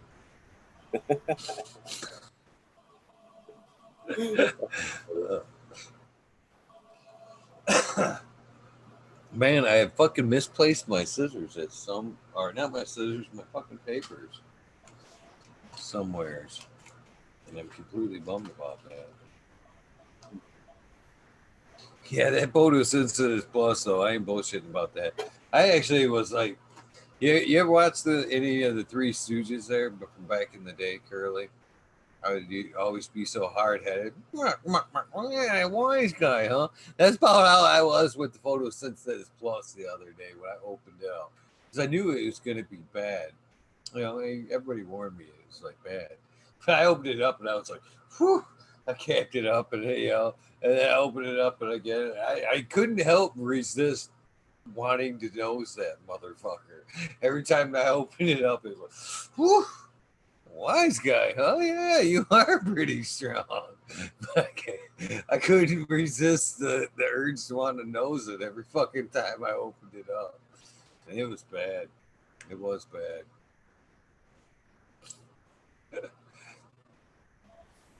That is. Chris was mentioning SLF 100 and EM1 in place of it, but yeah, I don't know if they're exactly the same thing. I was actually considering the SLF 100 and adding that in the idea that it's got the calcium bacteria in it, because I think that's why they like it in nectar, is for that biology that digests, but it's still a fermentation. It's a pretty interesting process, actually, how they make that. Mr. Purple Thumb OG popping in. He'll be Thursday or Saturday night's guest. Purple Thumb OG will be. He actually got sneak in that one episode there. He's like, I think there's two people that's actually kind of nudged their way in without having to do the gauntlet. You know what I mean? And that's Charlie's Farm. Well, Charlie went back and did his episode, and Purple Thumb OG got in without being able to do the gauntlet too, but he's going back and doing his episode as well. So Saturday will be his official introduction onto the show. Looking forward to that. Yeah, that's cool, man. Schedule stacked for a little bit now, or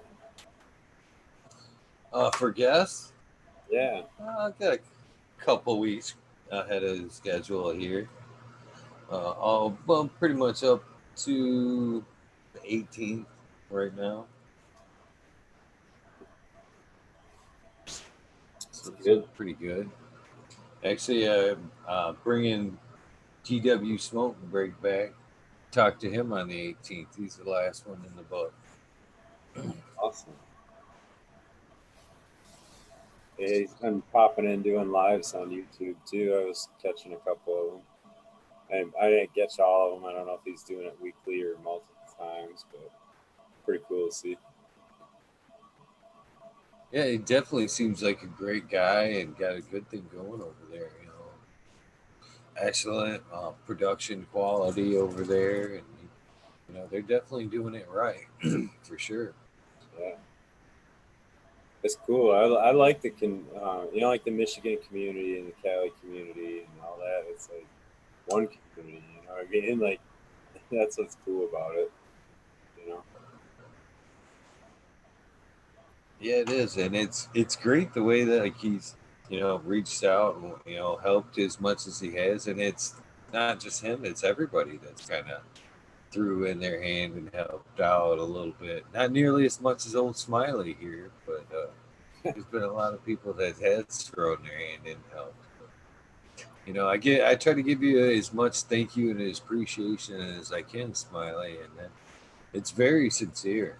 It really is. Don't ever misconstrue that shit as me just saying that, because I do seriously appreciate you hanging out and whatnot. And I'm not trying to guilt you into spending any extra time here. That's for sure. But you know,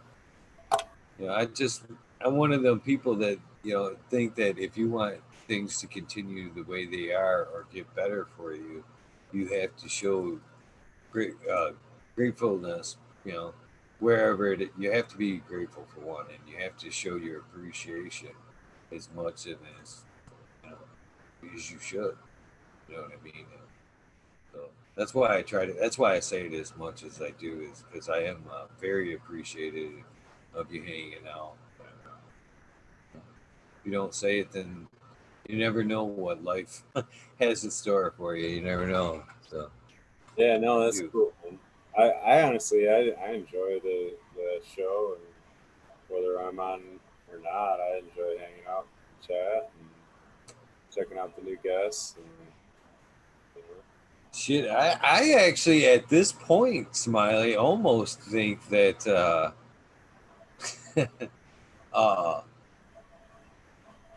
they almost expect you more than I do.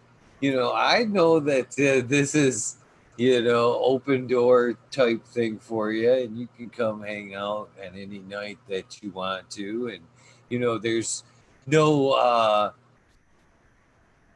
mandatory thing. I understand you've got work to do, and I encourage you to make sure your work's done before you come hang out with me, so there's never any hard feelings that you're spending time here doing shit you should be doing. So I always make sure your shit's done before you come here. But it helps. It really helps. There's many times that the last couple nights. I'm not gonna bullshit. I've kind of flown solo a couple nights this week, and put, offered but no takers. I don't know how I feel about that, but uh, uh, there's a lot of nights where it just wouldn't happen as genuinely or as long as if you had jumped in. So the show does owe you a lot of gratitude and thanks for help extending things out. You've not only jumped in and helped buy some content and some time, but you've come up with ideas and questions for other guests, and very uh, graciously have passed me on questions to ask, and without necessarily calling me out. That was my fucking question, didn't you?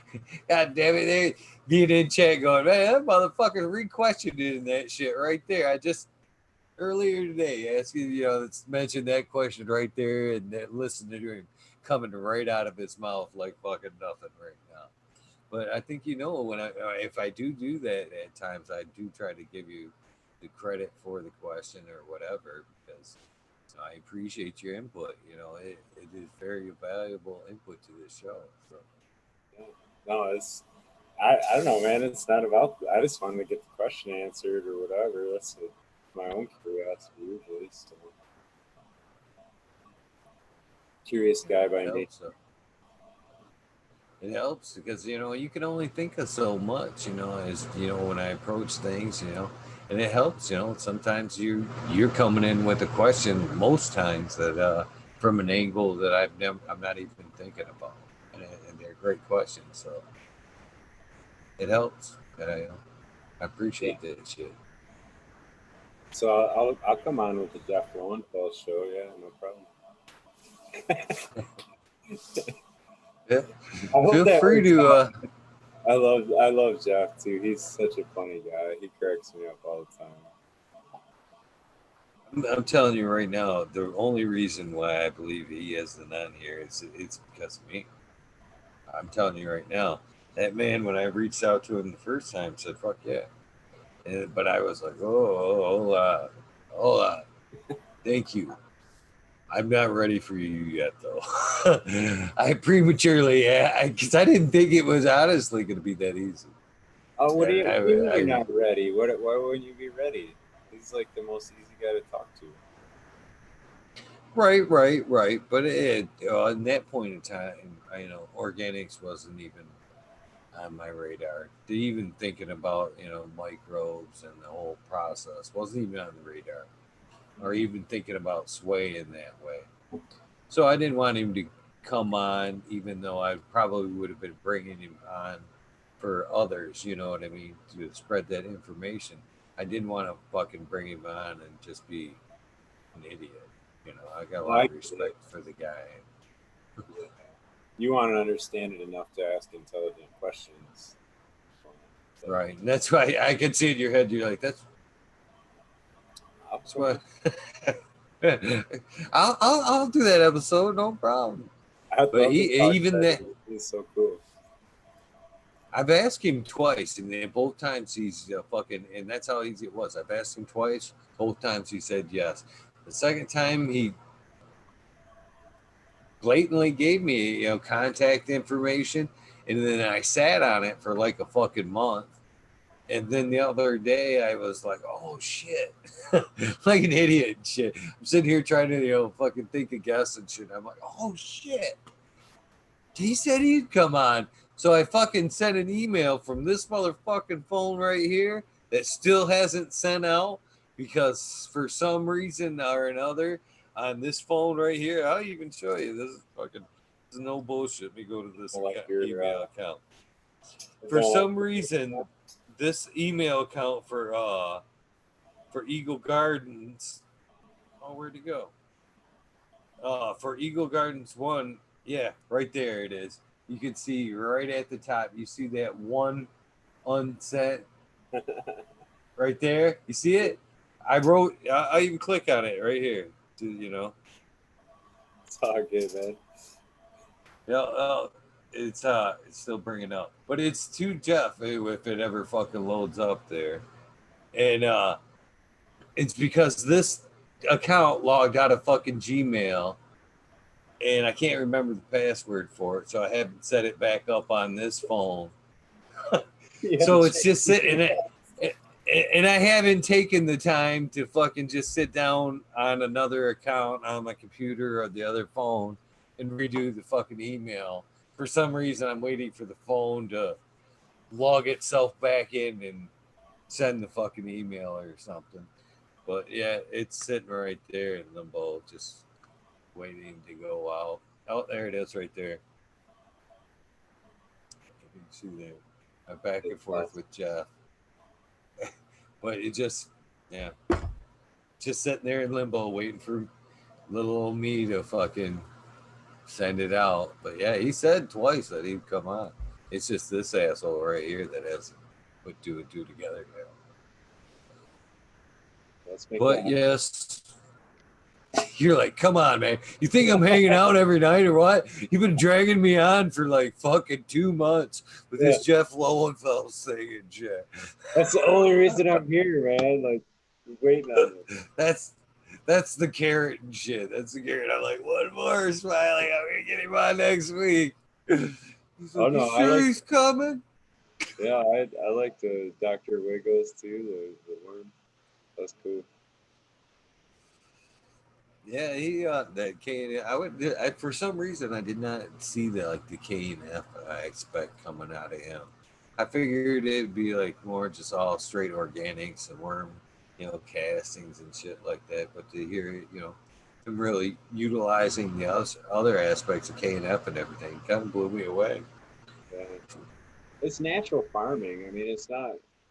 I don't know, like, not to get all like technical, but like it's been the kind of the discussion lately on some of the podcasts is like, they do natural farming in South America. They do, what I mean, around different places, but it's not, Korean or whatever, but it's a similar process. So like some of that stuff, yeah, I mean, if you can do it, it's cool.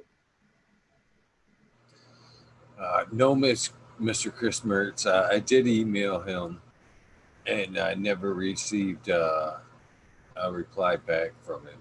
But if you can get that microbe guy on here, get in touch with him. I would love to get a microbe guy on the show. That would be amazing. I'll give you some real deep for that. Yeah. There's another Smiley backup episode right there. Dude, that stuff's so deep though. It's like ever changing. It's crazy, man. Even the guys that are studying are learning every day new stuff, and like, I don't know, just stuff that totally shifts what they formerly thought. Well, I know when to say when, you know what I'm saying? And I almost think that when it comes down to that stuff, even though I'm terribly interested, I almost think that like them type of interviews should be like kind of just passed right over to you. You know what I mean? Because you can ask the better questions, you know what I mean? A little more insightful with the organic guys than I could be, especially at this point. You know what I mean? So I would definitely love your help. If not, let you just run with that shit. Just let me sit and chat one night, fucking take notes and shit. Yeah. To me, it's more. It would be more beneficial to get the correct information out there on them episodes than it would be to me trying to wing it and just get a minimum amount of it. And episodes like that, like I said, I'd rather be in fucking chat, fucking taking the notes than struggling to get the information out there and shit. So do you have a notepad right there, Eagle? Of course I do. Because Chris kind of suggested, or in chat they were suggesting a couple. Gotta find it again. I'm listening. Newton Hayes is from SLF 100. He'd be a pretty good one. The Scott from Nectar for the Gods, he'd be a good one too. And there was another. Oh, Susan Wainwright is an entomologist. She would be a really good one too.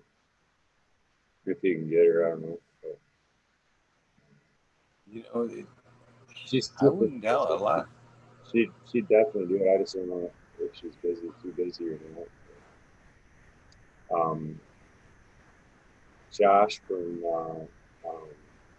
Dutch Blooms too. That's the guy that does the regenerative. Leighton Morrison.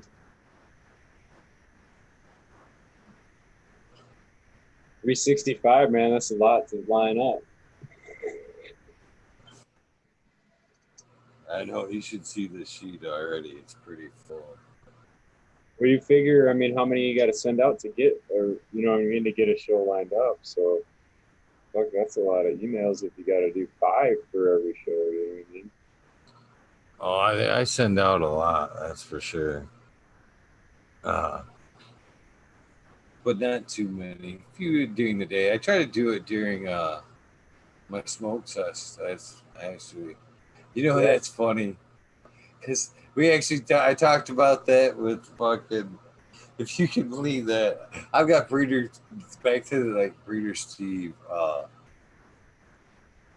phone call there. I've got him on the phone, and what do you think I'm talking to him about? My end of the conversation. My end of the conversation. We're talking at one point we get to we're talking about social media and shit. Okay, so I thanked him for. I'm like, man, this is right around the Twitter thing. I'm like, man, I can't believe you hit my Twitter because my Twitter's sad. Out of every account I had, my Twitter's I'm surprised I even got one. It's that bad.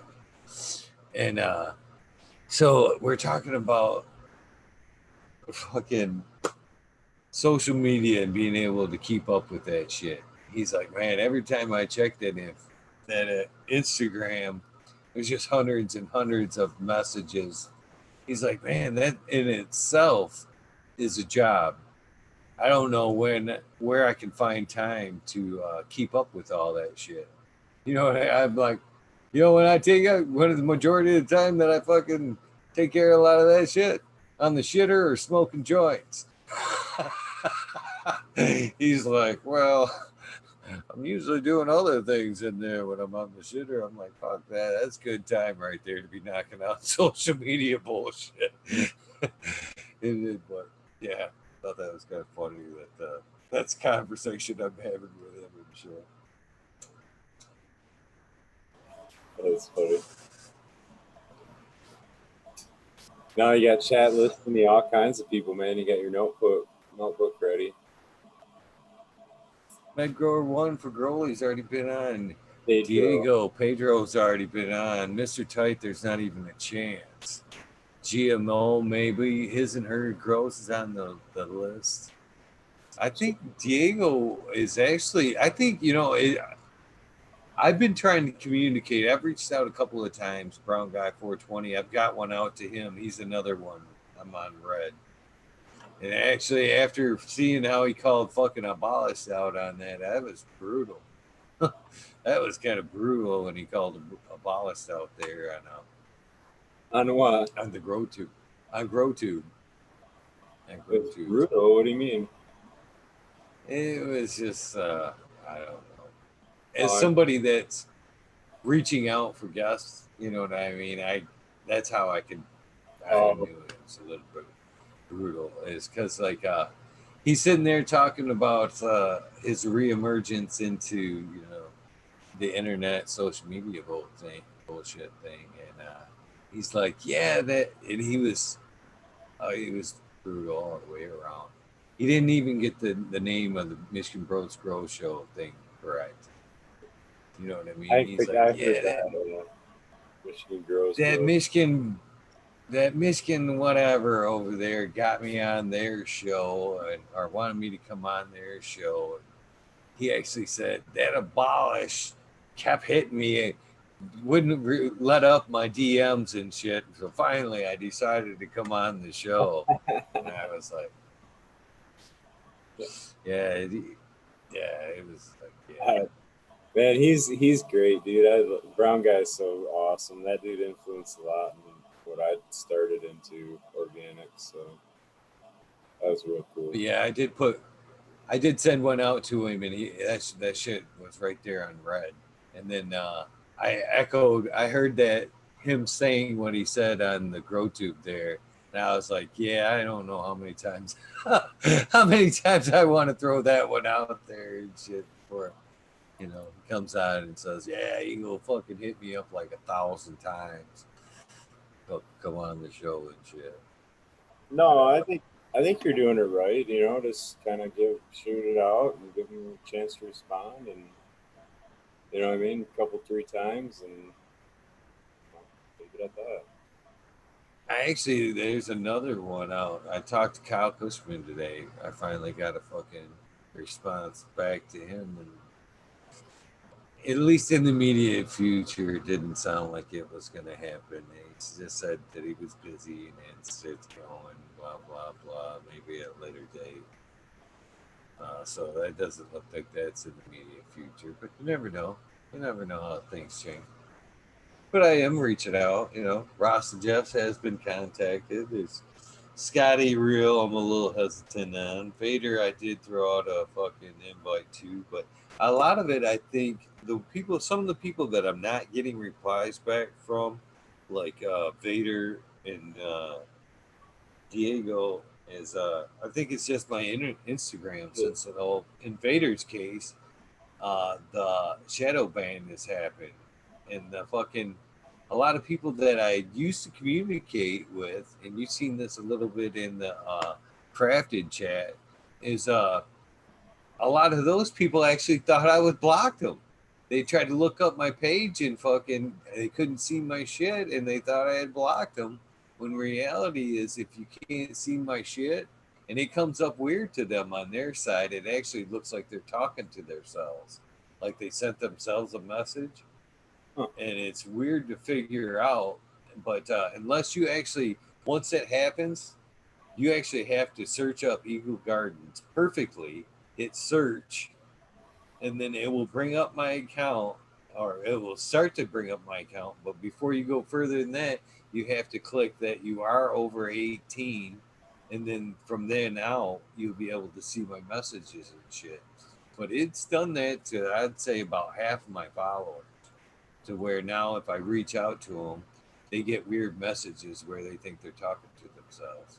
Please no girl boss. That's fucking funny right there. What? He was next week, man. Girl boss ain't bad. He's opinionated. That's all. I did reach out to Aquaponic Steve today. I'm slowly working my way. I tried to reach out to Grow Mouse a while ago, but I had reached out to Chill. I didn't reach out to his in particular Instagram. Then come to find out that he parted with Chill.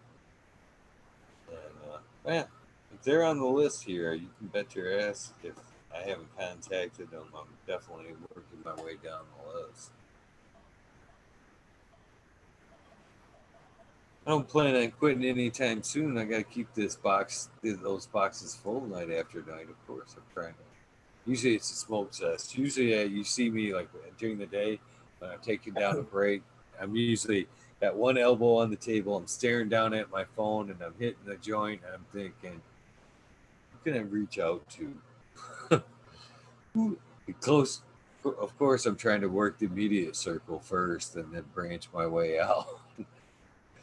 Then what I've found out about that too is I have a lot of close friends that are great growers and shit like that, but it's kind of the thing, like getting people on before the show. It's like we've had that conversation so many times that it's hard to get them on and now have a genuine banner. You know what I mean? Like we haven't discussed this shit 1,000 times. It's more like, you stupid dumb fucker, we talked about that last week. You know what I mean? So I've kind of realized that my close friends that it's like, yeah, I want to get them on, but it's like I can see it being like one of the worst episodes. It probably would be very little grow. It'd be more like just us talking normally. Yep. Hanging out, smoking. Coming up on that 420 mark too. No shit. Holy fuck. Again, wouldn't have been done tonight without you. I think last night, if you watch, I think I took it to like about 3 o'clock. And then I was like, there's no fucking way. There's no fucking way I'm going another hour and a half by myself. I can't even remember how I faded it out. It was like, I'm done. I don't even think there was a fade. I think it was just like, I'm done. See you guys later. I don't know, man. There's no shame in that. You know what I mean? Like, I don't know that you need to feel obligated to go to 420. I know you like your morning. I know it, but now, I've seen like people come and go, and I know where like some rushes are and stuff. So I almost feel like if I don't feel a little bad, I'll get say good morning or whatever. I really look forward. As I'm sure you have, you get to see these names. You're going look forward to seeing a lot of them night after night. You get to realize, see their schedules and when they pop in and when they don't. No, I hear you. It is. It's cool. I know it's difficult to sit and try to talk to the camera by yourself too. So tough. So tough. Oh man, is it tough. In fact, last night at some point, I tried to banner, and I enjoy talking to the chat and everything, but it is tough. I actually had the earplugs in at one point for the longest time, and I'm like, why the fuck am I wearing earplugs? Or the earbuds. I don't even fucking wear these things. I don't even wear these things. And then fucking I'm like, I actually said at one point, I can't even do this anymore unless I turn on some music. Because I need something to take my, just take me away a little bit to realize that I'm not just staring into the camera. Something else to take my mind off it. Then if once I put on the music, then I'm risking copyright bullshit. Yeah. Oh, one other name correction. It is not Diego. I believe it is Dago. So yeah, well, tomato, suck it no, I almost on that believe point. that's actually Dago is how he pronounces it too. But that's one of the. Didn't he change that? I remember, if I remember this correctly, or is this a what do you call that thing? Is this a Mandela?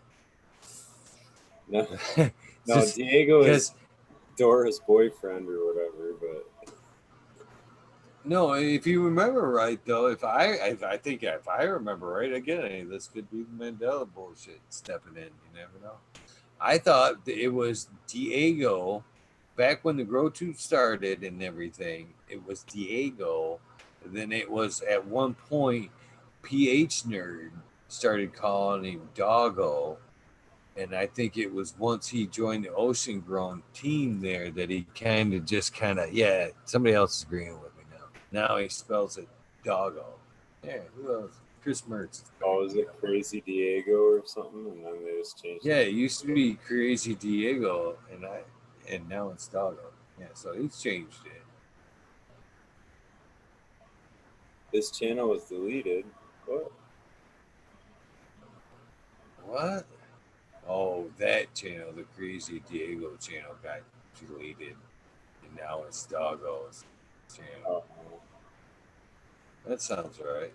that's when they changed. All right, my bad. I'll let you slide. I'm calling up your name.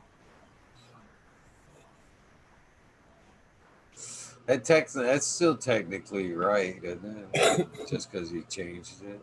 I don't know, Miss Dees, did you ever have yours as nuts? No, it was never nuts. It was never nuts. That was just my mind playing tricks on me.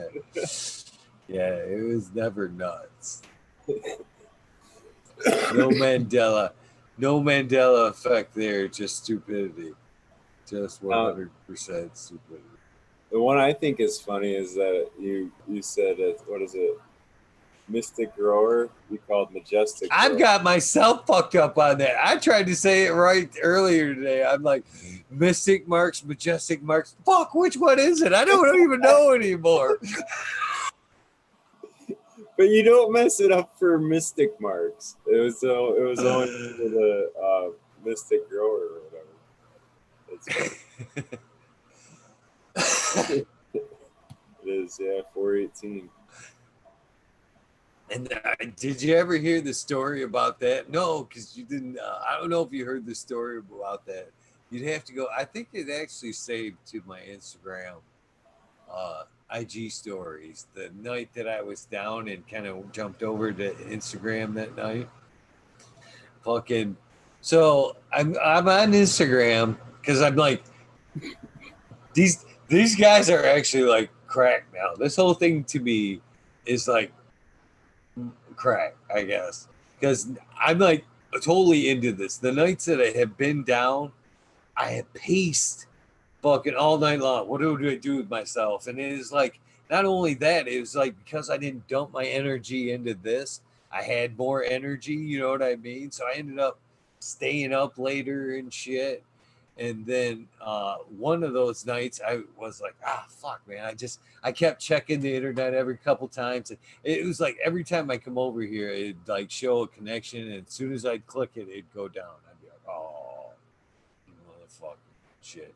And it was just kept taunting me. So finally, I went over to Instagram. And I'm like, fuck it. I'm just going live on Instagram. So I go live on Instagram. I'm sitting there talking to myself for a little while, basically. And Mystical Marks it's not Mystical Grower. Mystic Grower is Missy the Mystic Grower, which is free seeds for Subcool. Majestic Marks is the other one I keep messing up, and the same thing for him. So he's the one that pops up in the chat. I probably just fucked it up again. By the way, you're shaking your head, but this is the story. This is the story, man. You're fucking up the story. So he pops into fucking chat on Instagram, okay? And I see him and we're talking. I'm like, you know what? You want to fucking jump in? You know, fuck this. Yeah, I'll let anybody who wants to jump in, I'll let you jump in. So I hit him, you know, because he kind of raised his hand, and I'm like, fuck it, you want to jump in? Jump in. So we get talking, and we get talking about me fucking up his name all the time. And I'm like, man, I am so sorry. I don't know why I can't get this shit right. And he's like, yeah, man, it's what Mystic. It's like it's Mystic Mark. I'm like, dude, I am so sorry. I know. I'm surprised you guys don't call me out on that shit all the time. He's like, no, dude, actually, this is the straight up shit. He's like, no, dude, actually, I don't mind because I'm a 6 foot fucking 6 foot plus burly motherfucker with a beard. And every time I hear you say that, I'm like, wow, man, this motherfucker thinks I'm majestic and shit. He's like, it's kind of cool to hear you say it, even though it's not right. I don't, you know, I take it as a compliment. I'm like, that's funny, but I'm so sorry for fucking up your day. And I still, man, as much as I try, I actually see it coming, and I like skid like a car fucking in through a light and shit. I'm like, and half the time it comes out right, and sometimes it comes out wrong. But man, I yacked right through 420. Happy 420, everybody. Yeah. I'm sorry. Cheers. Damn it. That's funny though. Names are hard, man. I used, like I said, I was in the auto service repair business, so like, you know what I mean, the customer names, and I don't know. It's cooler than just seeing a tag. I liked having customer names do it, but some of them got pretty difficult to pronounce. And I've seen some up here, man. There was one. I'm not even. I know which one it is. There's one that I've looked at and I've like, that person never gets a shout out. And I'm not even gonna try to go there. It is so like awkward for me. I just like, no, nope, That's the one not even going there. The one Russian one or whatever. Oh no, I'm not even gonna lead up to it because I don't want that person to catch them. I don't feel bad yet. I feel Yeah. like there's one that was kind of like Russian letters in it and stuff, and it's like, yeah, I don't even know where I'd begin to pronounce it. No, I can allude. That's not it. I know which one you're talking about, but that one's not it. Shit, that one would make me feel better because then I actually have a reason how I can fuck that one up.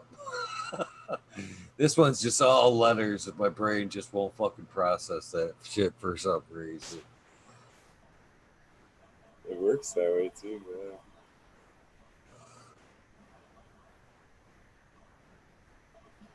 Mm.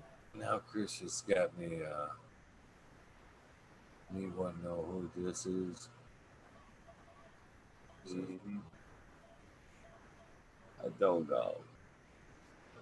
I don't even know how to Sure, get how it's been hacked a couple of times. It's funny.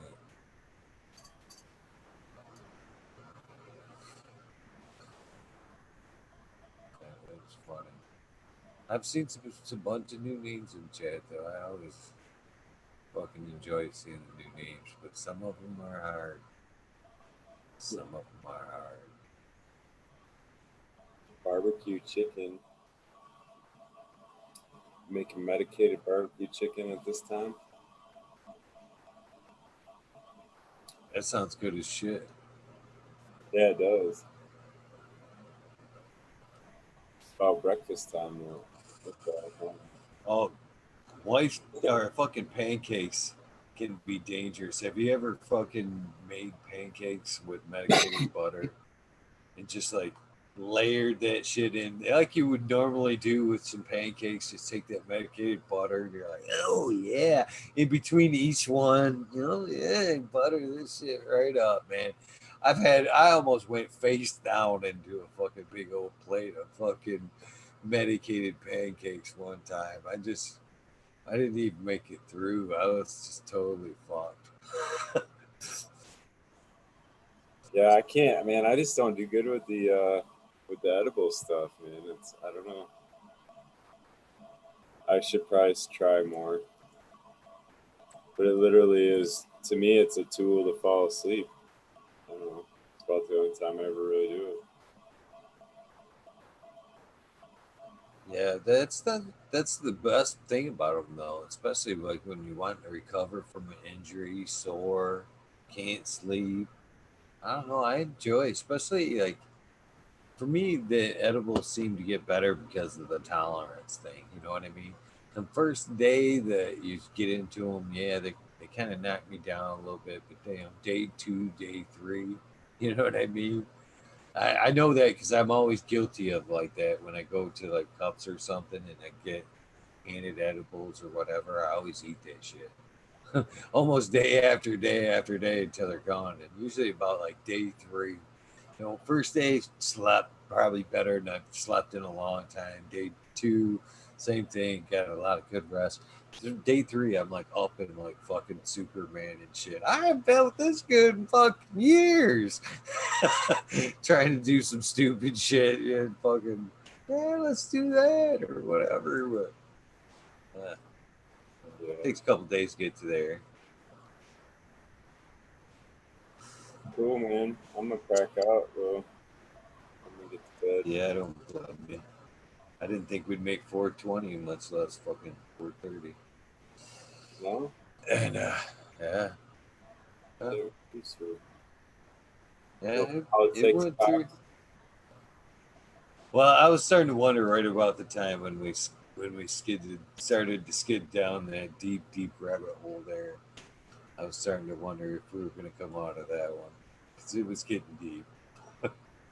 It was Waiting for getting abortion to pretty. come up and like all the big topics, right? Oh We hit god. on guns. We had it, man. We had it going.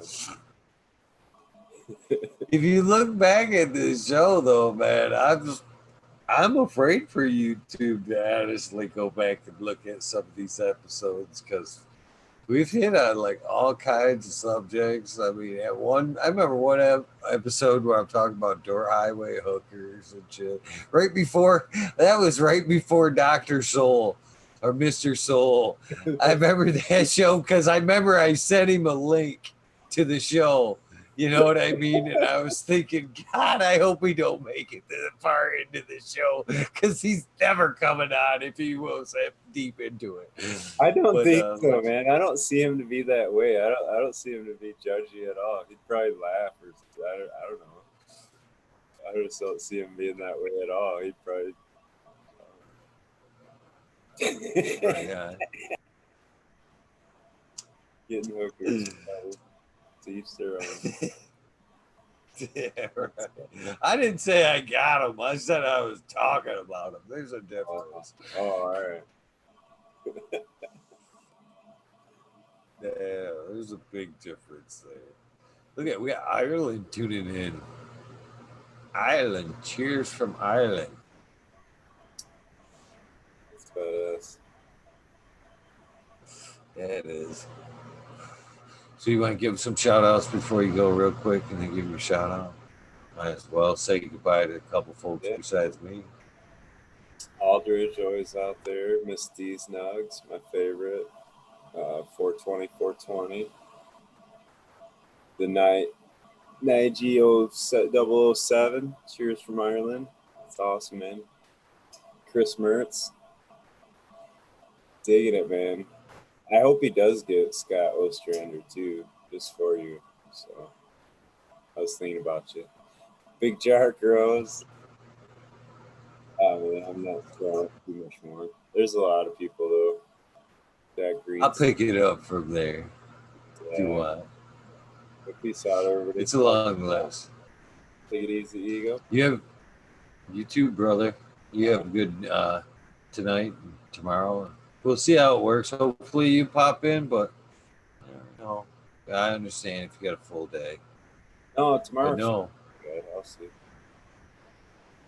But no, them days that you're not here, they are asking for Smiley. You're not just spoiling me.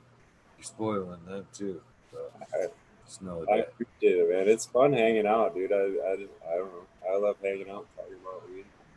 Current topic. I don't get offended. Anytime. Peace out, everyone. Anytime. Peace, brother. Also, always enjoy hanging out with Mr. Smiley. T-Dog popped in briefly tonight. It was a good episode. You know, we did have a little bit of ups and downs. Miss Nudie Grower was supposed to hang out tonight, but life happens. You know, no hard feelings. Much love to Miss Nudie Grower. I appreciate T-Dog for popping in and teasing me with that new thoughts of a logo. Hopefully that's something that comes to fruition sometime soon.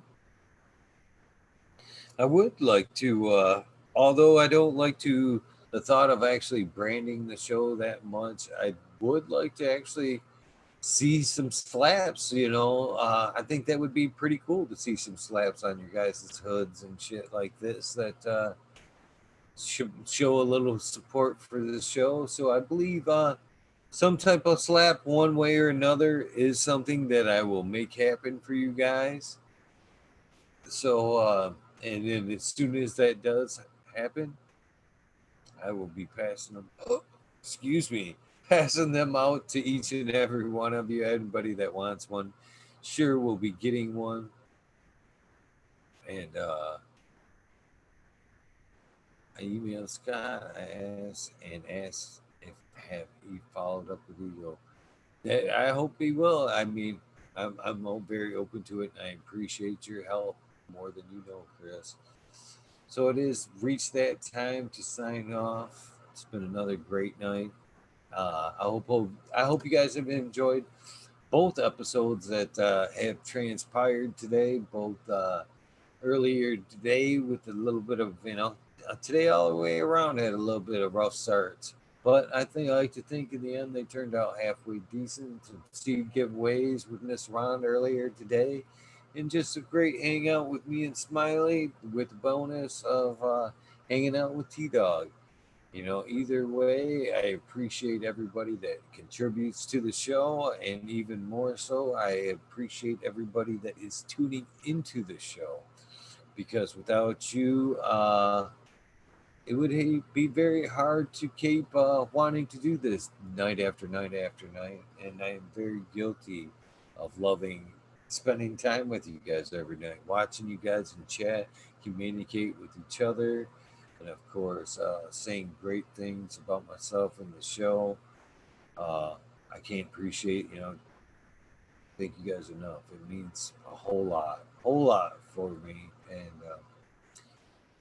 I'll keep doing everything I can do to keep doing this for you guys. That's for sure. Night after night, I appreciate it. Uh, Again, trust. The only thing I ask, I don't ever want to ask anything other than you guys than to just try to do something nice for somebody. Keep positive thoughts in your mind and in your heart. Try to help somebody out that's in need.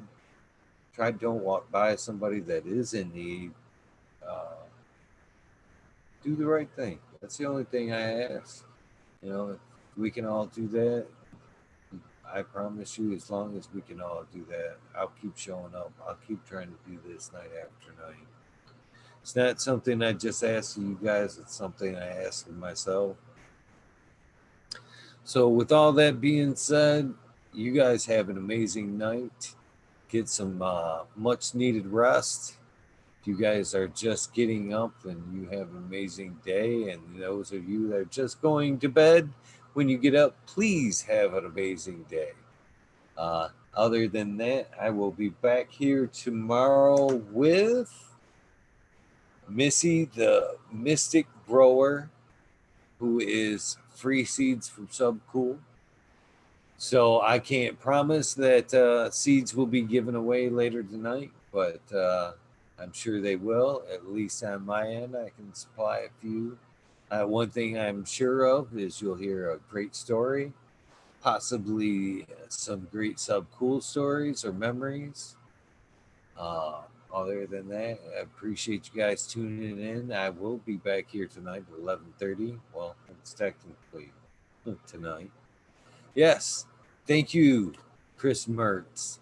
Don't forget to stay up for Tara and Dank Man Dan. Check out their effort, support them. They're great people. They supported me, and they support everybody else in this grow community. So, it's the least we can do for them is to tune in. Hell, it's only an hour and a half away. I may even try to go the gauntlet and hop in and at least say hello and show a little bit of my appreciation to them as well.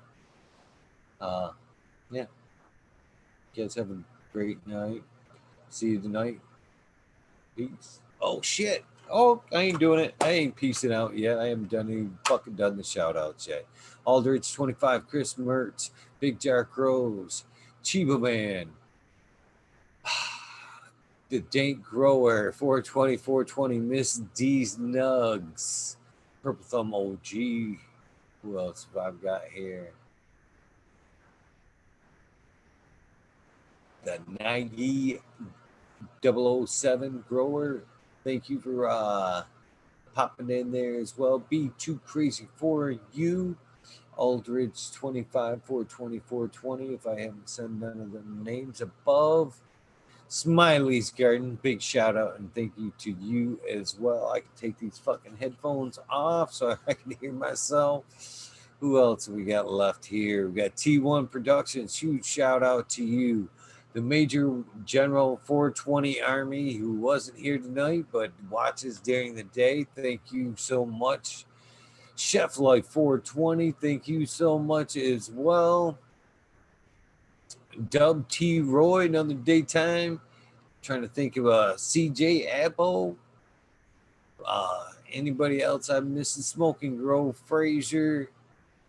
Boom Farms, Charlie's Farms 420, Sergeant Pepper, Cannon Trooper, Miss Nudie Grower, Can't Miss Cannon Queen. I'm so sorry, Cannon Queen. Miss Cannon Queen, Dr. Wigler, everybody that has put in their time in this show. Thank you so much. Chris Mertz, thank you for your efforts. If I haven't, Jose, I'm just going to leave it at that. Thank you so much for tuning in. Dank Agenda. Who else am I missing here? I'm trying to get everybody. That's as far as I can go back. If I missed your name, I can't tell you how heartfelt I am. Sorry I am. If I fucked up your name, I am truly sorry. But know that I sincerely was trying to give you a heartfelt shout out, even if I did mess up that name.